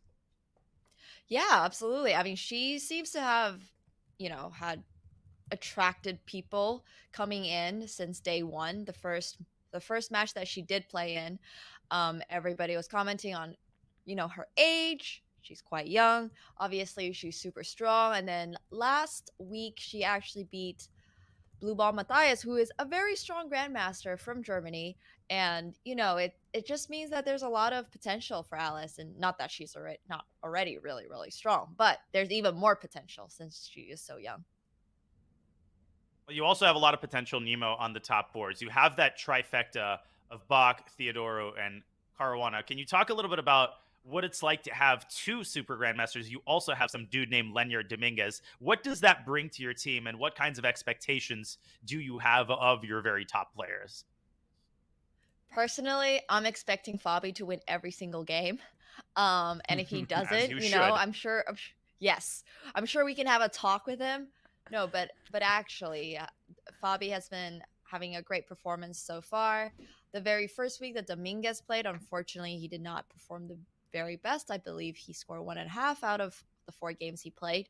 So, a little tweak there. We put Fabi in, and now Fabi has just won his previous game. although his opponent did blunder. He did win his previous game. And currently his position actually, he seems to be doing just fine in this round too. Yeah, he's got a big time advantage and a better position against Ibarra. More good news, Nemo, for your team. If we go back to the bird's eye view, Benjamin Buck, he is solid as a rock. Or shall I say solid as a buck? But he's not solid this game. He is bloodthirsty this game. He's got a pawn on c5. If we zoom into that game, I think the game is nearly over, and the clock isn't doing Sabrina any favors either. Nemo, this looks like a point in the bag for your team. Yeah, absolutely. I mean, when you get an opening like this, you get all this piece activity, and you just seem to be very familiar with theory. I did interview him after the match last week, and he said that he's going to put in a lot of prep, going to study a bit more for this week, because we are in a must-win situation. We do have to win this match in order to proceed to the next round. So it's great to see him putting in work.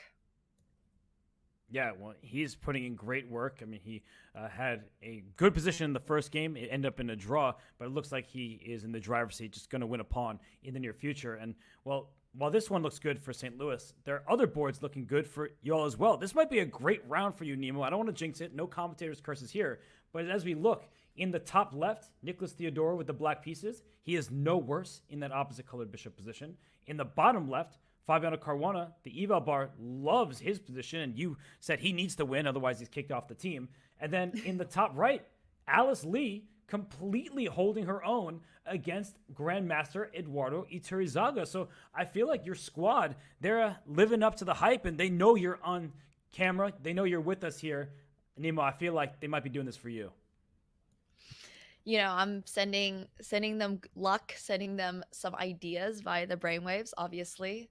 But yeah, Alice being able to hold this game is going to be absolutely amazing. She's played really well so far. I feel like her score in the PCL does not reflect the nature of her games. I think she had the potential to have a much better score, and I'm really excited for this game to end in a draw. You don't hear that very often, but I would be very happy with a draw here. Oh, it would be a great result for Alice, and she's actually making improvements here to her position. If Eduardo overpresses, this absolutely could result in a loss for him. Alice's kingside pawn mass is more mobile, and she could actually play g5 and try to get f4. And Robert, I'm maybe being a little bit over optimistic, but the biggest problem, the biggest enemy for Alice has been her clock management. And here we see her fall below a minute once again. This is what's starting to worry me, because when you've got 10 seconds, you can lose anything. And she plays g6, a calmer move. But I feel like it's one of those moments where when a player's improving, they're told, focus on the classical chess, take your time. But Nemo, Danya, I feel like this is a situation where, play more bullet. You need to get that mouse speed down. Yeah, I don't know how good she is at blitz. She's definitely stumbled a few times before in tense time control situations, but I feel like she's also getting the practice in now. I mean, this is her third match, I believe, and she's played a couple of 10-2 games. I believe in her speed. Her king might look a little bit exposed, but White can't exactly attack the king. There's not enough material to threaten checkmate. The e-pawn is still slightly weak, and the queen is holding everything together, or was. Maybe now she's just going for a queen to g5, queen trade, and exactly as you've highlighted, Robert. Yeah, I think Alice is still holding her own, but maybe White can find a way to go g4. This is going down to the wire, which means that we will let you watch the games in peace. Nemo, you are the captain of the Archbishops, a resurgent Archbishops. We wish your team the best of luck as they attempt to mount a comeback and make it to the playoffs. Thanks, Nemo. Thank you so much. Always great to have Nemo on stream with us. She is streaming right now. If you don't already follow her, have you not been paying attention to chess for the last few years, go follow Nemo stream. Let's drop the link in the chat. But right now, her team is doing well in the second round. They entered with a deficit. I'm sorry to cut you off. We have to go to the Fabi game. Let's go. Right. Oh, my goodness. Look at the bottom left, everybody. There's a bishop on g7 and a queen on h6 and a hanging rook on a3. It's made into bishop h8. It's made into what a beautiful mating construction. I'm sorry for cutting you off, partner, but this was worth looking at. And we got courtside seats to a beautiful mating construction by Mr. Caruana. Yeah, don't apologize for cutting me off. Fabi just cut his opponent's king off. That is decapitation on g7, and that is sick. Bishop h8, you were expecting queen h8. I'm sure that's what Jose was looking at. Maybe give a check, the king runs f7. I could survive for a little bit, but there is no stopping mate after bishop h8. That's really nice. I got to rewind a little bit. You mentioned decapitation, Leonardo decapitation. He first decapitated the a-pawn, then he came back, then he took g7. He bar said, okay, I'm doing fine. I'm just going to play king takes g7 on the negative. What was that? On which move are you going to play king takes g7? There is a mate threat. Of course, Fabi could have taken the rook, but bishop h8. Can I say that is a sexy move to finish this game off and score another very important point for Nemo's St. Louis Archbishops? Fabi is firing on all cylinders thus far. And let's go back to our bird's eye view. A big win, 4-5 into Caruana. You look in the bottom right, we know that Bach is in charge. Now he's completely winning, it seems, as Black is going to lose a piece. The knight on d6 will be pinned in 5 different directions. But look at the top left game. Both players are in time trouble between Alain Pichot and Nicholas Theodorou. So in their time trouble, I think we got to go there for the scramble. Let's go there for the time scramble. Opposite colored bishops, draw tendencies, yes. But Nicholas Theodorou has just declined to draw. He feels that he's got the winning chances. I don't think he really does. Rook e6 check was a really nice move to keep Black's king at bay. I think Alan just needs to make a couple more accurate moves to hold this together. Yeah, the only chance Black has is to put the bishop on e7, go king e5, and push your d-pawn. But it's hard to get that arrangement of pieces.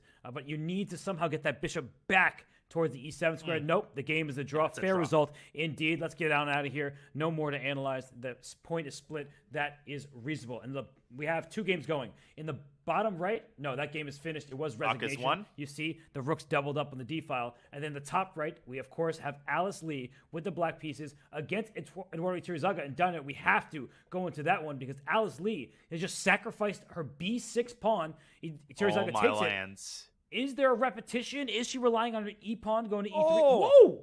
What a move! What a move. I thought she was going to push the e-pawn, but she's trying to open that king up. I was positive she would move her e-pawn, but she has to be so careful where she steps with her king. I think she should go full tilt with king h4. Robert, queen e7, king g3 is checkmate, not for black, but for white. This is actually a 3-result game. And Robert, queen f2 takes, and then h2 is a crazy position where white actually can stop the pawn. I think Eduardo should try queen f2 check here. Oh my gosh, queen f2, but wait, you're saying you takes, can't stop the pawn barely? That barely. was so scary though. Barely. I think that should lead to a repetition. Eduardo has to see that move, or I think he might lose. Yeah, no, his position is one where if he does not play queen f2, the game may be in Alice's favor. Right now, the Archbishops have a 4-3 lead. They're taking control in the second round. Iturrizaga needs to at least 10 seconds. split the point. He goes for it. And there you go. Now Alice has to be very accurate. h2 is followed by g3 check, vacating the g2 square for the king. If black steps onto h3, the bishop retreats to f1. We're going to see that. And Alice needs to use her e-pawn to win white's bishop, or she will lose. So king g2, you're going to have to play e3 and get your king up to f3 once the king for white takes the h2 pawn. So maybe you even throw an h1 check, by the way, and take the g3 pawn right away. Black's king activity allows her to survive this game. And Daniel, just one thing to point out, the a2 pawn goes to a8. That's a light square. There's a light square bishop. So there is no bishop sacrifice for the b pawn. That will not do the trick. That's a great point. Alice trying to force her e-pawn up the board, but she's let the king step onto f1. Oh my gosh, she might be losing the thread again. Or is she? She's getting her king back to the rescue. But this has gotten really scary. No, this is very scary, but e2, that's great recognition by her. e2 would not have worked. The king goes to the d2 square. So she's stopping the pawns. C3. If Excellent a4, move. there's Bishop king f7. d4. Bishop f7 ends it, Robert. Bishop d1. You can even play e2 and just sack your bishop for the b3 pawn. You can even play bishop takes b3 immediately. She finds it, and this game is going to be a draw. Sure, Eduardo makes the right decision not to take the bishop because now he can still maybe try to hope and win. But king b3, king takes a3 is automatic. Alice Lee takes a half point off a grandmaster Eduardo Iturizaga with the black pieces. It was no joke. We said this in week 1. She may have lost all 4 games, but she had an advantage against the likes of Wei Yi and the rest of the Shanghai Tigers. Last week, she beats Matthias Blubaum, draws 2 other games. Now, she was in an up and down battle in the first game against Pichot. She draws Eduardo Iturizaga, and with that draw, the Archbishops take the second round 3-1. Bach gets the job done. Caruana gets the job done. And the other 2 boards with black, they split the point. Danya, you couldn't have written this up any better. No, you could not. As someone in the chat said, St. Louis Archbishops cooking up some shrimp scampi this round, especially on the strength of Caruana and Bach's wins with the white pieces. Alice Lee doing her job.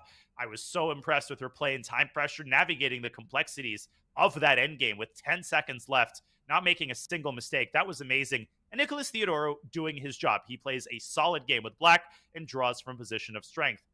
The shrimp, scampi, the Vanished Maniac shrimps, 1-point lead is nowhere to be found. Now we've got a 1-point lead for the other team, the Archbishops. Robert, they put themselves in a position where they could take this match in the next round. All they'd have to do is win 4-0. Pretty easy.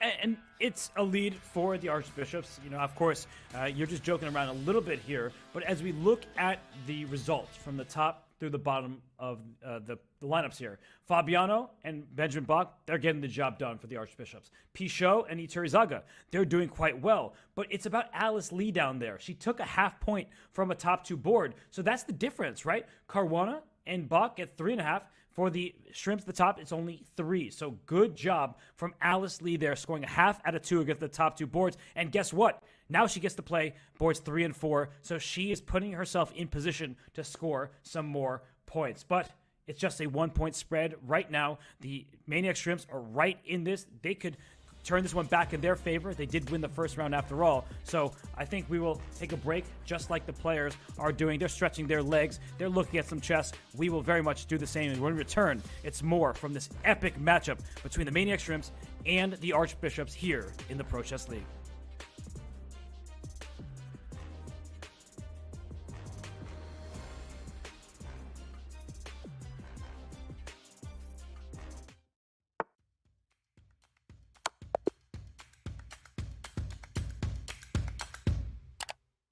Just played an exciting game and want to see if you got a brilliancy? Or maybe where you could have improved? Chess.com's game review is just a click away. Game review is a fast, fun, and instructive guided review of your games. See your accuracy and your opponent's accuracy. Check out the eval graph for an instant overview and scroll down to see how many great moves, best moves, blunders, and yes, brilliancies you have played. Learn from Chess.com's coach who gives move explanations, opening statistics, and shows you the best lines of play. With retry mistakes, you can get another shot at finding missed opportunities. Try Game Review today on web, iOS, or Android.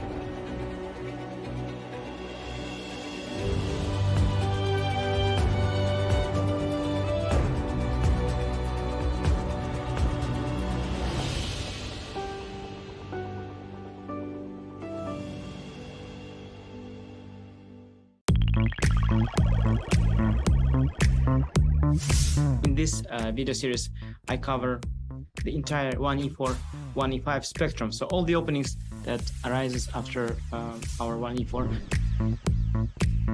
I have had a lot of experience in this. I've played several games of prominence. I had a game against Levon Aronian from the World Team Championship. I also had a game from Gibraltar against Marcus Rager, which is the game that I'm going to show here. The key here, when this happens, when your opponent finds the resource of playing f4, or you reach this position in your calculations, don't panic.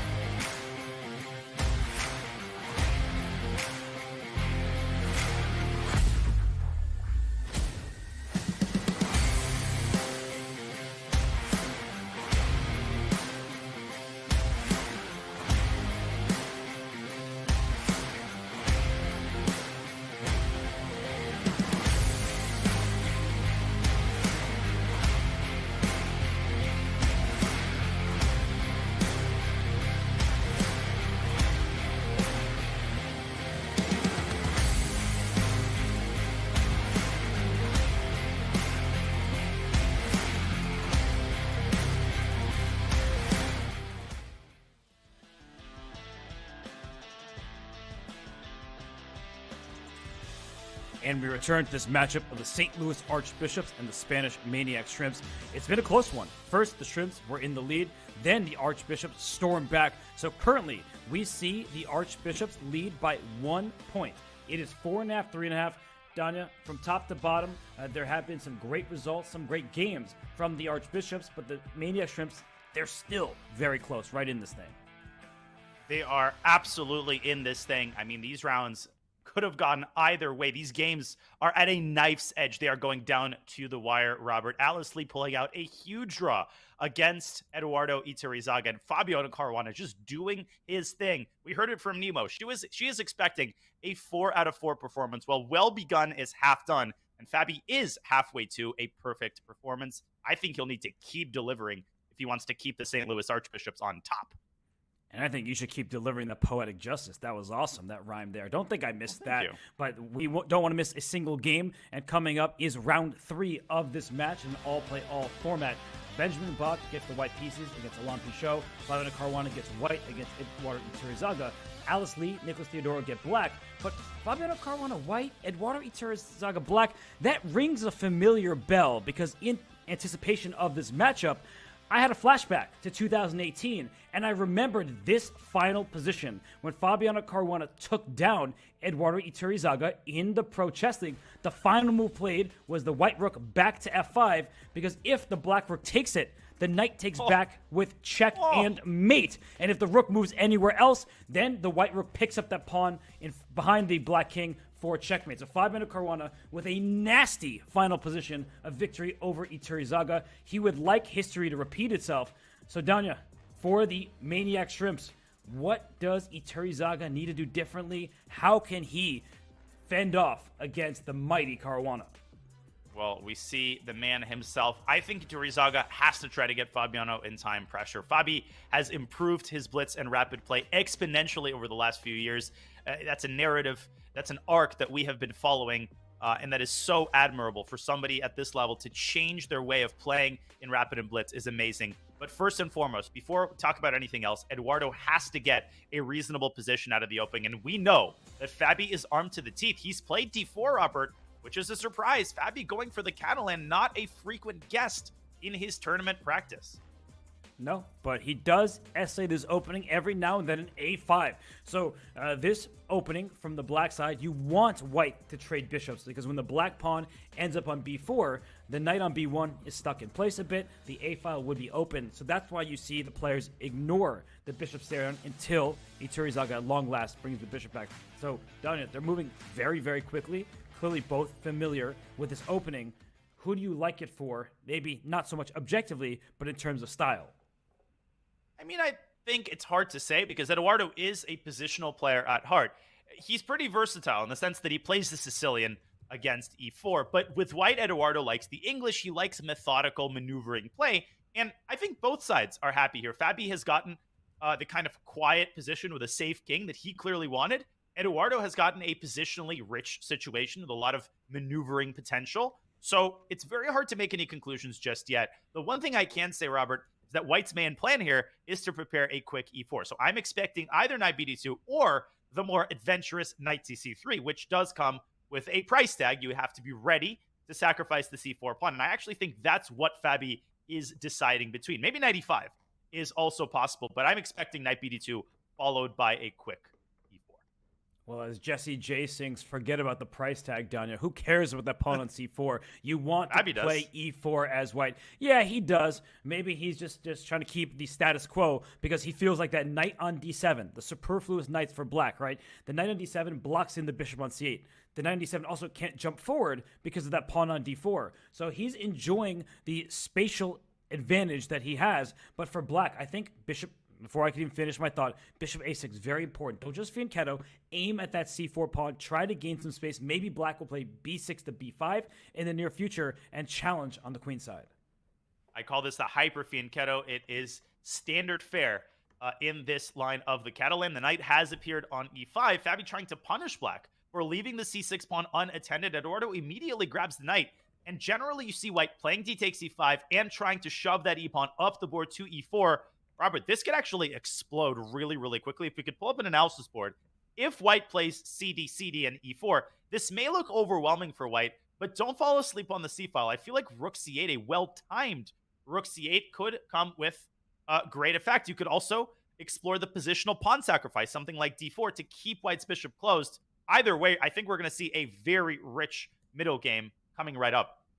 And that position you have on screen there with d4, I'm going to steal one from your playbook. I'm going to do a pun. That's a New York jettison of a pawn. You give that pawn up, you go for the c file, you get your queen out of the pin that it's in, and the e5 pawn later in the game will be something that white will probably not be able to hold on to. So I like this idea for Iturrizaga. I think for Fabiano, he's trying to figure out what to do, and he plays h4. What's the relevance of that move? Well, I think it's a pretty bad sign. I think Fabi relied on e4, but perhaps he underestimated that positional pawn sack. Instead, he doubles back, or more precisely, he delays the move e4. I think he's trying to discourage g5, which, as brazen as it sounds, was a threat, Robert, because you do not want to lose the e5 pawn. That is the cog that makes your entire position run. g5 is still possible for what it's worth, but now it comes with, hey, an even heftier price tag. I don't know who you referenced. Now I'm trying to remember. There might even be some sort of a sack on d5 if black dares to play g5. Yeah, there very well might be a sack on that square. So Fabiano, that's not preparation because he spent about 2 minutes at this point, but we'll leave Iturrizaga in the think tank just because that position is wild, and 3 more are underway. In the bottom left, we see Alice Lee. She essays the Caruana. It's a closed position there. In the top left, the game between Benjamin Bach and Alain Pichot.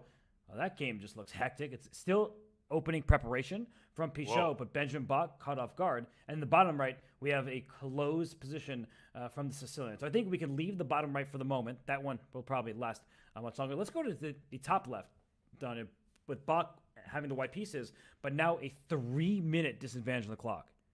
We know all is right in the world when we see that microwave of the chessboard on top of it. But right now, Alain Pichot trying to put white's dark squared bishop in the microwave, and bishops and microwaves don't go very well together.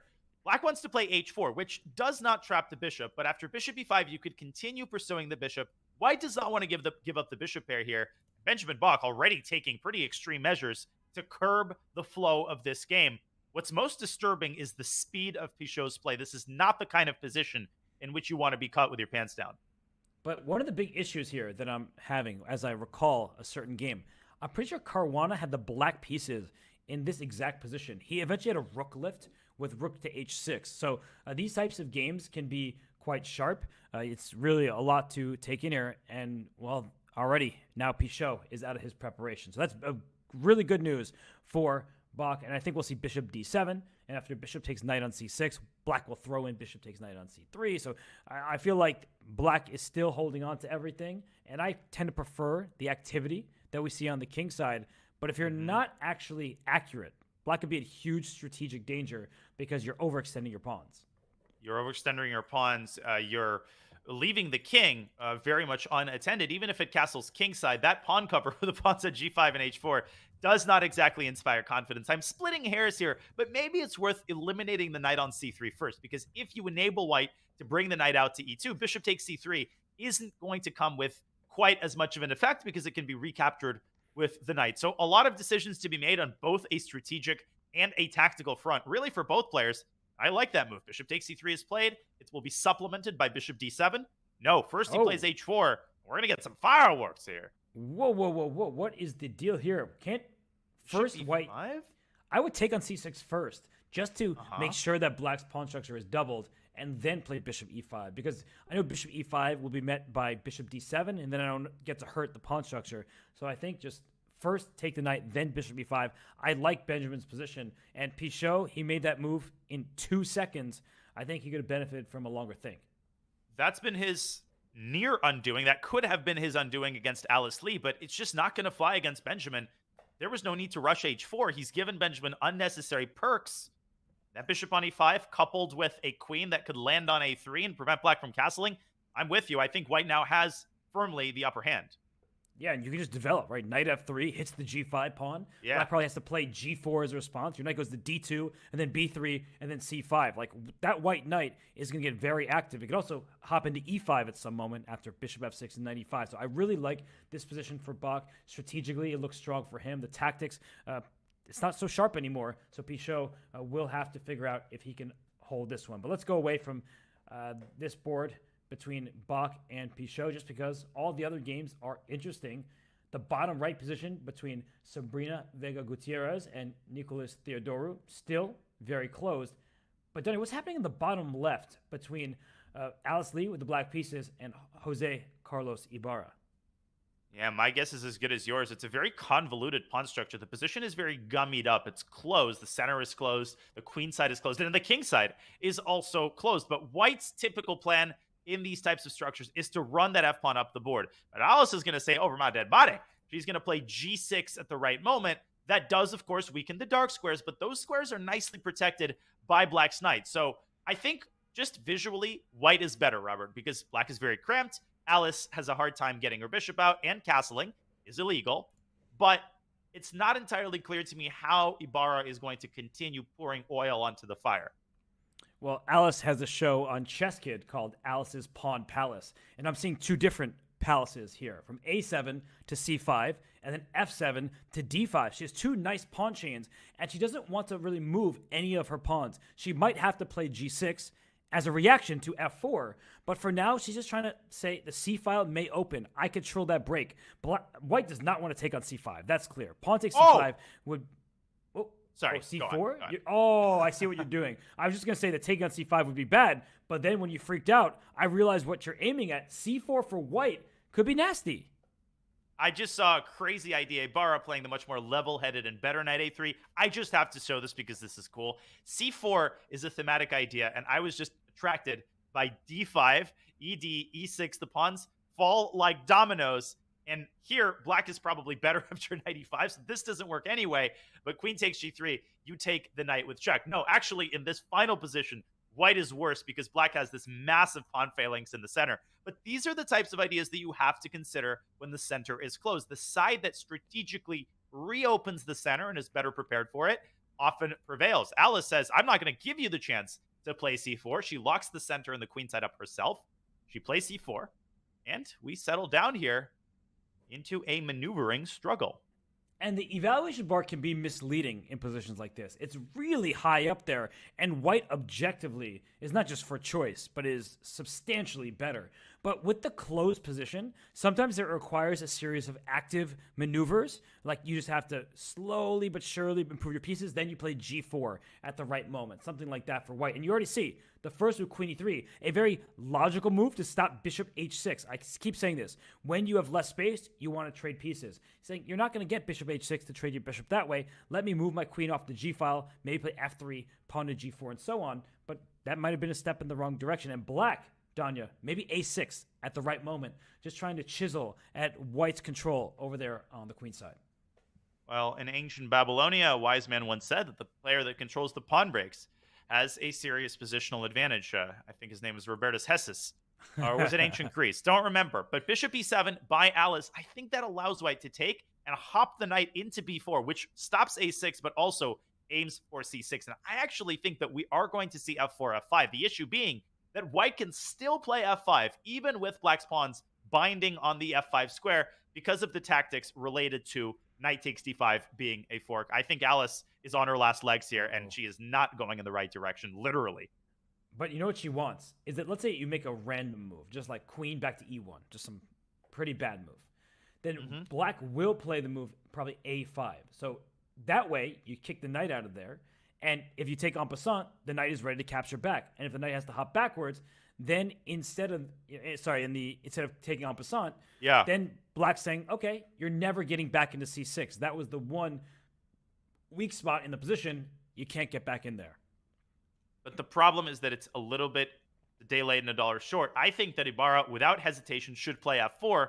And a5, well, Evalbar disagrees. My idea was after a5, here the Evalbar agrees, I guess f5 immediately. You can just shove that pawn down the board, and you don't care about the knight. The knight has done its job, because look at that frickin' king side.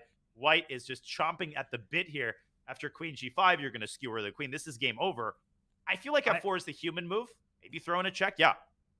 No, I agree with you, but I think, first of all, we got to zoom out of this one because Fabiano Caruana, I was asking, could history repeat itself?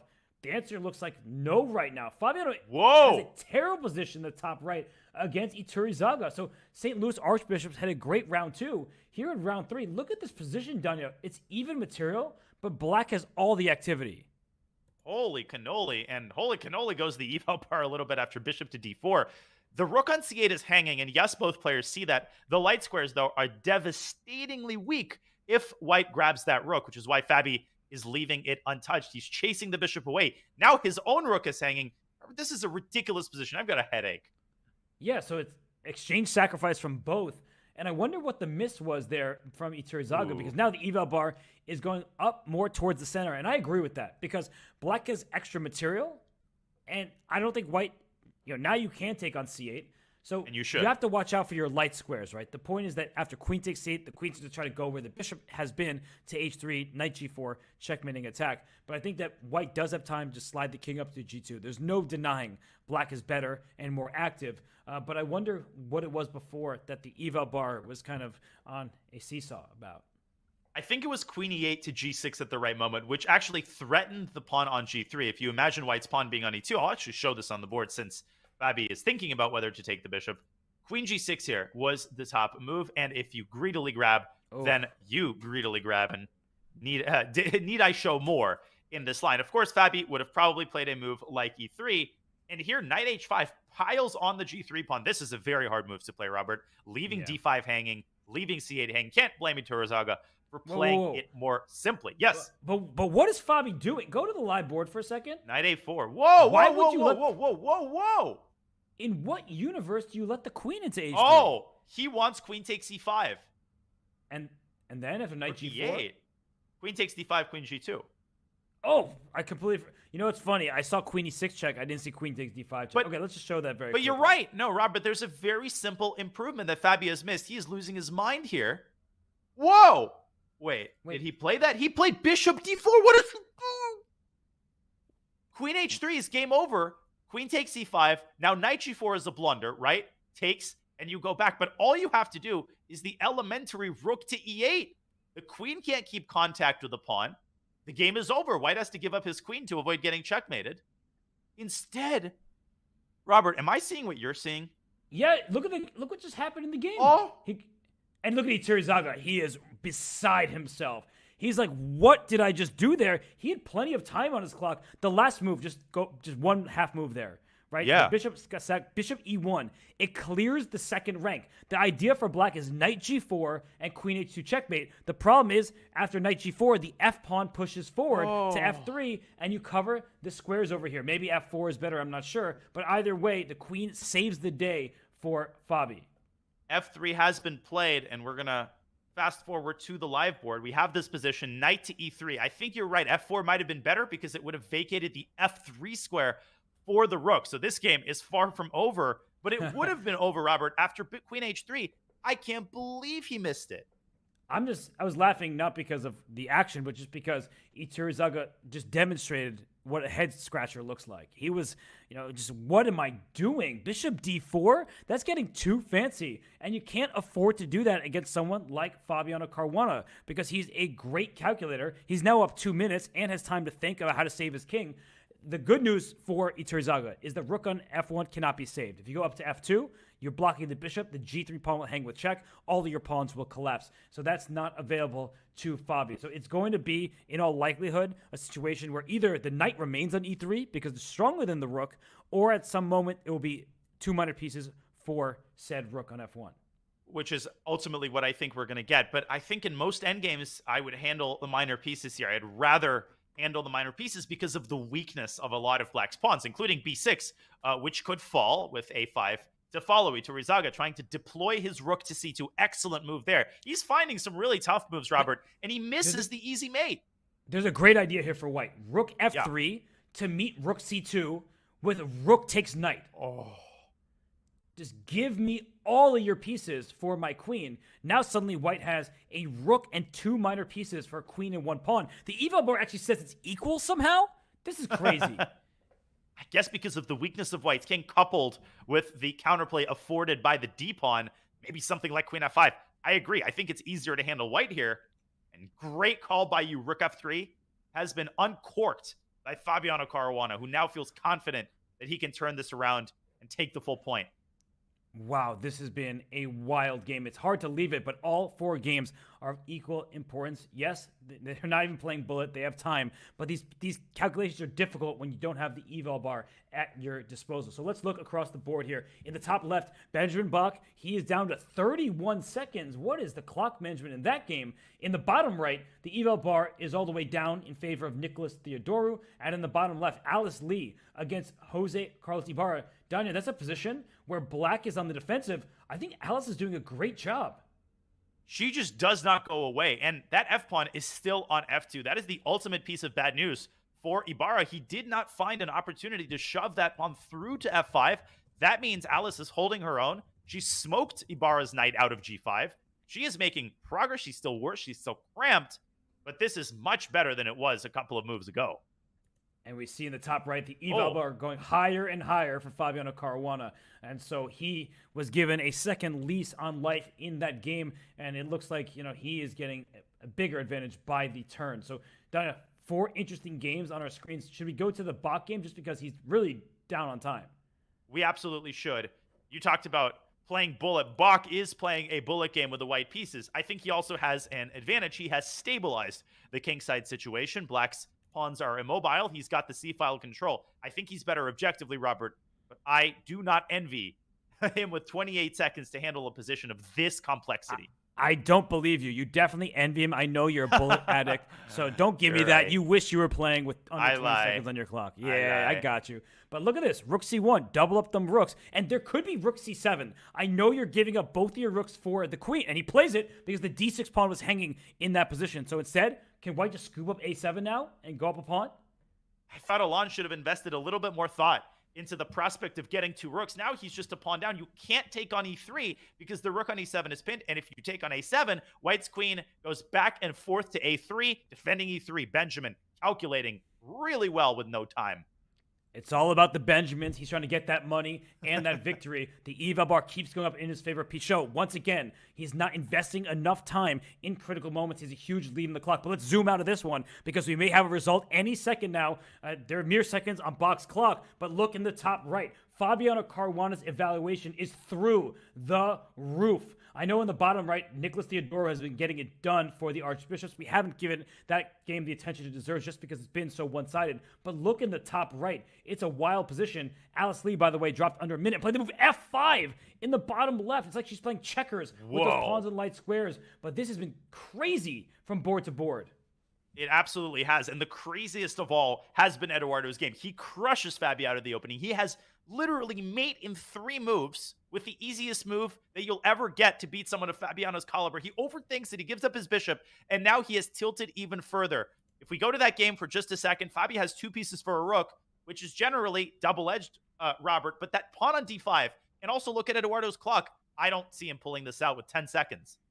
No, I wasn't even looking at the clock. I was just looking at the board just because it's been so fascinating, but you're correct. White's pieces all defend one another. The only piece loose is the bishop on e1. So queen e5, that might be an option for white. Just make sure everything is defended. First bishop d2. Similar idea, but apparently wrong for some reason. Could it have something to do with rook e8? No, Eduardo goes queen but d2, f5. pinning the knight. But f5, oh my goodness. And that is h6 is hanging as well. Fabi finds it, of course. Bishop takes h6 as the threat in addition to f6. No, Eduardo, there's no way he's going to be able to survive this, is there? No way at all. Fabi could actually involve some of the supporting cast here with a move like g4. That's very much Fabi's style to keep the tension, get this pawn up the board. He's got a minute. He's managed his time really, really well. I'm calling it. G4 is going to happen. And now he's down to under 50 seconds himself. So, Fabi, it's a nerve-wracking situation. He plays g4. Great call by you. Because g5, it looks like your king is a bit exposed. But the queen on c2, there are no checks. Yeah. That's the good news. f5 would be loose, though. So don't push that g-pawn just yet. But the good news for white, and he goes king f2. What a calm, collected move from Caruana. That's a great move, stepping into the pin, but getting off of the first rank so that you can take on d5 and there would be no check. Eduardo trying to go there and here and pin White's pieces. And this is not over. Fabi has to be very precise here, Robert, because queen to c6 is a huge threat that could turn this game around. Fabi with 20 seconds. But fantastic calculation so far. Can he finish it off? We'll see, but there is a game that's over. Nicholas Theodore did win with the black pieces. We will update you on all What's the action. move here? I don't know. And it's not that queen f5. He's blundered. He blundered it. He completely lost in one turn. Oh my gosh. Queen e3 was the only winning move there. Oh my goodness. He just hangs a piece. There are pins galore. Way. Queen f4 He's play incredulous. But bishop c3. I think he went the wrong way there. Bishop c3 would have given him the chance with that f-pawn being pinned.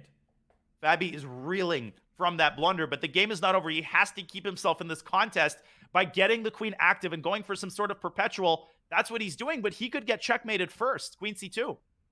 Or this. Yeah. Rookie 6, great move, pinning that bishop. There are no checks against the black king. Queen d5. And where does the queen go now? Oh, that's nice. Defending and attacking. Oh, even better. Wait, did he have rook takes e3?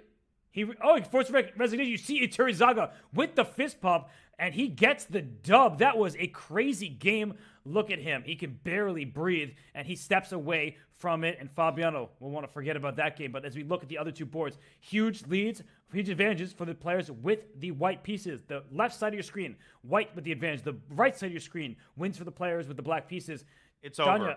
It's over in the top left. We see that d6 was captured and a resignation occurs. Benjamin Bach wins. So let's go to Alice Lee's game. She has mere seconds on her clock. She just dropped a pawn. She's trying to survive, but it's not looking likely. She's not going to. She has 5 seconds, a dead lost position. Hey, everything is possible. This is one of the craziest PCL matches that we've had today. The Fabi game was one of the craziest individual games that we have seen. I can't believe that Eduardo ended up winning that, but we'll talk about that later. Right now, let's focus on Ibarra as he snaps off the pawn on d5. Oh. Gorgeous tactics, lovely pressure down the e-file, and Black's entire position collapses like a house of cards. Rook e7, and you're going to lose the queen after knight f6. Yeah, it's a forced sequence and a win for Ibarra. And a very calm little fist pump. It wasn't a big one, but he is happy because Alice Lee is a dangerous player. And Danya, it was 2-2 in that round. So for the Maniac Shrimps, I mean, it could not have been more important for Iturrizaga to get that point. He wins with black against Fabiano Caruana, gets revenge from that classic game, that checkmate I showed from back in 2018. But Bach gets the job done for the Archbishops against Alain Pichot. Theodoru does the same against the board 4, but in the middle two boards for the Maniac Shrimps, Danya, they make it work. So it's still a close match. A picture-perfect start to this match for Fabiano Caruana. Everything was under control, and then things went completely haywire. He loses out of the opening. He turns the game around, and just when he's on the cusp of delivering the final blow, Eduardo Iturrizaga's incredibly resilient defense. All credit to Eduardo for not losing his cool, not losing his verve, and he pulls off a massive win. That changes the landscape of the match completely, Robert, because it gives the Spanish Maniac Shrimps a lot more leeway. They would be down 7.5, 4.5, which feels so different from the 1-point deficit that they are staring at right now. It is still a deficit. St. Louis is still a powerhouse, and I think they still should win if they keep their composure. But you are not allowed to go anywhere, because if this final round is anything like what we've seen so far, we are in for one of the most epic final rounds that we have seen thus far in the PCL, Robert. But you are super spot on there that a 3-point deficit, you're not coming back from that. That means you would have to beat Caruana, Bach, and Theodore. But now the Maniac Shrimps just need to get one win and hold the other boards, and then we will see a tiebreak. They could even win in regulation, but that remains to be seen. We're going to take a short break. When we return, it's more from this crazy match between the Spanish Maniac Shrimps and the St. Louis Archbishops. Do not, and I mean it, do not go anywhere. We'll be right back.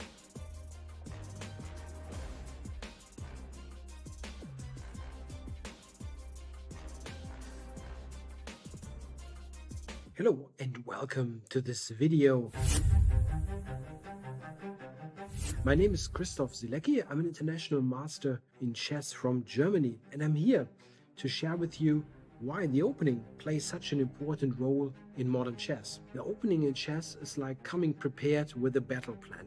You play a move, but it's part of a larger strategy. You want to have an idea what to do against every possible response that your opponent may play against you. You want to have a plan, a strategy laid out before the game even starts. This can be really deep on the top level, move 10, 20, 30. You don't need that much, but you want to be prepared to get a game that you enjoy playing, that's more fun to play and give you more chances to win more games. I've always loved studying the opening, figuring out new ideas, how to beat my opponents and set traps. This is now my profession, writing courses on openings for Chessable. I've created more than a dozen, the most popular ones being of the Keep It Simple series. I have received an award this year, the Author of the Year. What I invite you to do is go to Chessable.com and check out how to play the opening better, get fun positions, and win more games.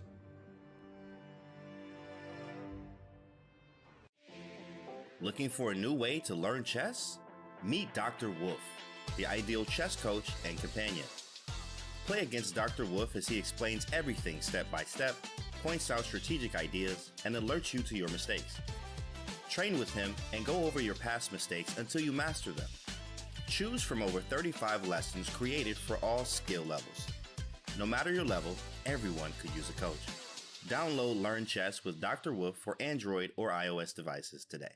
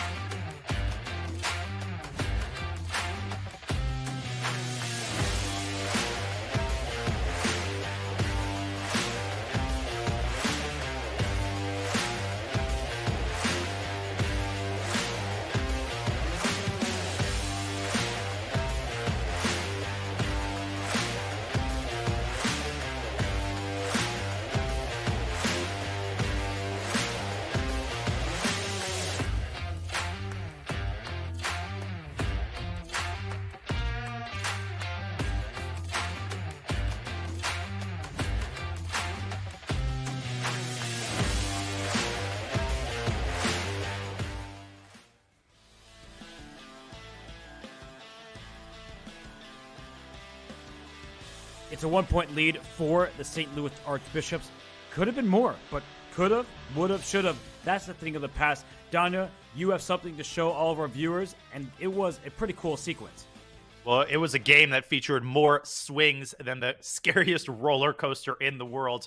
I wouldn't go on any roller coaster rather than watching this incredible game. The final moment came here. Fabi, with his last 30 seconds, found the first decisive move, f6. He has 2 pieces for a rook in a game that Eduardo should have finished with checkmate. And here he had to find an incredible only move to win the game, which was the ridiculous retreating move, queen to e3. The idea? It's not to take on h6 when white runs out of checks. No, it's to check on e8, to check on e7, and black cannot avoid getting forked. And not only does he get forked, but by capturing the rook, white defends what is now his extra bishop. This was the only move to win. Instead, Fabi panics, and with his last seconds, opens up the f5 square, gets forked, loses his knight, and shortly thereafter lost a shocking game that keeps the Maniac Shrimps in this match. Yeah, and Eduardo Iturrizaga scores a very important victory for the Spanish Maniac Shrimps. He has 2.5 out of 3. You see him there on board 2. But guess what? His opponent for the final round will be Benjamin Bach, because all boards play the same assignments on the other team. So the board 2s, they're leading the charge here. Board 3s are even as well. And then it's the difference is board 1 and board 4. Half a point advantage for the Archbishops. Man, oh man, are we in for an epic final round. Fabiano Caruana, really the X factor to me. Can he push that incredibly loss behind him? He's got a game with black against Alan Pichot, and Robert Allen has not inspired confidence thus far. I feel like he's mismanaged his time. He's played a little bit too fast, and I really think that Fabi needs to try to pounce. If Fabi can win his game, I'm going to predict that the Archbishops win this round. I think that game might very well be the decisive one, but we know that each game matters exactly the same, 1 point each. And our biggest feedback, and let's call it criticism, of Alan Pichot is he's playing too quickly in critical moments. Now, he won't do that because he's playing Fabiano Caruana. So there's no way to force you to sit and think before you move, like playing Caruana. So I think that, for Pichot, he's capable. He is such a strong player. He gets the white pieces. I don't rush any decisions. And he rushes his first move. How dare he not spend 2 minutes on 1e4? And let's see, we're going to get a Rui Lopez. Alan Pichot is a very, very experienced Rui Lopez player. He's been playing this opening for his entire life. And an early decision here for Alan. I've seen him play d3, but this time he goes for the main line. And Fabi meets him at the top with a line that has surged in popularity once again recently, the Archangel variation.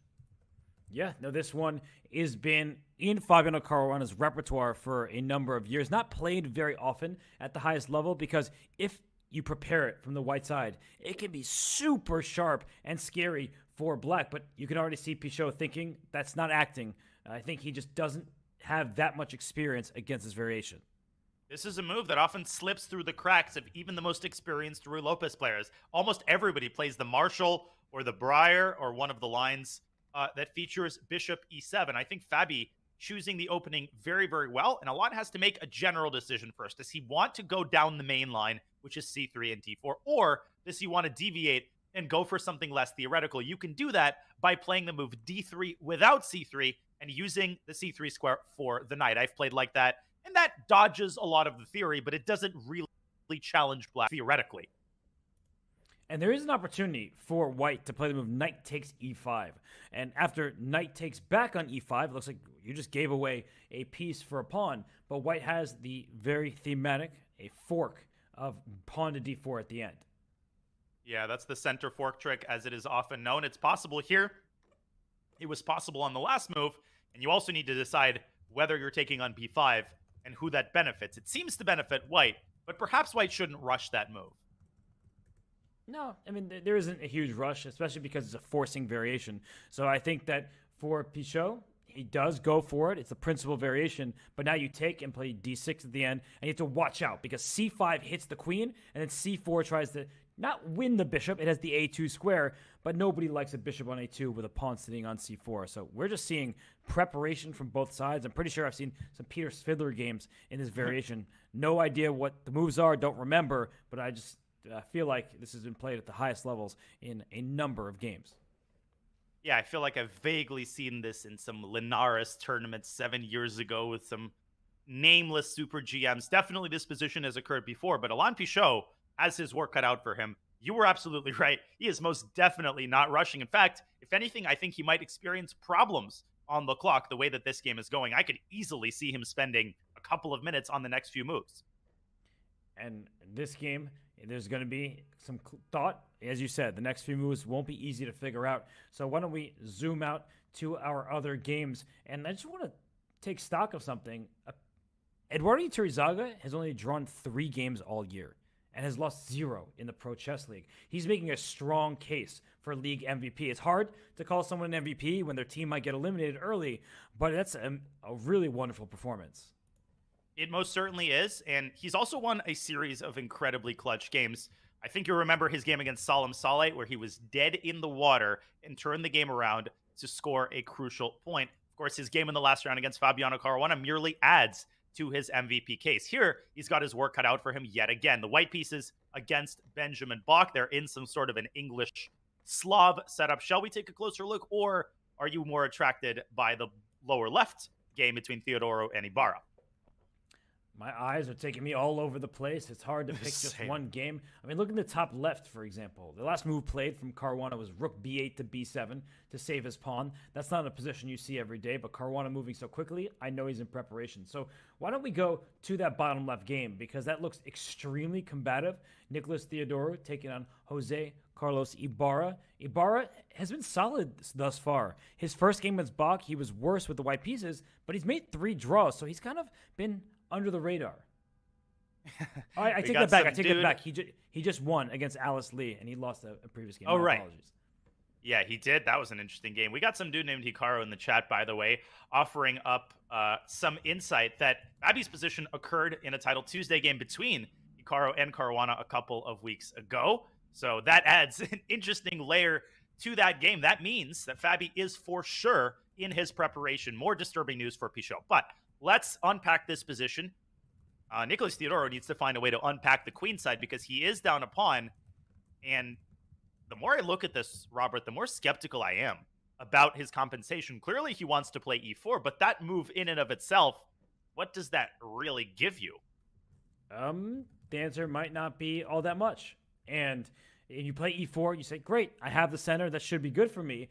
But the d4 pawn is a bit loose, and once you push the pawn 2 squares to e4, then it's going to remain that way. The bishop on g2 is shut down a bit by having the pawn in its path. And e4 to e5, you gain space, you attack the knight on f6, but it may give the black knight the d5 square to hop to, and it's impossible to kick it out of there. So Theodoro doesn't look thrilled about what's going on right now, but he is ahead on the clock, Danya. Yeah, he looks exasperated.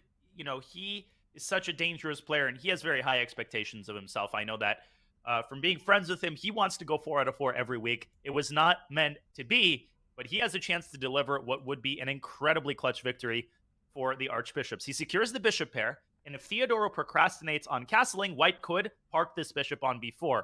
Although even then, Black could deploy this knight to a6 and chase the bishop off of the diagonal. So it's all Ibarra here. And he could even put his queen on d5 and really cement that battery and keep the knight paralyzed. Love queen d5. That's a great move for Black. White's best move is to take the knight that was just captured and put it on c3. I think that would be a really nice option. But queen d5, it makes it hard for White to even move in that position. So I liked it. I like Ibarra's position. I think that he has really good chances, and they need him. The Maniac need him to at least hold a draw in this game for them to have a chance. Absolutely. And Ibarra will contemplate his next move. He is down on the clock. Both of these players can definitely play fast. They're incredibly strong at blitz, but it's quite clear that Ibarra is in control out of the opening. Let's swing back to the bird's eye view because we've got more clarity on some of the boards and a lot less clarity, I think, in Alain Pichot's game against Fabiano Caruana, which continues to percolate. Whether you look at the center or the king side or the queen side, there is a white piece on a8. That's a rook. There's usually a black rook on a8 last time I checked, Robert. Yeah, that's black rook on a8 in the initial board, or am I forgetting how to set up the pieces? And is that a rook on b7 or a bishop on b7? Like, what is this? Okay, let's go to the top left quickly because there might be a funny queen trade at the moment. You see the last move played in the top left was knight to b6, and that hits the rook on a8. But can White play queen takes b? And he just did. Yes. Yeah. Great call. Okay, so the smoke clears. What do we make of this endgame? Probably no worse for Black. I'm looking at this position. I'm seeing the pawn f4, perhaps a bit overextended. The pawn on b5, also a bit overextended. So there's some weak squares in White's position, but Pichot has the pair of bishops. That's good news. And now he can maybe create a problem on the d6 square. You can isolate a pawn for Black. That's not good news. And his last move was accompanied with a draw. For this adds a really interesting wrinkle. What is Fabiano going to do? Before the game, I think he would be relatively satisfied with the draw. I mean, he's got the black pieces. A draw brings the Archbishops, who hold the 1-point lead, 1.5 point closer to the target, 8.5 points. Fabi's going to give this some thought. If he declines, Robert, I think it will have something to do with the time situation. Yeah, he is up 3.5 minutes, doing quite well on the clock, but I just don't see how Fabiano can play this for a win. The move d5, just to avoid getting an isolated pawn, that gives the opponent all of the dark squares, and only Pichot has a dark square bishop. So I feel like the move d5, that's really playing for a loss more than it's playing for a win. And if that's the case, maybe there will be a series of trades that liquidate. And I guess Danya is probably really that upset with the draw. He's the black pieces against a strong GM. You're point up heading into the round. It's pretty good stuff. And what you do right now, if you're Fabi, is you look at your teammates' games and you decline the draw. You play knight f5. What a gutsy call by Fabiano. I think his decision was also influenced, Robert, by the result of his previous game. He was mad. He wants to prove himself. And I don't know if this is the wisest decision, because I think Alan is better. He's got the bishop pair. Would you second the idea that white is objectively, perhaps slightly, but with e6 on deck and knight takes b5 threatened, this could spiral out of control for Fabi? I feel like white is significantly better. e6 is an automatic move right now. But there is one downside. We keep talking about the bishop pair, and it looks good, but the bishop on c1 can't really get out, especially with the knight on f5. And if you're not looking out for it, knight f5 to h4 could hit you where it hurts on g2. So white does need to be a bit careful. I'm a little bit nervous about his clock. So Danya, he took our words to heart. He started thinking more and more and more. But now we're going to be critical in the other direction. Like, is he in danger of thinking too much and getting in time trouble? Yeah, what do the commentators want? First, he's playing too fast. Now he's playing too slow, but he is playing confidently. e6 is on the board. Apparently, the top move was g4. We cannot blame him for a second that he didn't resist the temptation. I think what Fabi should do is calmly sidestep this with the king. And after e takes f7, obviously that pawn is a major problem, but it's also a sitting duck, and black could target it with knight h6 takes f7. So I actually think Fabi could stabilize his affairs with king f8, but boy, does he need to be careful in the next couple of moves.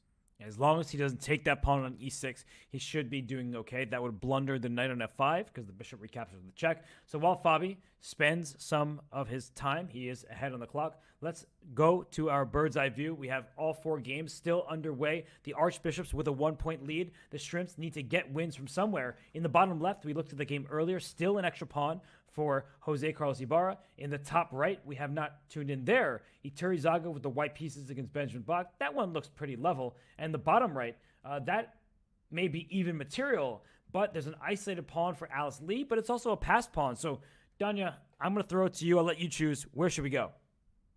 Look at Alice Lee's game, because if she can score a victory, I wouldn't say that guarantees a win for the Archbishops, but if Fabi can avoid losing his game in the top left, and if Benjamin Bach can squeeze out a draw, there it is. That's a win for the Archbishops. And Alice Lee just always seems to be better, Robert. Every time we look, Alice Lee seems to be better. I mean, it's crazy. And she's got massive pressure on black center. And most importantly, we pull up an analysis board. Why can't Sabrina take the pawn on d5? She actually maybe can, but boy, would I never go for a position like this.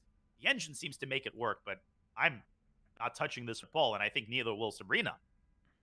No, that's way, way, way too risky with a pin down the d-file. But if you don't take that pawn, white's still going to play rook to d1. Okay, that pawn will stay on the board, and it's a passer. The bishop on d6 is not a great blockader. We typically like knights blockading past pawns because they see over the pawns into the enemy position. So I think Alice is playing a great game. By the way, Danya, we have not said this all day. So Pichot down for the first time on the clock. Alice way ahead on the clock. I think maybe for the first time all Pro Chess League season. And she's not just up on the clock. She's up 5 minutes on the clock. And the hardest part of Sabrina's defensive task is very much ahead of her. In fact, her defensive task is only just beginning. Bishop g5, by the way, is an incredibly nasty move that could tip black over the edge, because the threat of bishop takes f6 is utterly devastating. Your bishop is under fire. You might just get overwhelmed and overextended in the span of a couple of moves. h6 might be the only way really to stay in the game for Sabrina. But whatever she does, she's got to play fast. Down to 3 minutes. The Spanish women's champion is in dire straits here right out of the opening. And Danya, h6, okay, you stop bishop g5. Rook d1 is pretty automatic. Then what, right? This knight on c3, is it about to hop to b5 to get that bishop out of there? Will white play pawn to b3 and maybe try to take that bishop on d6 and get a bishop to a3? Because bishops are bad blockaders. Queens are even worse blockaders because as soon as it's attacked, it has to move. So I really don't like this position for black. Strong international master from Spain, but Alice Lee is just putting all of her pieces in good places, and she's up now nearly 6 minutes on time. Rook c8 played at long last. Bishop g5, you mentioned it. It should be played. This is a sizable advantage for Alice Lee. Alice Lee developing, attacking, maneuvering, pressuring, winning, and bishop g5 really comes close to tipping black over the edge. The game obviously not over yet. Sabrina will defend tooth and nail and try to pull out at least half a point for the Maniac Shrimps. I mean, how many turnarounds have we seen today? Yes. So many, but we have to go to our board 3 matchup. Look in the bottom left here. Nicholas Theodorou has given up a minor piece, but his queen is out near the black king. And I just want to say that this game could end in a draw if black plays pawn takes knight on e5. We will see a repetition. Queen to g5 check, queen h5, unstoppable check, back and forth. So a draw is essentially being offered over the board. But if you are Jose Carlos Ibarra, you say, let me play for more. He actually moved on it. He didn't take the knight on e5. He would queen takes pawn on d4. Ooh. That's surprising to me. It's surprising to me as well. What in the world is going on here? Does white have knight g6? Oh, that's what he overlooked. And Nicholas Theodorou is going to force a crucial draw. Knight takes e5, and black was simply up a pawn for almost no compensation. The queen could have swung to g5. Instead, bang, bang, bang is what he should have played. Robert, am I overstating the case by saying black has great winning chances here? Maybe not queen g5, maybe something like c5. And white's queen alone is not going to cause black any harm. Knight g6 played instantly. And Ibarra, he can't believe it. He is exasperated. This might be a decisive half point. Yeah, you could see how upset he was. He completely overlooked it. It is immediately a draw because the bishop on g2 is also hanging. So it's not just the queen h8 checkmate, the knight attacking the rook. At the end of a lot of sequences, the bishop on g2 will be lost. So if you're Ibarra, you just have to make this draw now. He's really upset with himself. Had he played the capture on e5, Danya, it would have been better for black. Very, very far from winning. But of course, he was the only one with winning chances. Now, a draw will be agreed. There's nothing else besides queen h6 back and forth. So I think we can leave these two. I mean, Ibarra is going to be disappointed, but for Theodorou, it's an important half point. Getting the Archbishops closer and closer. But let's look across the boards now. In the top left, Fabiano Caruana with the black pieces. The eval bar says level. We see bishops of opposite color. In the top right, we see a position where both sides have a queen, 2 rooks, and 7 pawns. The pawn structure is a little bit obscured, but the eval bar hovering in the center. And in the bottom right, Alice Lee's advantage is growing after she did make the bishop g5 move. The game, board 3, has been a draw. On the bottom left, you just saw the repetition. The half point is going to be added to the team's scores. But Alice Lee in the bottom right, I mean, it's not the clincher just yet, Danya, but it's going to lead them well on their way. It just gets worse and worse for Sabrina on the board and on the clock. She is down to 54 seconds. And as we were saying, the defensive task is only just beginning. I think if Alice can maintain her composure, avoid the temptation to play too fast, and try to flag black, which she is clearly not doing, she is investing valuable time to play accurately. If she wins that game, she puts the Archbishops within half a point of bagging this match and avoiding elimination. Benjamin Buck, I think it's all up to him. Can he hold his own against Iturrizaga? I most certainly think he can. He's got a very solid position. But where do we go? I mean, Fabi's game looks like it's sharpening up as well. Man, I don't know where to go.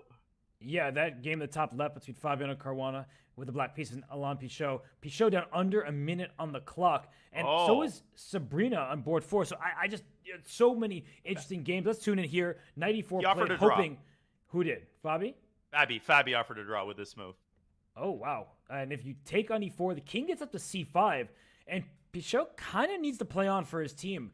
His board 4 is in big trouble, down to 54 seconds left. So he plays bishop b4. But I think once the knights get swapped, Danya, where are the winning chances going to come from?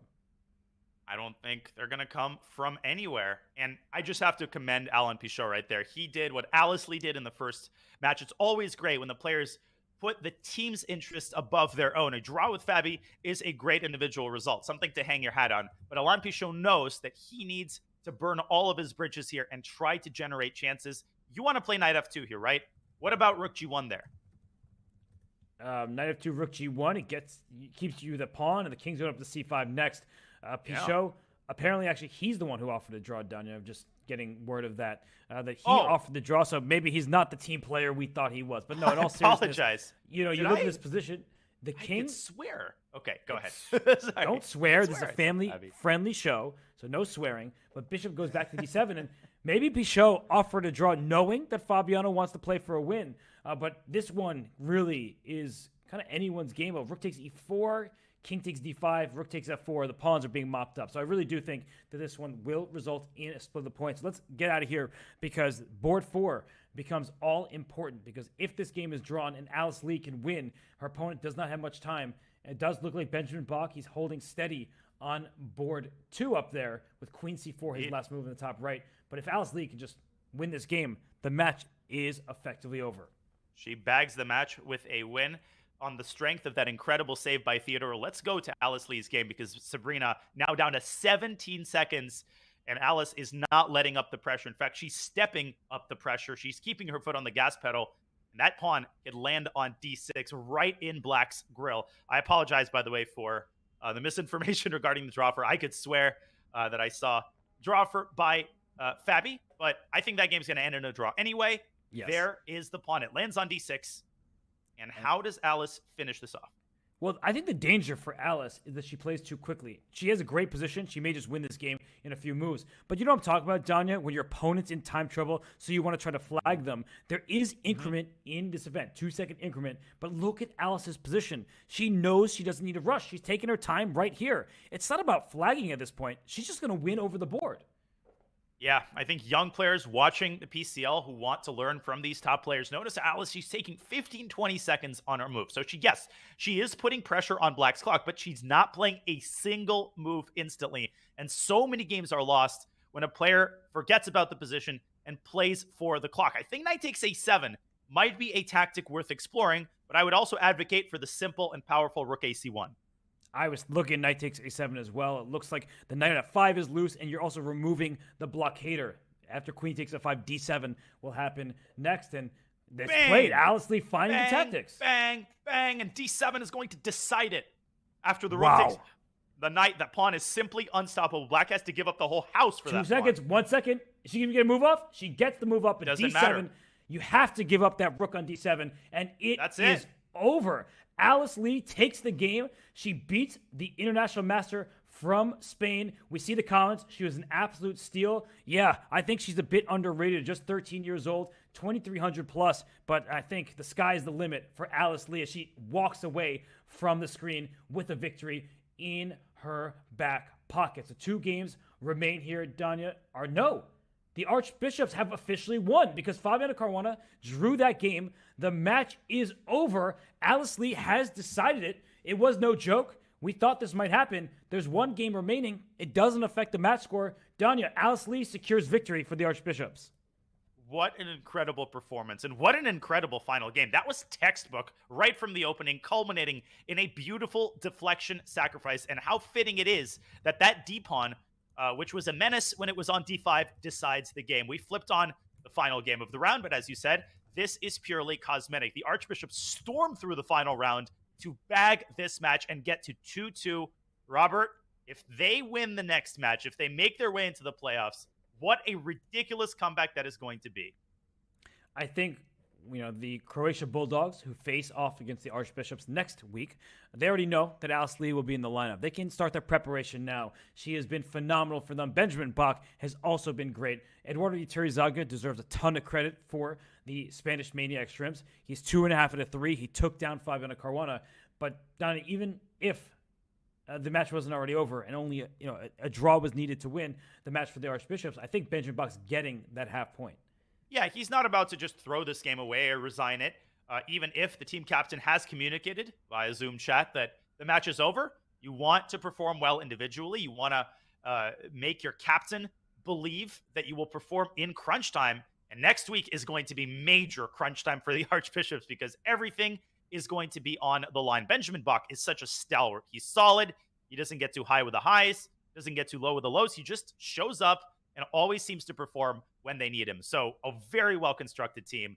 And St. Louis finally showing their true colors. Benjamin has a little bit of defending to do here, but it shouldn't be too difficult, Robert, with White's pawn structure as crippled as it is. Yeah, because White is up a pawn. It's 5-4, but you can't create a pass pawn. You have double pawns. You're going to have to try for F5. That's the one chance. But look at what Benjamin's doing. He's going to give you a check on F1 or on A3. The White King will not be super active, and thus the game should conclude peacefully. Benjamin Bach, great defense from the start of this one. He never was worse, and so Iturrizaga, he still has not lost in the Pro Chess League season. He is not going to lose this game, and it's just not enough for the Maniac Shrimps. It is not enough. Benjamin defending this confidently. White has no way to make progress. Black will keep tying himself to the E4 pawn, shuffling between E2 and F2. It's only a matter of time before Mr. Iturrizaga has to acquiesce to the draw. Yeah, there's no progress. The king on H3 is stuck over there. So it's just a back and forth. They are going to repeat moves, it would appear. Yeah, they're just doing that now. And the draw will be in the bag. That means the final score will be 9-7. The the St. Louis Archbishops. I was going to call them the Spanish Archbishops because that sounds more historically accurate. They are going to move on 9-7. Final score. Benjamin Bach, he can finally relax. Iturrizaga gave them all they could handle, but unfortunately, the Spanish Maniac Shrimp season is done. And what a season it was. So many bright spots from Eduardo Iturizaga's MVP level performance to the way in which they qualified by the hair on their chinny chin chin to their stunning victory over, yes, the Charlotte Cobras to send them back home. But it was not meant to be. The Archbishops are a nightmare matchup at 1 and 2. Just a nightmare to play when you've got a losing record. The Archbishops are on fire. Fabiana Caruana doing what needs to be done. And Alice Lee cooking with some fish oil as she scores the decisive victory in the final round. Yeah, what a game from her. What a performance these last couple weeks. And the St. Louis Archbishops take the final round 2.5, 1.5, and they take the match by the score of 9-7. You look at the performances from board to board.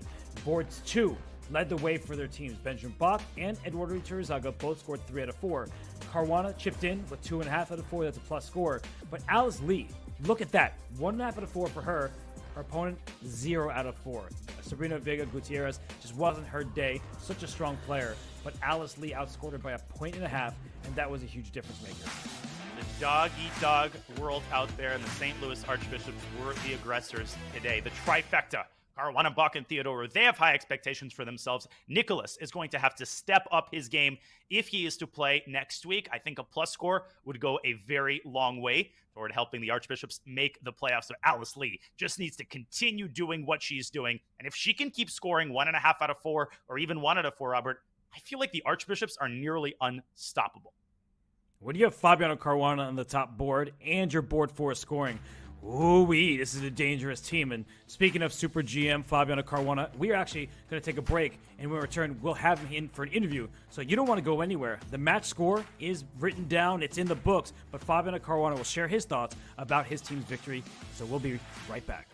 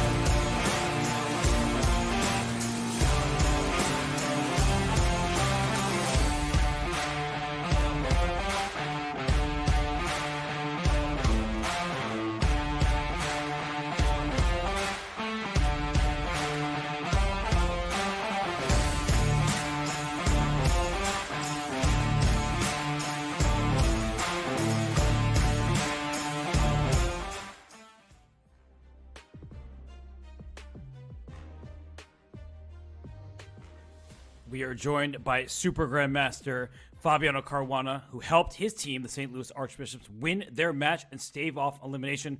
Fabi, how does it feel? A second straight match victory. You're still living in the Pro Chess League. Yeah, it feels good. It's especially nice when your teammates carry most of the weight for you. And today I didn't perform very well, but my team did really well. And I had like this weird moment in the last game because I couldn't access the other game, so I didn't know what was going on. There was like some sort of error in the Zoom, and so I was like, I want to play solidly because I have no idea if I need to make a draw or not, but I don't want to like give up all winning chances as well. So I was a bit torn that game, but luckily everyone else pulled through, so I made a draw and it was enough. Abby, could you share your brief thoughts on that really nice second round game against Ibarra? And is it fair to say that that was the best game of the day for you? Oh yeah, for sure. I was really happy with that game. I thought I was winning, and then it took me like a minute to see that I had this queen h6, so I was wondering like what's the best way to do it. And I figured if I played bishop d4, he's probably going to go into it because otherwise he just loses like very mundanely down a pawn with a bad position. So that was a really nice finish. And then I had this moment where I was like, I can take the rook on a3, and then continue to attack him up a piece. But then I saw bishop h8, and that was especially nice. So I really liked that game. Unfortunately, the game after was like one of the worst games anyone has played probably this year. But at least it was exciting, and it didn't cost us the match. So that's good. Well, Fabi, we don't want to talk about things that make you upset, so let's talk about something that makes you happy. Alice Lee, she's been a star for the Archbishops. What can you say about the chess that she is displaying and the performance she's shown for the Archbishops?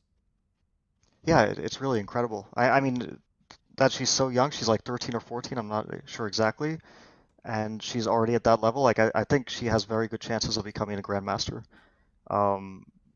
And yeah, like, the last match, she basically won the match for us, winning in the first round against Blue Bomb. And then I was watching the games today, and I saw that she was very, very close to holding the first game. Then the second game she held, and then after I finished my last game, I ran up to see like what's going on in the other games, and I saw that she was crushing with like a lot of time on the clock. So it's a super confident performance, and she seems like a very calm player, which is especially useful in like these fast time controls. So yeah, really, really great asset to the team. Abby, a question about your opening choices. You played a Sicilian in round one. It was super fun to see you play that. Is it fair to say that you give yourself more leeway as far as the openings go in the PCL and other rapid tournaments? And do you ever get the temptation to kind of play a proverbial, maybe not a bomb cloud, but do you ever get the temptation to kind of let yourself go in the opening and try out new stuff? In Blitz, I sometimes do that. In Rapid, I try to keep some control. Like in Blitz, I think you can get away with a lot of stuff. Maybe I don't think I would get away with a bomb cloud. That's more like for Hikaru or people who can like really recover from terrible positions, and I don't know if I'm ready for that yet. But yeah, playing some like I especially like the 2 knights tango in Blitz because I played it a lot as a kid, and it's like d4 knight f6, c4 knight c6, and so I occasionally play it in Title Tuesdays. Usually get a bad position, but the results are not so bad. And it's fun. You usually get fun positions. But today I played the Sicilian. I got a really, really lousy position out of the opening, so I don't know if that was a good experiment. Well, the experiment worked out, even if it didn't start as well as you had hoped. And well, we're talking about openings, preparation. So first of all, two-part question. What kind of preparation do you do for these matches? And because the matches are elimination, your team has to win. Do you help your teammates, especially Alice, who she's still so young, she doesn't have that experience. Do you help a player like her prepare, give her some opening ideas? No, I haven't been in touch with any of my teammates, and I also didn't prepare myself for any of the games, which sounds a little bit careless, but I really didn't have any time. Like this morning, everything was just, we had a lot to do, and didn't get any time to look at the games. I just checked the trees of the recent games from my opponents just to make a decision in the opening. So I decided I'll play Sicilian. I would play e4 against Ibarra. I would play the Catalan against Iturrizaga, and then I didn't even decide for the last game because I was already out of time. So not much prep went into it. Mm-hmm. Fabi, you have improved tremendously in Blitz and Rapid in the last couple of years, and it's been amazing to see. Your results have been really stellar. Would you say that there are any general changes that you've made to your approach to Blitz and Rapid in the last couple of years, or is it just sort of a matter of attaining more practice? I think I took it more seriously at some point. I also, like, I would play these tournaments and score very badly, like in the Grand Chess Tour back in the day, and then I would just hate myself, and I was like losing game after game. And at some point I realized that it was because I just wasn't taking the games very seriously from the opening onwards. I was playing lousy openings, and you can't really get away with that against the top guys. So just generally being a bit more serious and not tilting if things go badly, I think that was the majority of the change. Like I would go on massive tilt streaks, and now if I lose a few games, I tend to take a more measured approach, which I think that's also experience, because you see sometimes people start very badly in tournaments and then they still do very well. I mean, anything is possible. Recoveries are always possible, so that's just general advice. It also applies to Classical, but in Classical you get a bit more time to recover mentally. Like you play one game a day, and then you have the evening, if you played a bad game, to at least, see what went wrong and realize that things aren't so bad. Just like let your emotions settle a bit. In Rapid and Blitz, that's very difficult because it's one game after the other very often. So that was one of the main differences. That makes perfect sense, Fabi. Having time to settle down is important, and you do get a little bit of time before your team's next match. You are going to take the Croatia Bulldogs on. How do you feel about that matchup and about the Croatia Bulldogs team? I'm not familiar with all the players on the team. I saw that Irene Sukandar beat Wei Yi in the last match they played. But I don't remember. I think Saric, but not Ivan Saric, Ante Saric is on the team. Yeah. And they have Deac as their top board. Deac is their first board. Okay. So yeah, that's a very tough team. I have only a tiny bit of experience against all of them. Like, I don't think I've ever played Irene. Ante Saric I played in like 2007 and I lost. So hopefully how many 16 years later, hopefully I'll make a comeback if I'm playing against him. And Deac I've only played in a few Tile Tuesdays and one Classical game in the Romania Bucharest Super Bet tournament. So not too much experience. I'll have to do a bit more prep, I think, and figure out what I'm going to do. I have a quick pun before I ask your final question. My final question to you, Fabi. How do you apologize in Croatian? I'm sorry. Okay. Now the final question. Was that your worst pun, or is that up there as like one of your worst puns? I think I've stooped even lower at times, so this probably is bottom 5, though. I'll definitely get a Razzie for this one. Fabi, final question for me. Could you offer your brief reflections on the American Cup, which is starting soon? What are your expectations for yourself, and how excited are you to play another OTB event? Yeah, looking forward to that one. All the top US guys are playing. First round I'm playing Ray Robson, and that'll be interesting. I like playing against Ray. He's a super exciting player. He's also playing a tournament right now, the Armageddon series, I think it's called, in Berlin, or he might that might have already finished. But yeah, Ray is always very fun. He's known for getting into time trouble a lot, so we might have some time scrambles. Last time when I played Jeffrey last year, it went to an Armageddon and ended with me flagging Jeffrey. So I don't know if that'll happen again, but I'm ready to flag some people in case Armageddon happens. And yeah, looking forward to it. Well, we'll definitely be watching you in the American Cup. First, next week's Pro Chess League action. So, Fabi, we'll let you go, but congratulations on the win today, and good luck in the match next week. Thank you. Thanks, guys. That's Fabi. Heard from Fabiano Caruana, Super Grandmaster. He has led his team to a 2-2 mark. They started 0-2, but these are the 5 teams that have clinched their spot in the playoffs. We have the Indian Yogis, the Gotham Knights, Shanghai Tigers, the Levitov Chess Wizards, and the Norway Gnomes. The other teams still in contention have to play next week. So, Danya, the St. Louis Archbishops, they're one of those teams. Oh, Fabiano, he's no longer with us. Let's talk to him while he's there. Oh, no, bring him back. That was awesome. That's hilarious. I want like a cutout of Fabi now, just like him in that exact pose, and you see him just like frozen there, looking It's like very a serious. perfect image. It's like perfectly centered. You've got the great background. It's like great lighting. You know, this should be used as like a template. You know, He has good posture, and right Does. now the St. Louis Archbishops are posturing for a playoff Oh. spot. They're 2-2. Boy, was that smooth. They started 0-2, and it has not been smooth sailing for the Archbishops. All their matches seem to be really tense, but now they're 2-2. They're going to face the Croatia Bulldogs. Fabi, familiar with a couple names on that roster. He, of course, knows them. He just isn't sure who's on their team because he's been so focused on his own opponents. But now that they play the Bulldogs, Donna, do you think the Archbishops are going to make the playoffs? I think they've got an incredible shot, and I will pat myself on the back. When they were 0-2, I did say that of all the 0-2 teams, Archbishops had the best chance. And obviously, I based that off of their roster. So the Archbishops are going to be facing their arch enemies in the Croatia Bulldogs with their back against the wall for the third straight week. I think they're feeling pretty darn confident. They've pulled it off twice. Third time's the charm. We will see. But Agad Matar's team is not going to give up easily. They are solid. They've got some young and exciting players like Leon Levic and Ante Saric. So it's going to be a fascinating one, but not the only match. We've got a couple other 2-2 matchups between the Chess Bras and the Blitz and the Garden State Passengers and MGD1. Robert, next week's going to be amazing. It certainly will. We're going to have a doubleheader on Thursday and then a match on Friday. So I'm going to put you on the spot. So it seems pretty clear. You think the St. Louis Archbishops are the favorite. How about in the other two matchups?